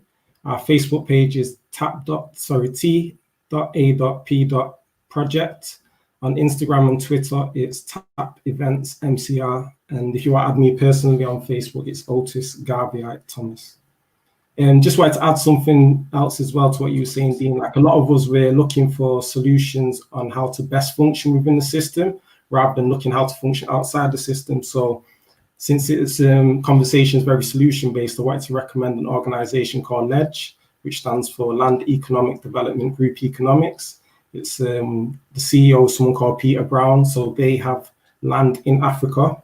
He has 50,000 acres of land in Zambia.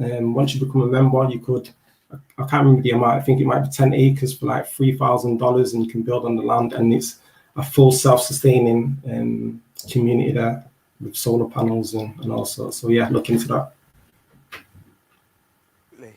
And while we're thinking about anywhere in Africa, we should be aware of the new legislation that's been created here that actually benefits us. So there are no trade, import or export tariffs between Britain and Ghana right now. So it's a point of entry to deliver anywhere on the continent, because all of the countries across our continent are dropping their own internal borders, duties and tariffs. So if we find the one country between here and there, and to our experts, I'd speak and say, let's start looking at creating joint ventures, JVs that involve banking, JVs that involve natural assets and ores, and JVs that are in any of the infrastructure delivery for countries. So this could be in medical health, it could be in education, it could be in construction infrastructure.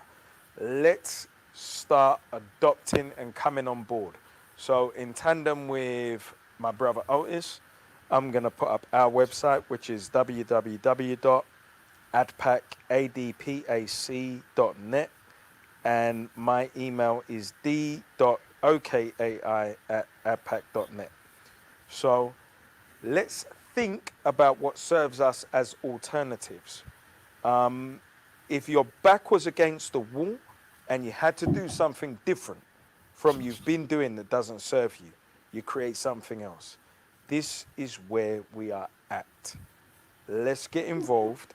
Let's make these propositions as robust as possible so that we're as commercially competitive as Chinese, as Indians, as Europeans, as Americans, and everybody else that we look up to for employment and economic opportunities.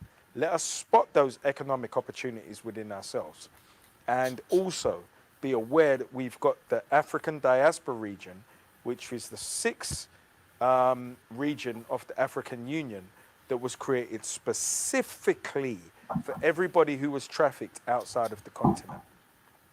Thank you, brother. I appreciate you, and you have every resource that's mine. Love always. Peace out. Bless. Lastly, we are going to hear from my media brothers, Paul Mackenzie and Robert Robinson, my brother from another mother. And I bring these gentlemen on specifically because we have to have communication, security, and protocols that serve us. And what you're looking at right now are social medias that are censoring us. We are being given conflicted messages around this virus that what we do know is African people had nothing whatsoever to do with and are the victims of, and we don't have a position around it. Now, every time our posts are censored on Twitter, YouTube, or Facebook, or any other European-owned platform, we are now more confused. We are more restricted in our ability to deliver solutions. And as my brother Otis said, we should have been looking to ourselves all along.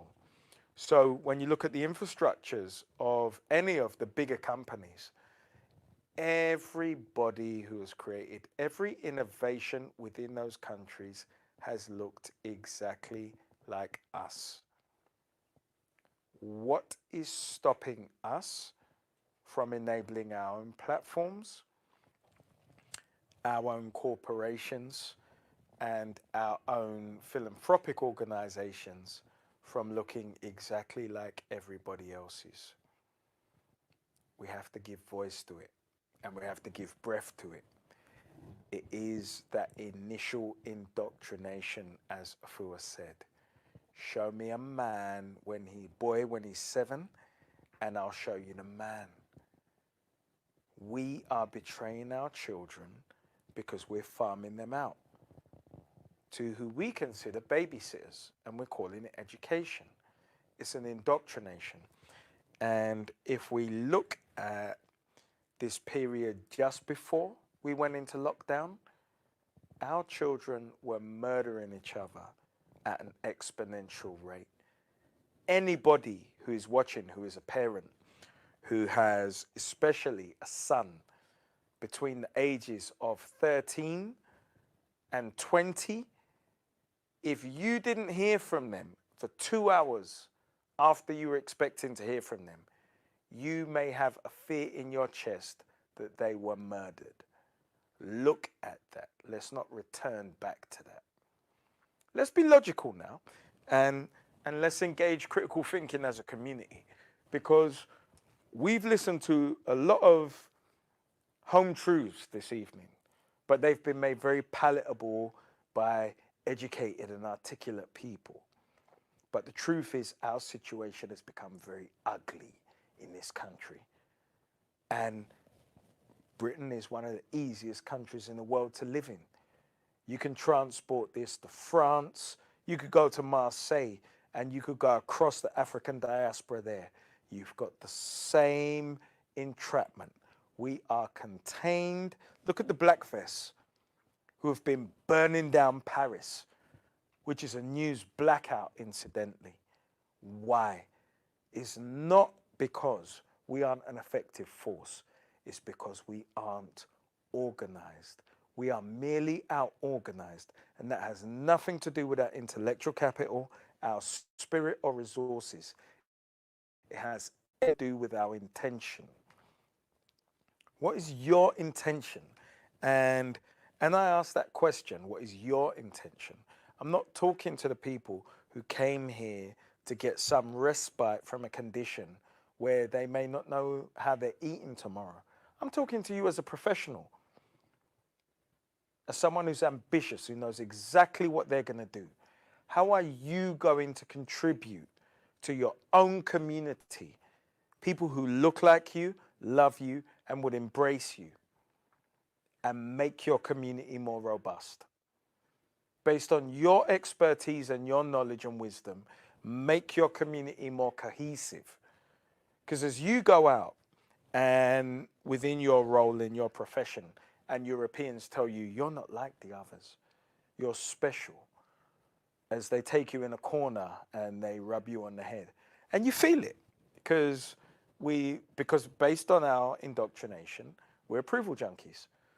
So when you're in that space and you have a little bit of a European lens, when you're taken out of that, and you may not even have an employer after all of this is said and done, based on the thefts and the misappropriation of funds within a lot of corporations that were able to hide in good times, that like when 9/11 happened,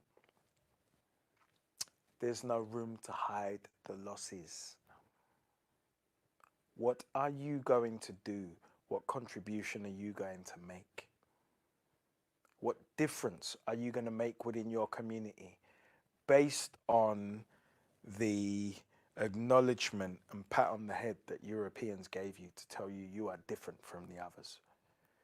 If you are different from the others, be better than the others. Engage and contribute. None of us is more special, and none of us are able to resist or push back from what is going on right now. If you had a retail outlet, go and open it. If you have a trade-in platform, you go and open it and you see what the engagement is. And if you see that the engagement is nominal, join an ecosystem which is establishing. So, you know, every time somebody talks to me, they will say, they, black people, they don't collaborate or cooperate. They, black people, outside of we, us, I, can't get on. Why can't they, the black people, be like the Jewish community in Stamford Hill. Well, there was a day when that community wasn't so strong. When they came here, they could tell you about fascists who attacked them. People, Indian, Chinese, European, come together based on adversity, not because they just have a natural love for each other. And when we hear these old stories about World War II, when English people actually used to talk to each other and not ignore each other with a newspaper, you've only got to look on the tube, the fact that they put these poems there, which cost money and don't earn the London Underground any revenue, just to avoid each other's gaze. But I tell you, when 7/7 happened, English people were communicating, because there was a homeless guy on the bus after I got off the tube, and I saw the staff acting hanky, and he was the one person on the bus with a radio. And you know what everybody said? He said, "Stop!" And everybody stopped. "What is it, mate?" There's people who wouldn't spit on him, who talked to him and listened to him. And the entire bus, there were about 30 people up there, they all came around his seat. He said, "There've been explosions, there's bombs." And you know what? English people all became a little bit more communicative based on necessity from an external attack.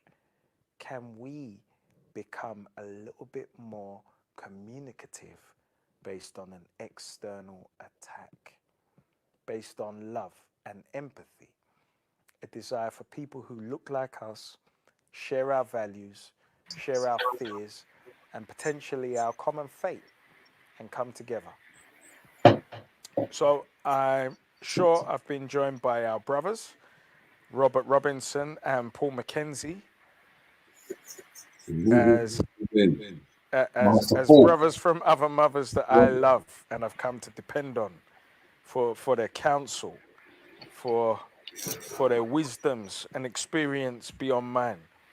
These are gentlemen. Now there are guys I call brothers, there are guys I call king, and then there are guys I call God, who understand the God substance within them. and these are two of them.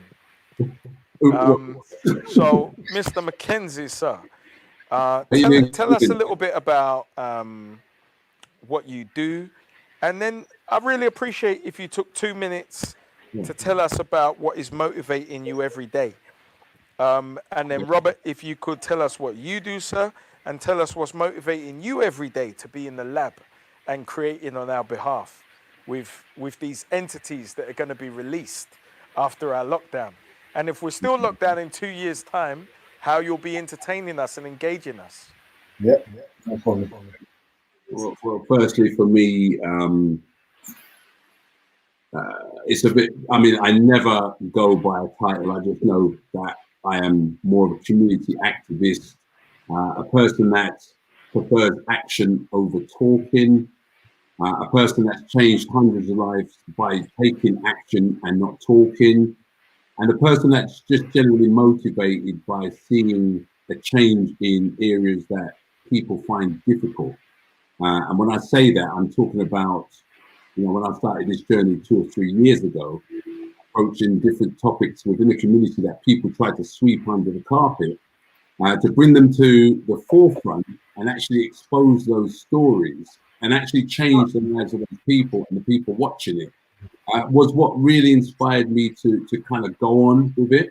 You know, not having any earnings from it, just doing it literally from a passion to see the community change. And it's kind of grown into, I'd like to call it a monster, but I'm not. I'm going to call it a child of love for me, which means that now I've been exposed to much more of how media works, much more of how a community works, much more of what motivates real people to do real things, and actually, you know, working on the ground in the community, and the community actually knows you for that person who does that job.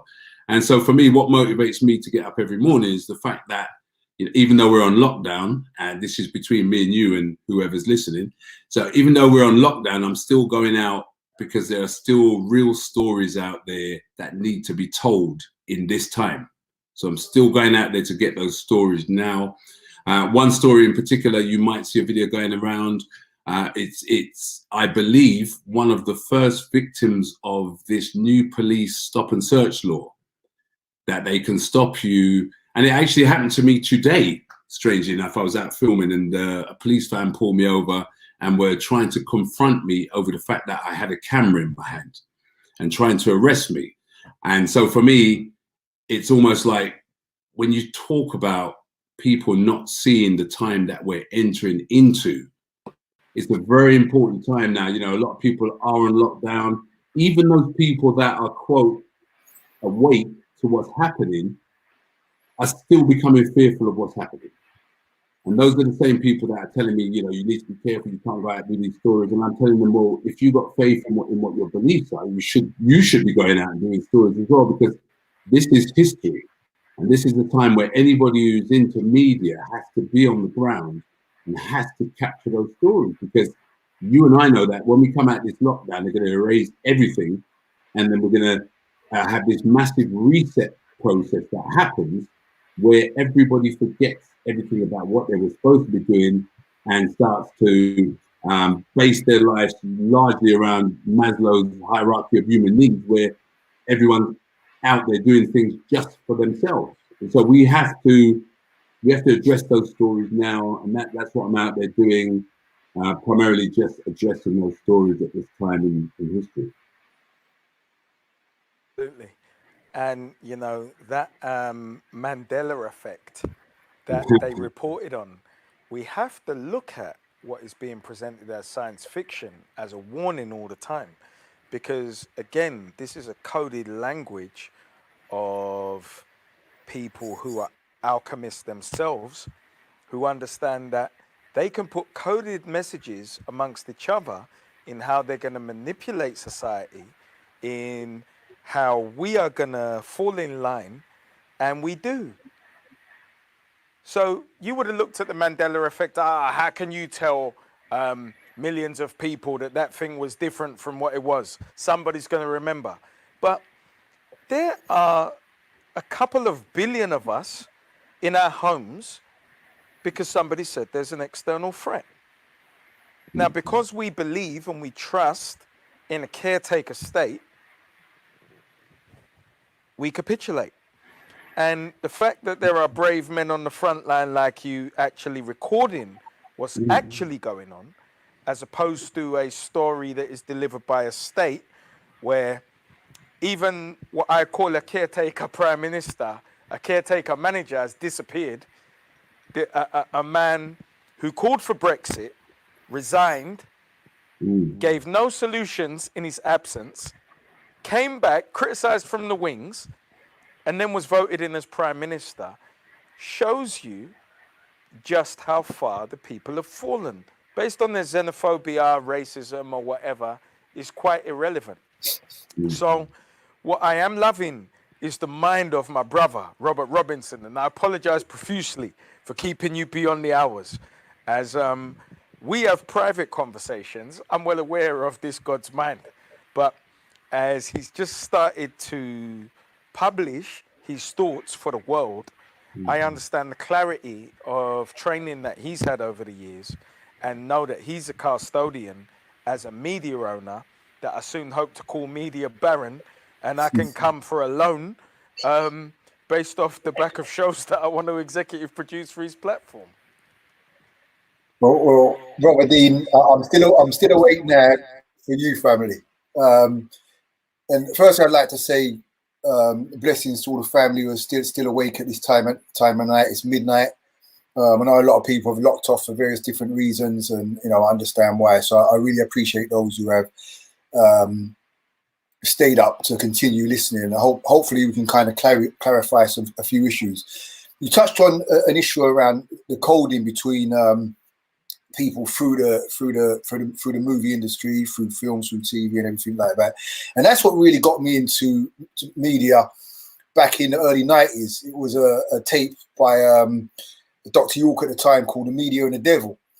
and it was speaking about Rosemary's Babies and all these different films where they had all this kind of information that was putting in there. And I was young, you know, I was like 20, you know, around those ages at the time. So I was, you know, fascinated by that stuff, and I took a real interest. And I was like a young Andrew Muhammad, you know. Every film that I'd watch, I'd be breaking it down, and, you know, this represents this, this represents that, and so on and so forth. And I was really passionate. When I got involved with life, you know, and kind of, that's when my motivational force was born. And it's been my children, you know. My children are my motivational force, because they're going to inherit the world what, you know, we're going to leave behind. And, you know, I fear for them, you know, based on, you know, the powers that be and the type of world that we're living in. So, you know, I spent many years teaching in various different classes, Black history, you know, various things around that kind of information, and sharpening my tools around my knowledge base and what I learned, what I knew. And I got to a point only about 5 or 6 years ago where I just realized that, you know, standing up in a room talking to people, I'm not reaching anybody. You know, you're reaching the same people over and over again, but you're not really reaching people. And then I looked at the media and realized that the media has a far more impact in regards to its ability to reach, educate, teach, and empower people, or misinform people, you know, depending. It's like fire. It depends who's wielding it and as to why. So, you know, at the moment, we're sitting on a lockdown, 2 billion people plus across the globe sitting in a lockdown based on a media which have sold us fear-mongering stories. Now, I'm not going to go into all the conspiracy theory and all that kind of stuff. You know, we can leave that for another time. But to reiterate the power of the media and what it's done, because if it weren't for the media, you wouldn't be sitting down right now. You know, you wouldn't be sitting down saying nothing. If it weren't for the power of the media and how it reaches into our lives and controls and influences everything that we do, you know, here we are in this specific situation right now. And, you know, watching the Petri disk, which I refer to as Facebook, watching how our people have been manipulated. If it isn't for those who are seen as conspiracy theorists, which I respect, because I respect a skeptic, and then the others who claim to be the critical thinkers, but all of them are being manipulated by media. And there's now we can do about it, because we do not have a media of our own. So my passion, my driving force was, in order to mass educate our people, we have to create a media to the same level of the media powerhouses what are already out there. And we don't have to reinvent the wheel. You know, we just have to replicate what's out there, but do it from a position of protecting, informing, and educating our people and empowering our people. And the great thing, just on this forum alone, most of the people who have spoken on this forum appear on our platform in some form or fashion. Either they've got their own shows, you know, such as yourself, or we've been at the numerous events where we've been able to interview all these various different people over the past 4 to 5 years. And along this journey over the past 4 to 5 years, it's not only been me, but it's been connecting with other people who have the same passion, connecting with Black Eyes TV, connecting with people like Saltbox, connecting with MediaNet, connecting with GKTV. You know, there's so many people who have a passion for wanting to build a media and understand the importance of a media. The only problem is, I don't think our people really understand the importance of what a media is and give it the respect or the place that it should have, because the media is simply the medium between us and them and you. It's just the medium in between, the media. And we really have to understand the power of the media and begin to respect what that power can do and understand. But to build a media, you know, the reality is we have to be able to pay for our own, because it's all right using these social media platforms and so on and so forth, but you can see they don't belong to us. I've just read an article just now on Facebook, how Facebook are now directing a lot of people who are maybe watching so-called conspiracy theories and directing them to the WHO website to get re-informed on the realities. But you can go and I say this whole thing what's happening, I'm saying you just need to follow the money.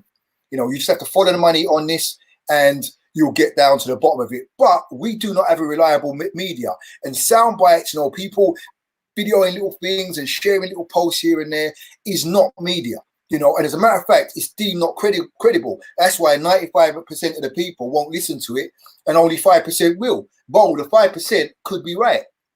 You know, so there's a formula for how this is done. And European, or the media as we see it today, has had, you know, hundreds of years to be established. You know, just go and look at some of my Facebook posts where I'm starting to come out and speak about this stuff. It's had hundreds of years to be established. It's been a very, very powerful tool.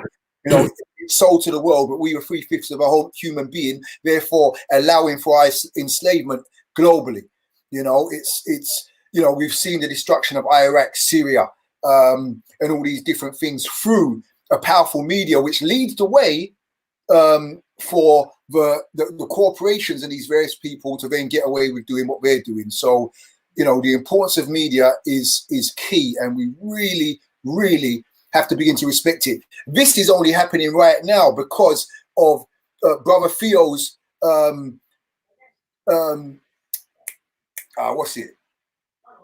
sacrifice in buying, you know, equipment like dirt. Brother Paul buying and spending equipment like dirt, you know, to be able to bring a professional form of media to people. And most of that money doesn't come back.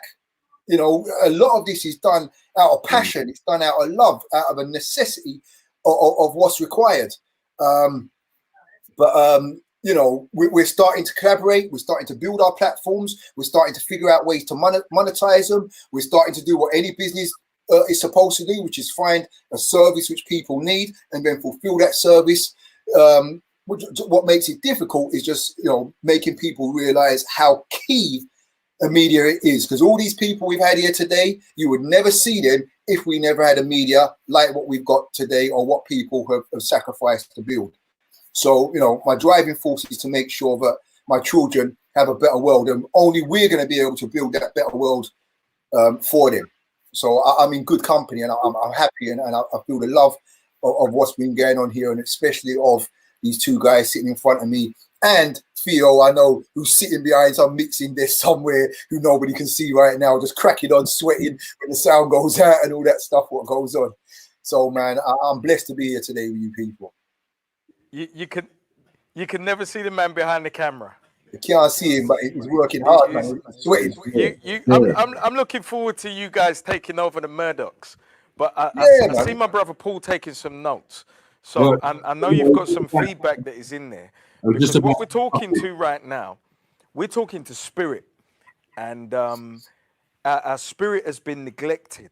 So the key thing that all of the writers within the Hollywood alchemist system understand is that they are dealing with manipulating spirit. They are magicians. Now, we are three men who actually understand this commodity. So now we're talking to spirit. So, Brother Paul, tell me what machinations were taking place in your mind as Robert was speaking. Oh, I was just about to disclose my earnings for the last 3 years in trying to change the perception of media, and there it is right there, bam, 0.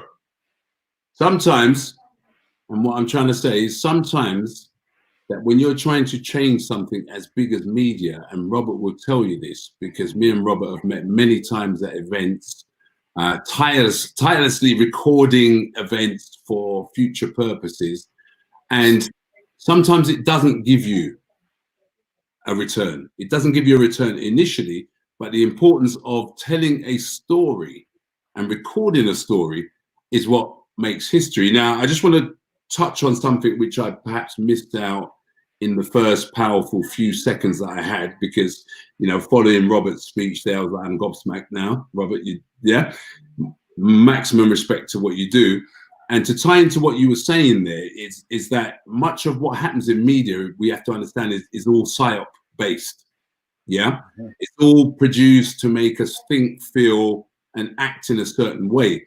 So when we are becoming these media forces, we have to understand that in order for us to film, produce, air information that is factual, we have to be prepared to come up against the media, who is there to always strike us down. Now, you touched on the whole Facebook and WhatsApp thing, and it ties nicely into what I'm about to say, because about 3 weeks ago, I completed my own social media platform.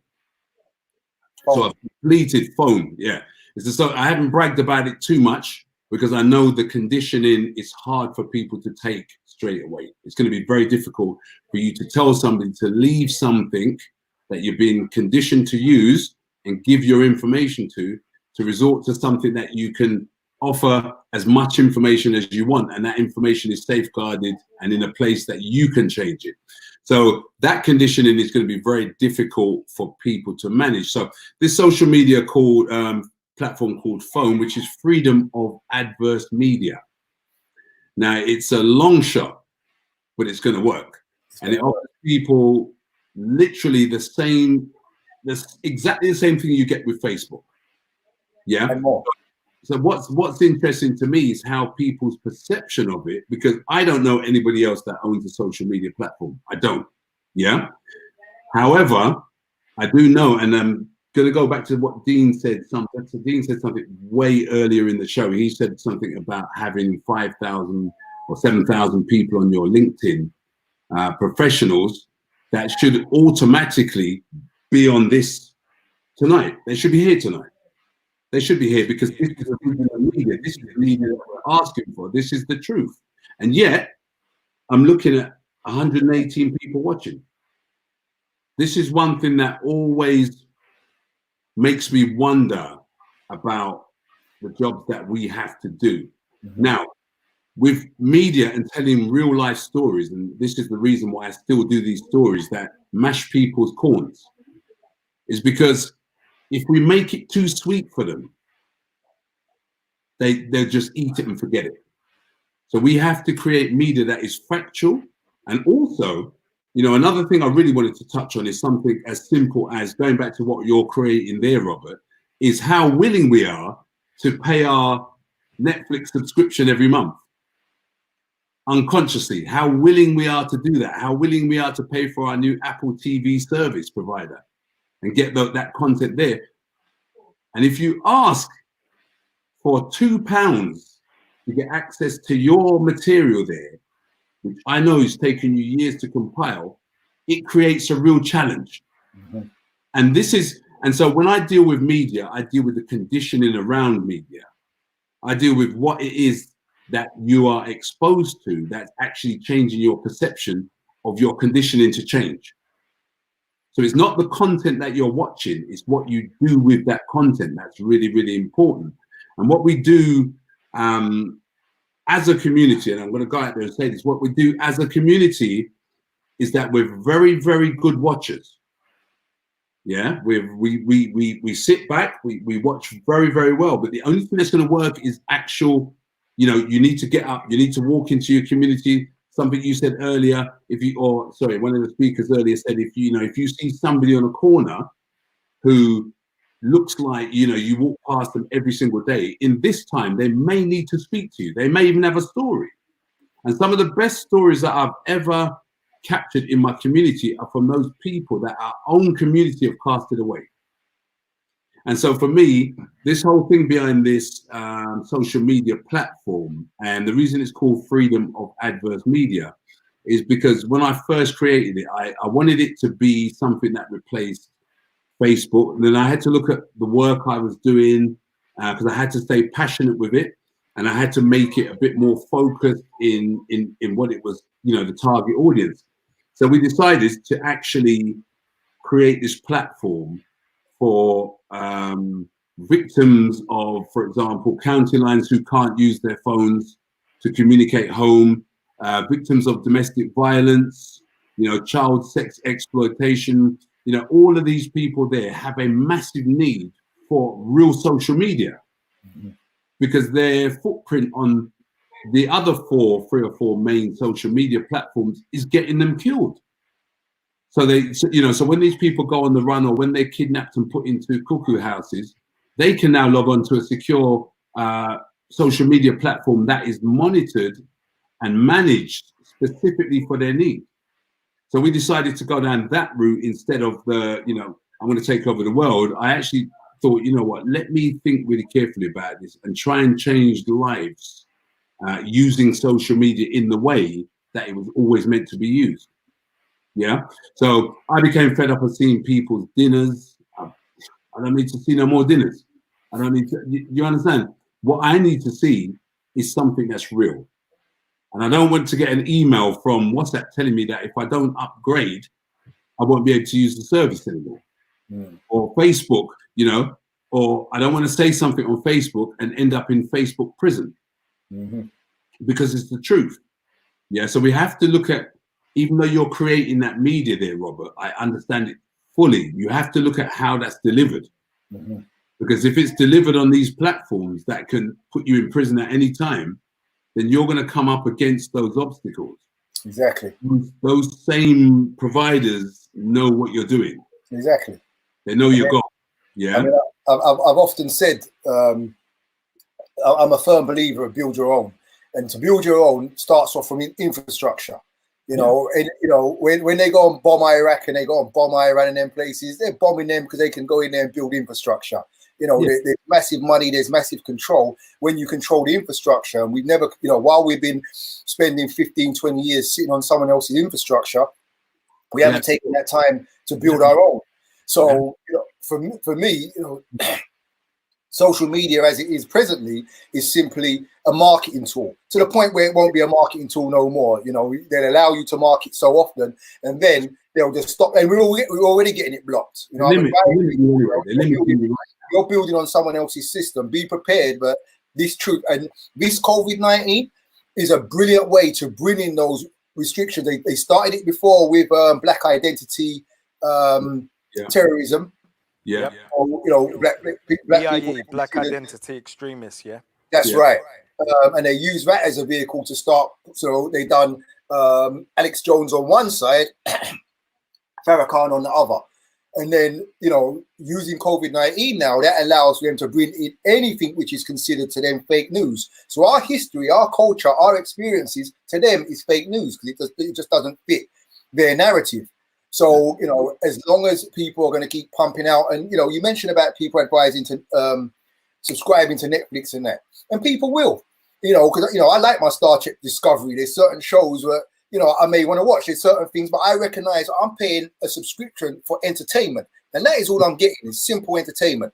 The content that we make for our community is our real stuff issues. The conversations like this, which is being had. You can see what Manhood Academy have been doing for the past 3 years, because we've documented that. You can see the support. You can see who these key people are in their communities. They'll take some idiot from Essex, put him on a show, put him on a beach with some half-naked lady, they're having their lips up and talking BS all day, and these people will become celebrities. But we can create our own celebrities in the community based on real things that they do. Cheryl Phoenix becomes a celebrity. Dean Okai becomes a celebrity. They're celebrities who do the stuff in our community, and we have to build that, and we're in that position. So just like yourself, Paul, and I went and subscribed and built my page on your platform today. Oh, you did?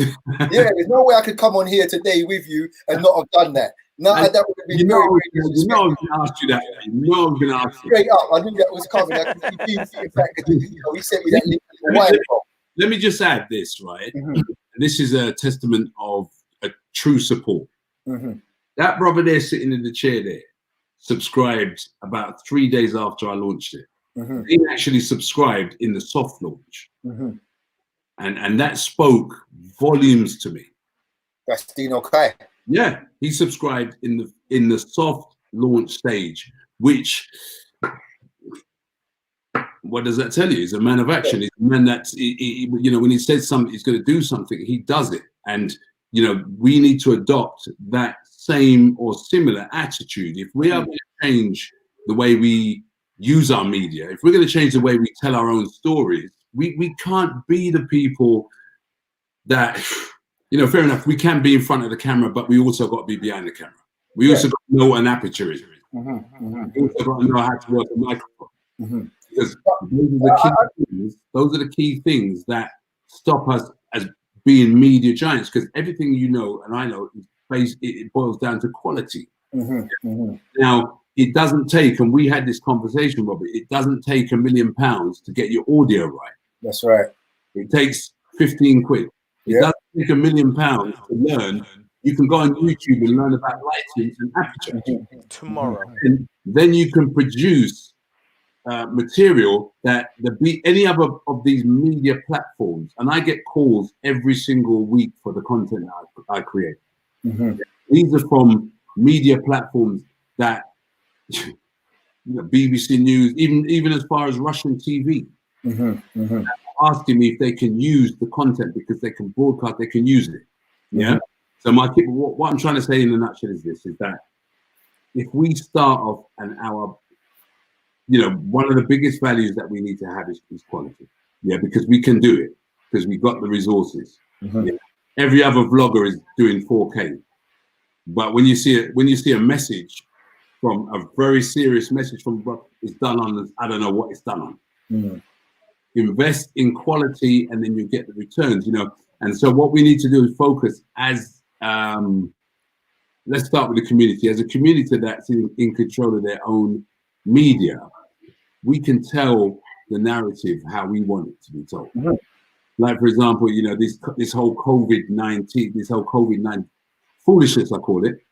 When I go out onto the streets and see real people and talk to real people at food banks, who have given up on the media and are just trying to survive through getting food. So if they listen to the media, if I listen to the media, I wouldn't go around to see my dad. Exactly. And my dad's got Alzheimer's. If I listen to the media, I wouldn't go and check my sister to make sure she's got food. So we have to know what's right, and I don't want to go too much into that because I got my own personal views on that. I don't want to go too much into this whole thing about this virus, but it's a call to action. Sometimes, as a soldier of action, sometimes you have to be the one that puts your head over the trench, and much more of us have to become. We have to put our heads over the trenches to see are they actually firing bullets or blanks? Yeah. That's what we have to do. When we find out they're bullets, we just stop. Unfortunately, the media specialize in firing blanks and convincing us they're bullets. But real media will lick off your head. Well, and this is the thing. This is the thing I really wanted to say, and this is why I say a real media requires real budgets, because to produce a show to read, like in regards to this whole COVID-19. If we had a diligent media, if we had funding for a media, our own funding from within our own community, we would be able to put out the truth based on research. If you look at the credits of any TV show which is documentary based, they will have a list of researchers. These researchers are paid to go out and do the relevant research to make sure that what is going out is credible. Because another thing about media, Western media has lost its credibility. It's lied from one thing to another. Everyone knows it's just a spokespiece for either the government or some form of propaganda machine. And I'm not going to say that's a bad thing. I'm not going to say that's a bad thing, because my media is definitely going to be a propaganda machine for my community, and propagate our truths, our histories, our narratives. And I'm not going to feel any way about that. That is my responsibility. But also my responsibility is to make sure that what I'm educating my people with is factual information, not just sound bites, not just I heard something and it sounds nice and it kind of fits in with my belief system or my narrative. I'm going to put that out there, because I'll soon lose credibility from the 95% while keeping the 5%, and the 5% are not going to pay the bills. The 95% are. So it's making sure that you're credible in that which you do. So, for example, looking at this whole COVID-19, and I've had these conversations online. The first thing before I'm actually going to put out something as a factual piece, I'm going to go and investigate that thoroughly. I'm just that type of person. I'm going to go and study. I'm going to follow the money trail. I'm going to follow it up for myself to make sure that what I'm going to then produce is something when under scrutiny from those from within our own community. I don't really care about anybody else. From those within my own community who I have respect and have love for, they're not going to be able to pick me apart or pick bones in that which we do. On the flip side of that, I also say to people, are you sure you really want a black media? Because all those little shagries which happens in our community, which people want to sweep under the carpet, and you were saying that, Paul, and that's, Soapbox was absolutely great for that, is to be able to say, well, look, just like we've got them under the spotlight, you're getting under the spotlight as well. Because, there's parasites and leeches within our own community who get away with it because they know there's no accountability. There's no one to be accountable to it. And that is another thing what media does. It provides accountability within our community. So if you know someone's going to roll up on you like Dispatches or Thomas Cook, was it the Cook Report? I'm going back a few years. But those kind of shows where they're going to roll up on you and say, well, the organization's been taking money from people and producing nothing. We got a load of broken stories from people, and their stories are never being heard. You get me? And you can get away with it with impunity because no one's questioning you. So a media has two sides to the coin. But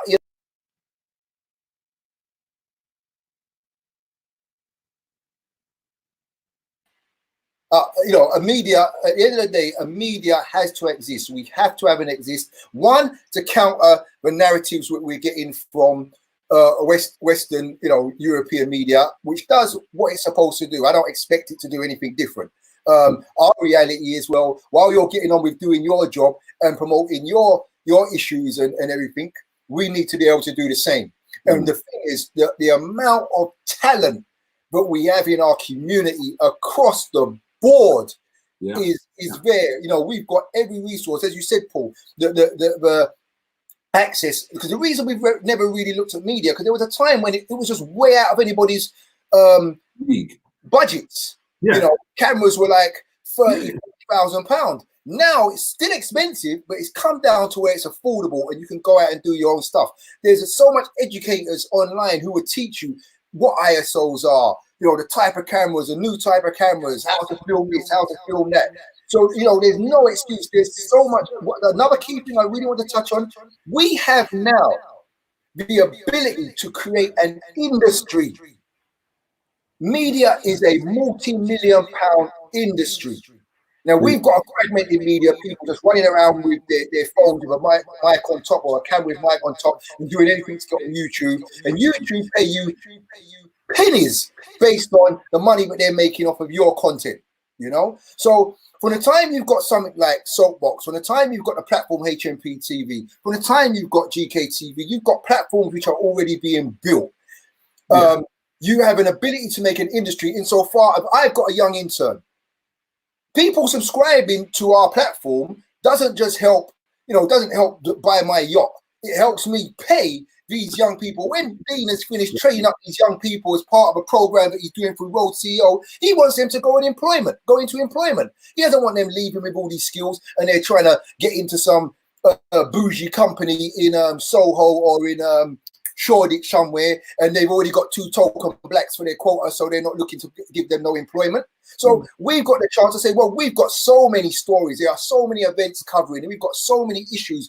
Or we can send a young team over there and they're getting paid. We can send a young team over there to go and shoot. We've now got budgets coming in where, I interviewed Benny Wender, the freedom fighter who we're fighting over in West Papua to free his people. He's a modern day Nelson Mandela.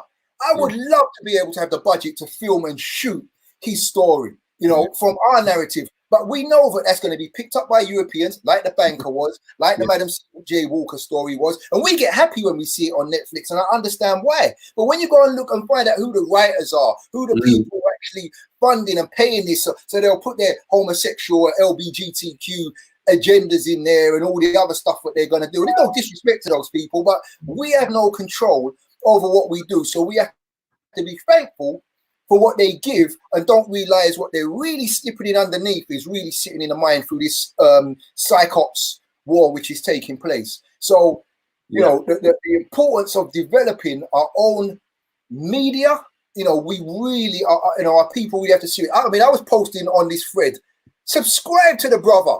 You're watching it, you're sitting on YouTube, you're watching the brother streaming, and none of you are hitting the subscribe button. Just hit the subscribe button. Help him with his analytics. Help him to eventually get paid. Hit the notification button. And yet you get a gamer who asks for 200,000 subscriptions before he opens his mouth again, and he gets it. woof, for gaming. Power of media.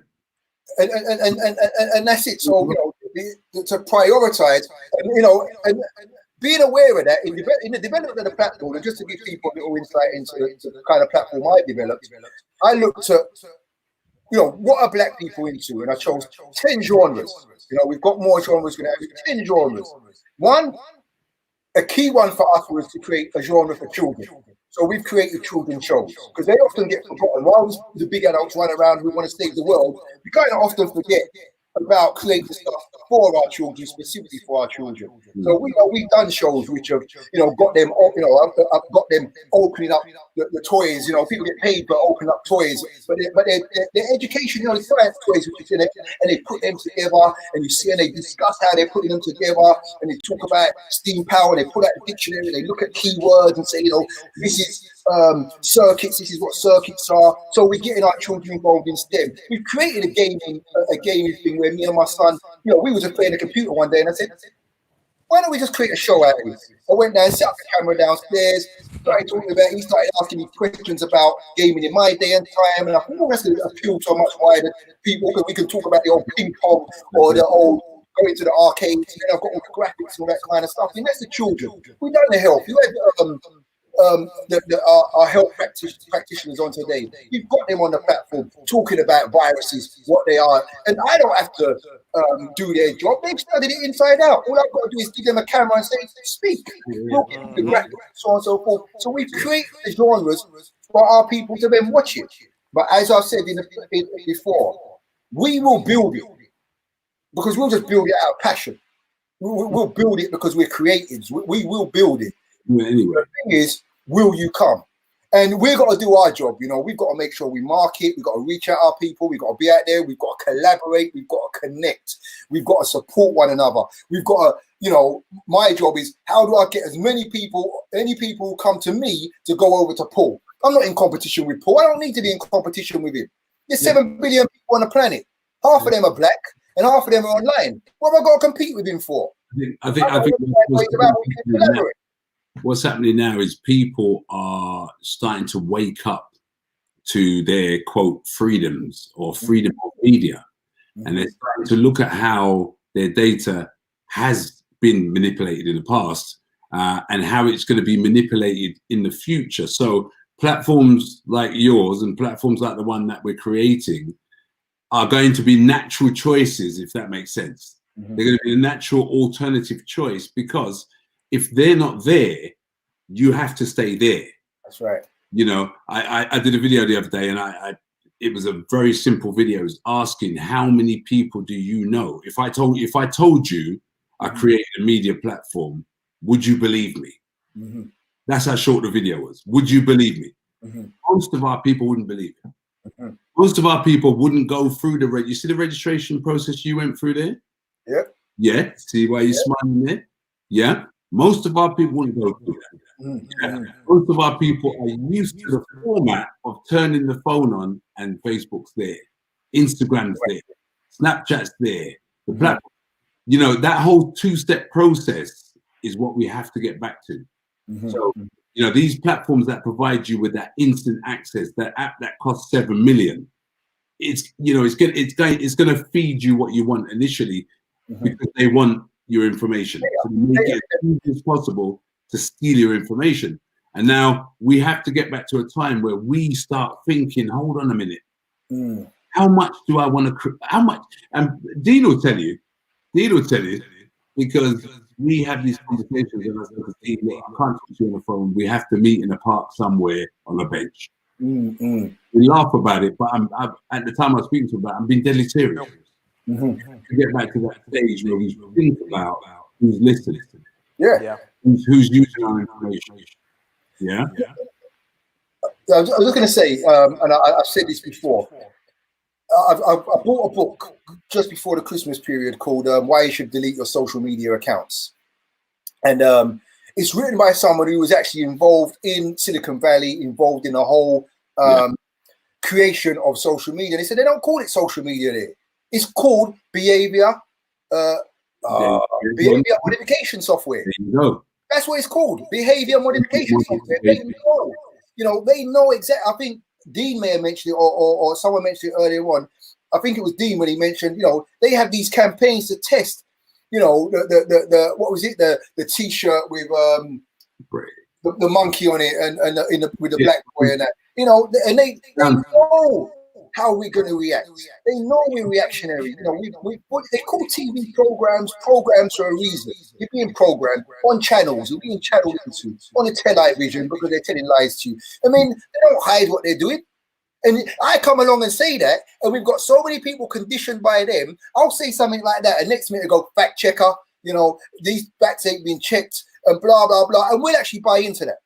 You know, as you said, Paul. I mean, most of us don't even understand the complexity of an emoji, the back end of an emoji. Yeah, we don't even understand that. We just tap it, and you know, the back end. Because developing this website and working with the developer, I learned so much about back end. Everything that goes into like, from everything you don't see is what makes that button work. Hours of work to make that button click and collect specific data. So even as simple as an emoji, we have to educate ourselves on what they're using that information for. Yeah, like you said before, when we come out of this process here, I personally believe that we're going to start seeing exactly what that data is moving for. Well, I mean, I just said they're saying based on the things that you like, who you associate with, what things you put a thumb up to, what things you smile at, all of that, because you choose a different emoji based on what you feel about something. So they just take that feeling of how you are, and it's called a Facebook profile for a reason. They've got a full profile on you. So when they decide, listen, suckers, you know, we're coming for you, and you, we've got a case. We've got a very, very strong case that you're just not for the society. As a matter of fact, you're a bit of an undercover troublemaker. We've got the full profile. We've already created a law under some bullshit reason to be able to come lock you up. And the thing is, you have 95% of your people saying, lock him up. Just like you got people saying, stay the hell indoors, hating on you for going to visit your grandparents, hating on you for going to visit your father, hating on you for going to visit your mother. You should lock him up. And these are people who look like me. These are people who I've seen in my community who I'm nodding my head to and thinking, I've got enough respect for you. And I'm looking at their posts and thinking, well, when we come out the other side, we know who's going to get the golden handshake because we're part of that team. When we come, brother, when we come out the other side, they are going to pit man against dog. You understand where I'm going with this? It ain't going to be, you know, because one of the areas I'm going to address on the social media platform is suicide and mental health. Because things like PTSD, and we could go on all night, and I realized, wow, is that the time? That we have bigger things ahead of us. Definitely. And those things ahead of us are really going to test us as people, as community, and as human beings.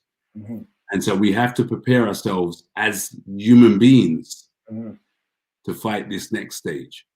And you know what, Paul? And this is what I love about the stuff that you do. You know, once we get past loving ourselves, you know, it becomes a human problem. Yeah. You know, when we look at really what's going on, you know, and I appreciate all the other type of media platforms, black, white, and indifference, who are standing up to create their own stuff. And you know, the media understand that, you know, the mainstream ones who had all the power, they realize our power's failing. You know, if you go and look at their sales and that, they're falling incredibly. You know, because people are just falling out of trust. So you know, it's way bigger than that. But you know, all I can say to our people, I just say, you know, we really have to understand how important media is. The media platforms are being built out of love for our people. You know, they really need to be supported so they can thrive. So Paul can buy me a nice fancy new camera, you know, with the dough that he'll be making. Just know that the back end costs everything. So the back end is what it's all about. Yeah. And the thing is, people see, I'm in the same position. You know, the front end where you see the finished products, that looks all cool. But what goes on in the back end, and also, not only that, you know, you've got a directory on your platform. Because if people are coming to watch your content, then it makes common sense. Well, why not have your business in that directory? We built a directory into ours. You get me? So we want to make sure that people can come. They can not only see the content and see the people, and there's X amount of viewers coming there, because media is the way forward. Twitter went from just talking to visual. Instagram went from 60 seconds to creating IGTV. They know media, visual media. They say a picture paints 1,000 words. Media, a moving picture paints 1,000,000. You know, and there's so much power in that. So, you know, we know the power in it, but we really have to get that message across to our people that there's a power in this. It's going to be a game changer if we really look at it. Not just a game changer for us, a game changer for our whole community. Because you can't respect something, you can't appreciate something which you cannot see. And our job is to make sure that people see the great work that Tony Dada, Tony Cealy, Leah Salmon, you know, I could give you the whole list of the whole community for people to be able to see that. I see that they've said to Dean, you're slouching and sleeping in the chair, brother. We have to take him away, dash your water upon him and wake him up. Dean, you know, I really want to thank you for what you and Theo have done tonight and continually have been doing over the period. I want to thank every single one of the people who have been on this feed tonight, both as listeners and those as facilitators who have given up their time as they do. You know, our community runs on love, you know, and it can't run on love forever, you know, especially when our community is being squeezed and squeezed and squeezed, and we've got the financial capacity. We buy rubbish. You get me? We buy it. We spend a. But we like it. We like it. You know, we've really got to straight. But you know, I've really had a pleasure. Paul, you know the mad love I've got for you. Theo, hiding back there behind that wall. You know how it is. Dean and his other half. You know the love we've got for you people, and we've been on lockdown, so no one's seen the faces as much. But you know, we're going to resurface off the back of this. And one thing I've learned off of this, those who understand what day and time it is, they're coming out full steam ahead, and we're just waiting to do our job. You know, sorry, who's that? Yeah, we have to, in this process that we're going through now, you have to understand that there are certain people that are under the guide of the process. Yeah? There are certain people that, which you touched on earlier. I think you touched on it earlier about, you know, what they use the data and the information for to find out who is effective at spreading the narrative. Yeah. So we have to understand that, though, you know, there are two wars going on at the moment.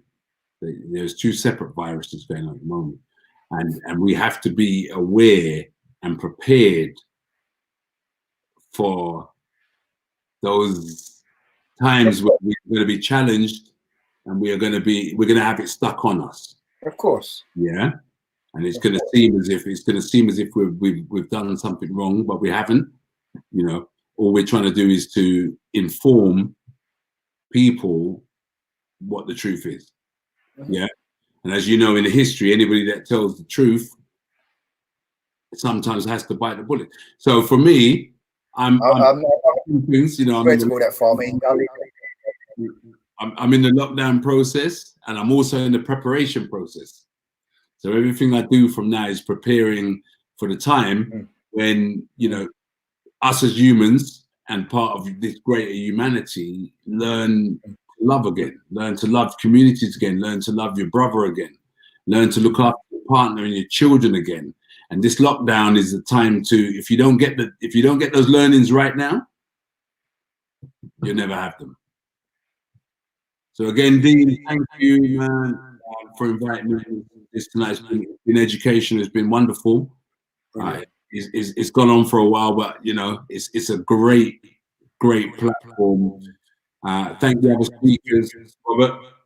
Thank you so much. Been through it, me and you. And we're gonna, we're definitely gonna connect and work on this thing.